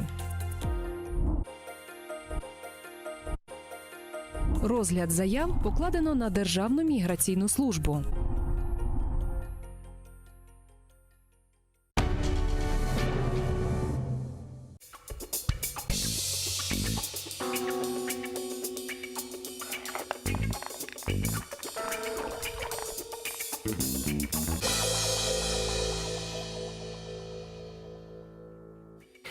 Я живу там, де мені цікаво. Дім для мене, напевно, там, де моя родина. Все ще, на жаль, доречно до України застосовувати там вираз постколоніальна країна. Наші сусіди, вони взагалі відкидають ідею нашої національної ідентичності. Українська мова – це така гра, Бо ти ж розумієш російською, ти говориш російською, і як люблять казати росіяни, для чого вам українська, ніби ви російською не знаєте. Нація – це не про форму носа. Нація – це про цінності. І наша мова українська – це наша зброя. Завойовник не приходить, щоб вирішити ваші проблеми і вам допомогти. Не буває такого, що вам вибили двері в квартиру, увірвалися, всіх зв'язали і давай вас щасливими робити.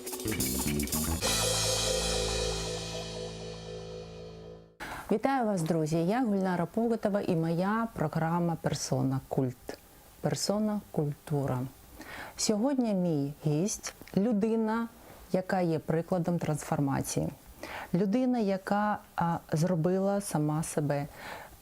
Письменник, документаліст, атовець, батько і дуже приємна людина. Іларіон Павлюк. Дякую. Я вас вітаю. Вітаю вас. Наговорили мені компліментів на кілька років вперед. Так. Іларіоне, ви народилися в Херсоні. В Скадовську, Херсонська область. Скадовську, так. Дитинство провели на Сахаліні. Так. Було таке. З 7 років вже там. Так. Навчалися і почали свою працю у Луганську. Так. Так. Тривалий час жили в Києві. 20 років. Зараз ви в Івано-Франковській. Чи має для вас значення, де жити? Де ваш дім? Для мене точно має значення, де жити. Думаю, для кожного. Хоча я доволі легко змінюю якісь зовнішні декорації, в тому сенсі, що в мене немає бажання жити завжди в якомусь в одному місці, чи я не бачу якогось для себе якоїсь гордості в тому, щоб я міг сказати, що я в якомусь поколінні, якийсь там корінний мешканець, чогось там. Я живу там, де мені цікаво. Дім для мене, напевно, там, де моя родина. І це відчуття, що ти повернувся додому, воно дуже тісно пов'язано з тим, що ти прийшов, світло горить, ти постукав, тобі відчинили, там діти кидаються до тебе. Це дім. Але не можу сказати, що прям я людина, який там байдуже де жити, ти поїхав сюди. Ні, і я, мені здається, дуже відповідально поставився до цього рішення переїхати до Франківська. Чому ви переїхали до Франківська? Вас зацікавив цей проєкт «Тепле місто». «Тепле місто». Що це за проєкт? Це все відбулося просто миттєво в моєму житті. Протягом 2 тижнів я прийняв це рішення, і ми почали готуватись до переїзду. Що це за проєкт? Взагалі це називається платформа «Тепле місто», бо вона є громадською організацією, але насправді більше, ніж громадською організацією, більше, ніж благодійним фондом. Це організація, яка змінює світ навколо себе, трансформує середовище таким чином, щоб там було краще і комфортніше жити. І це глобальні трансформації. Це не просто організація, яка знайшла гроші і поставила смітники чи щось таке. Це організація, яка розпочинає діалог, яка просуває певні ідеї в суспільство, для того, щоб суспільство було більш свідомим, більш сучасним, і для того, щоб люди могли змінювати своє життя самі, не чекаючи якихось спеціальних суперсприятливих умов, коли влада скаже, давайте бігом, ми вас копнемо, якщо не буде так робити, то штраф. І вони роблять дивовижні речі в самому Івано-Франківську, і при цьому до ініціатив «Теплого міста» приєднується влада місцева дуже часто, і головне, що це все побудовано на підтримці місцевого бізнесу. Тобто це можливість змінювати світ. Для мене така дуже пряма. Я не дуже так розумію, а ви можете навести приклад на теперішній час, як це працює? Хто приходить, з ким говорить? Там просто прикладів дуже багато, починаючи від того, що колись «Тепле місто» створило соціальне підприємство, яке є рестораном Urban Space 100, в якому 80% прибутку, чистого прибутку, йде на соціальні ініціативи. І одночасно це дуже модний і популярний майданчик для того, щоб там... Ідея в тому, що ти можеш туди, по-перше, прийти і сказати, я письменник, я хочу свою книгу тут представити. Я музикант, можна я використаю ваш майданчик, я хочу грати. І якщо це там, не реклама, не політика, не комерційна пропозиція, то ти отримаєш безкоштовно 1,5 години на цій сцені. Що там навколо всього цього навколо цього місця згуртовано якихось найбільш активних і навіть там проактивних, тобто тих, які активні самі по собі і не чекають нічиєї там вказівки і ініціативи, більшість проактивних людей міста. При цьому, оскільки 80% прибутку це соціальні проекти, то там дуже легко отримати грант на свою ініціативу. Буквально, значно легше, ніж будь-який там серйозний грант, заявки і так далі. Там дуже простий механізм, ти пишеш будь-кому зі 100 засновників цього закладу, пишеш, моя ініціатива така-така, є, значить, період, коли все це розглядається, і раптом тобі можуть сказати, окей, твоя ініціатива дуже класна, вона корисна для міста, на тобі гроші, роби. І, наприклад, те, що нещодавно дізнався, такі класні враження, є одна пані в Івано-Франківську, яка реставрує двері. Вона знаходить старі, старовинні двері, які там замазані в 100 шарів фарбою, і важко зрозуміти, як вони виглядали колись. І вона відновлює їх вигляд, і раптом ти бачиш, о, це взагалі витвір мистецтва. І вона так само людина, яка подавалася на грант в цьому Урбані і отримувала так само, значить, на це фінансування. І там багато таких ініціатив. Там взагалі в мене враження, що там дуже жива спільнота, де велика кількість людей хочуть щось робити і покращувати. Або, наприклад, там зараз Тепле місто виконує там великий такий проєкт, пов'язаний з промоцією кругової економіки. Тобто це принципи побудови, розбудови взагалі там середовища, там, де ти живеш, за таким чином, щоб воно було там, зручним, одночасно екологічним, одночасно продуманим, одночасно вигідним з точки зору того ж так вигідно будувати, так вигідно планувати місто і так далі. І там Тепле місто проводитиме форум там з цього приводу, проводить дослідження, замовляє у іншої компанії, яка, до речі, колись була частиною там Теплого міста, називається Металаб, вони урбаністи, є така професія, вони роблять дослідження. А що в Івано-Франківську з цим круговою економікою, наскільки все продумано, які є проблеми, які є, ну, просто як приклад, що якщо є просто стоянка, залита асфальтом, то це пательня, і коли 30 градусів температура повітря, то вона розпечена, неймовірна і ще тільки підсилює цю спеку в місті. А якщо все те саме зробити, але використовувати сучасні рішення і взяти спеціальну так звану газонну плитку, скрізь яку проростає газон. Все дуже просто, і посіяти газон. І врахувати таку річ, що коли буде йти дощ, то вся ця газонна плитка має бути трішки нижче рівня, наприклад, тих тротуарів, по яких ходять люди, щоб вода туди стікала і її поливала. І ти отримуєш замість пательні, ти отримуєш оазу таку в центрі міста, раптом, гоп, така полянка зеленої травички, там, де ти паркуєш автомобіль. Просто як одне з рішень вам розповів. І їх може бути багато. Світ пішов далеко вперед, і ми маємо можливість іти за усіма найкращими і робити все це дуже зручно. Якщо так в двох словах, бо дуже багато проєктів, дуже довго можна розповідати, а ще є окремий проєкт Промприлад. Це взагалі найбільший проєкт Теплого міста, який вже переріс Тепле місто, відпочкувався. Це зараз самостійний проєкт.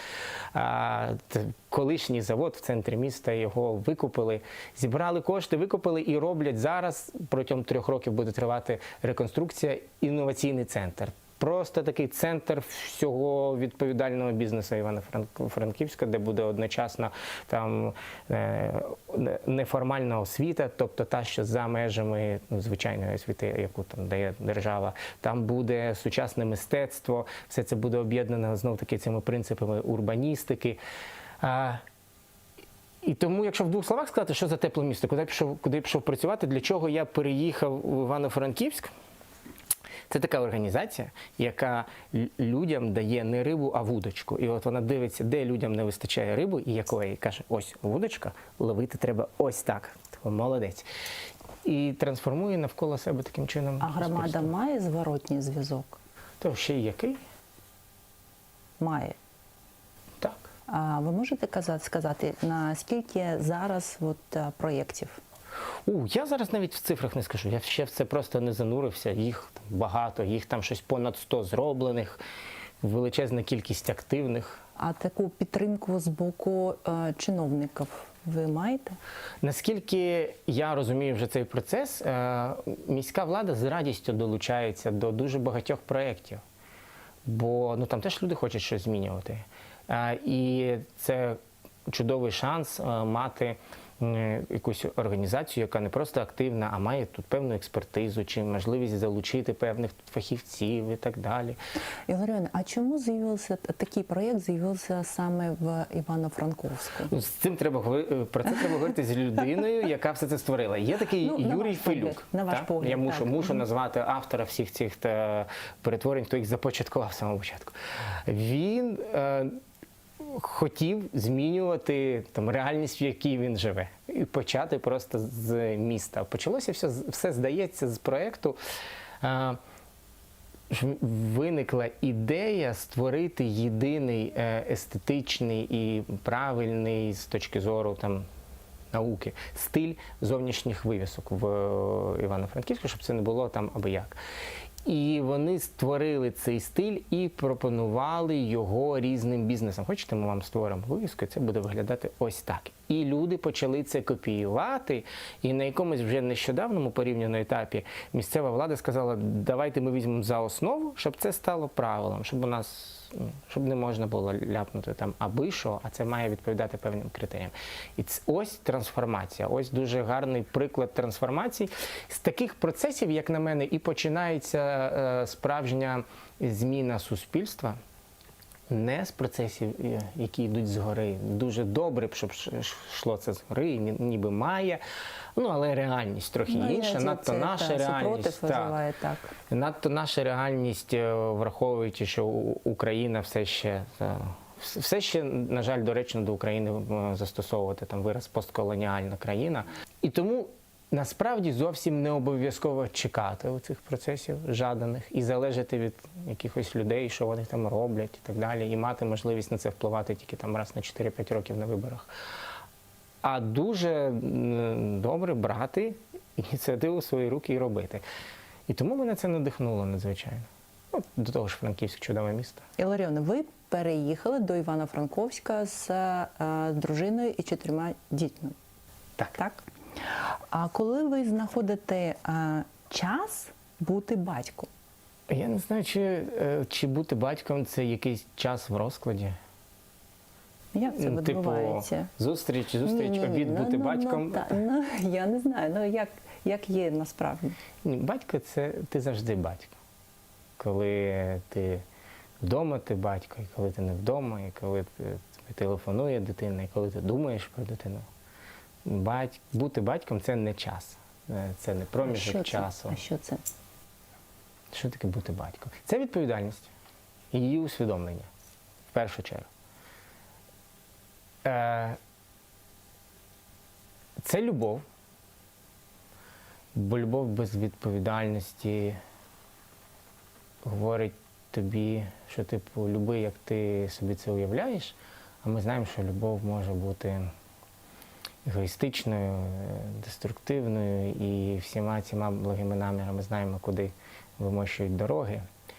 А коли любов плюс відповідальність, то ти розумієш, що ти мусиш займатися самоосвітою, аналізувати, думати, чому так, а не інакше, чому я вимагаю ось це, і це зустрічаю спротив, може я не правий, чому виник цей конфлікт. А щодо часу, Франківськ неймовірний тим, що порівняно з Києвом, ти приїжджаєш, тобі одразу в пакеті плюс 2 години життя щодоби дарують. Тому що я тут зі свого дому в Броварах на роботу їхав десь годину 15. Там я їду від 12 до 16 хвилин на 9 ранку причому. Тобто це неймовірний плюс одразу. Хоп, і в тебе плюс 2 години життя щодоби. І дуже добре працює на те, щоб частіше проявляти свою потребу бути батьком, більше знаходитись вдома з дітьми. Тому справа не в часі, хоча час теж потрібний. Справа в тому, що в цей час, коли ти з дітьми, ти можеш їм дати. У своєму інтерв'ю Мар'яні Савці ви ділилися спогадами про те, що ваш батько розділяв ваші мрії. О, так. Є так, було таке, так? Поділяв, ви маєте на увазі. Поділяв, так. Як ви гадаєте, це джерело ваших сміливих експериментів в дорослому віці? Я думаю, що більше важить не те, хто поділяє твої мрії, чи хтось їх взагалі поділяє, а більше важить те, чи ти сам вважаєш, що мріяти – це добре, і з цієї точки зору тобі навіть не треба думати, що хтось обов'язково твої мрії має поділяти, це ж твої мрії, зрештою.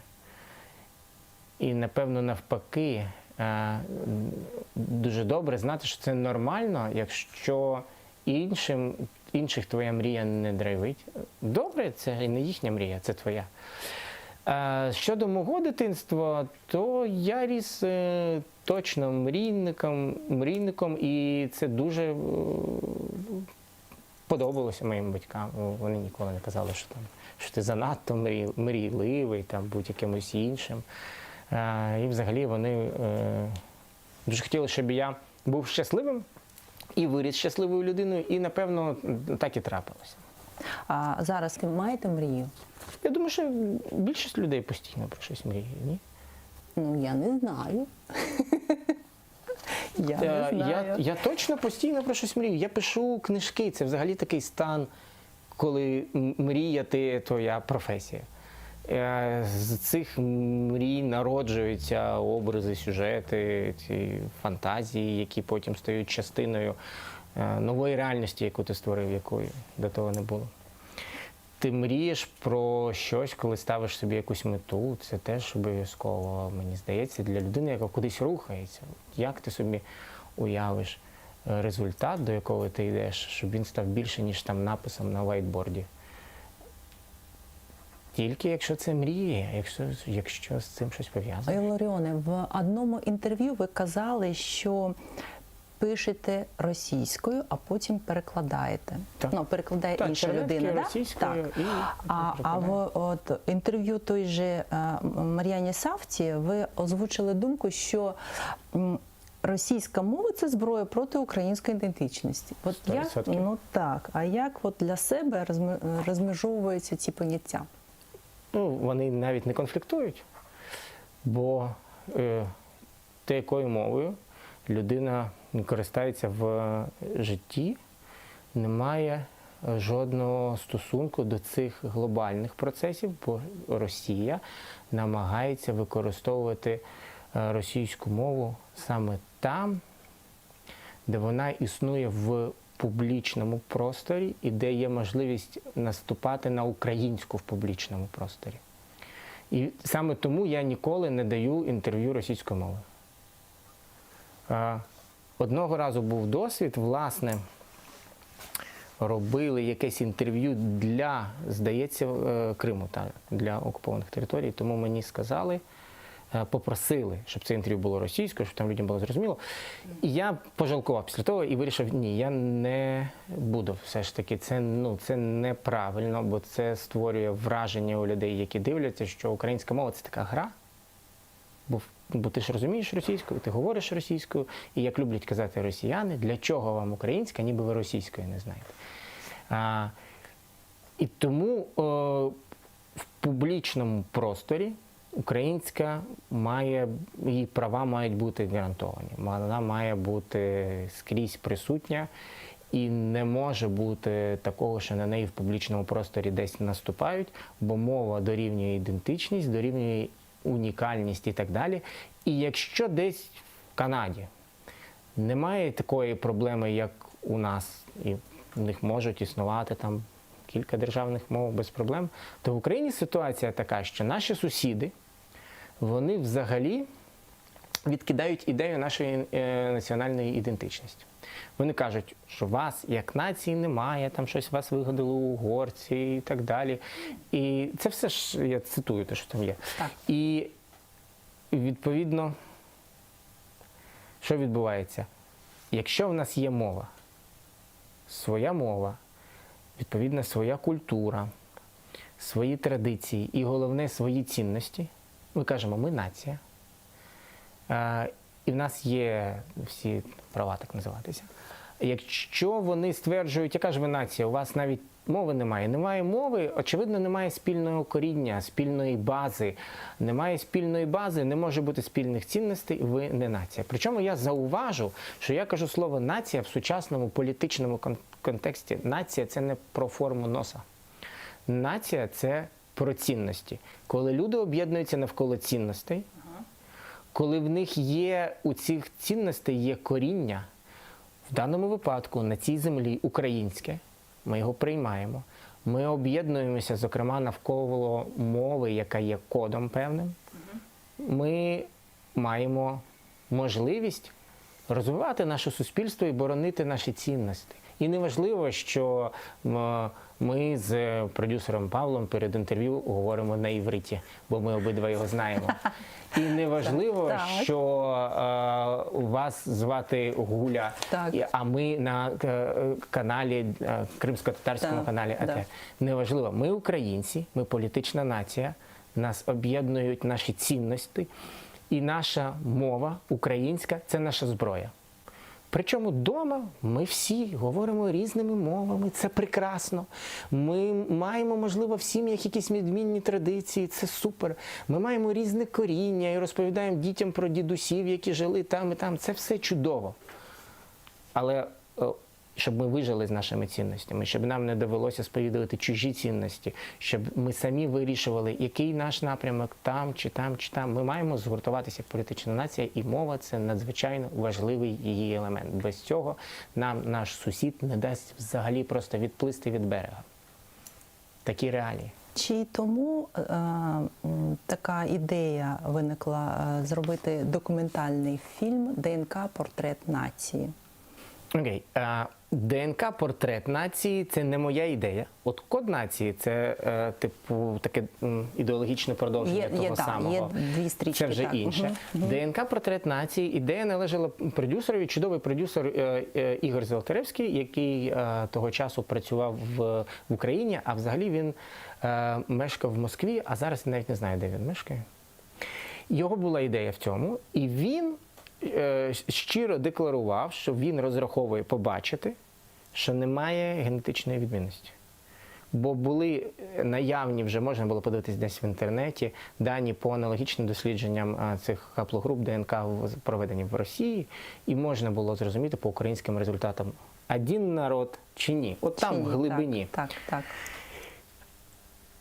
А в мене була протилежна думка. Я казав, що ми побачимо, яку різницю. І ми домовились, що за будь-якого результату фільм виходить.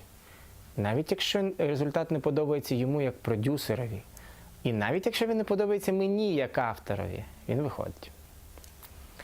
Це чудовий був проєкт, бо він показав самобутність українців на цій землі.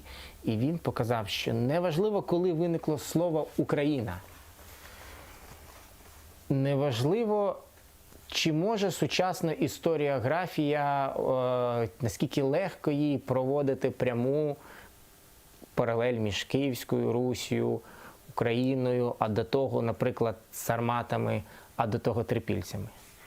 Є генетика, також наука, яка об'єктивно показує. Ми всі, а ми тестували в цьому фільмі, конкретно ми хотіли зрозуміти українців, тобто зняти нашарування міграцій за останні 200-300 років. Ми брали тих українців, яких українські прізвища, саме українські, які сформовані на цій території, ми навіть розуміємо походження територіальне, чи як саме сформоване прізвище, і які 5 поколінь ще найменше знають, що люди жили тут, на цій території. Окей, і ми подивилися, умовно кажучи, хто були ті українці до епохи там великих цих міграцій 300 років тому, 400 років тому.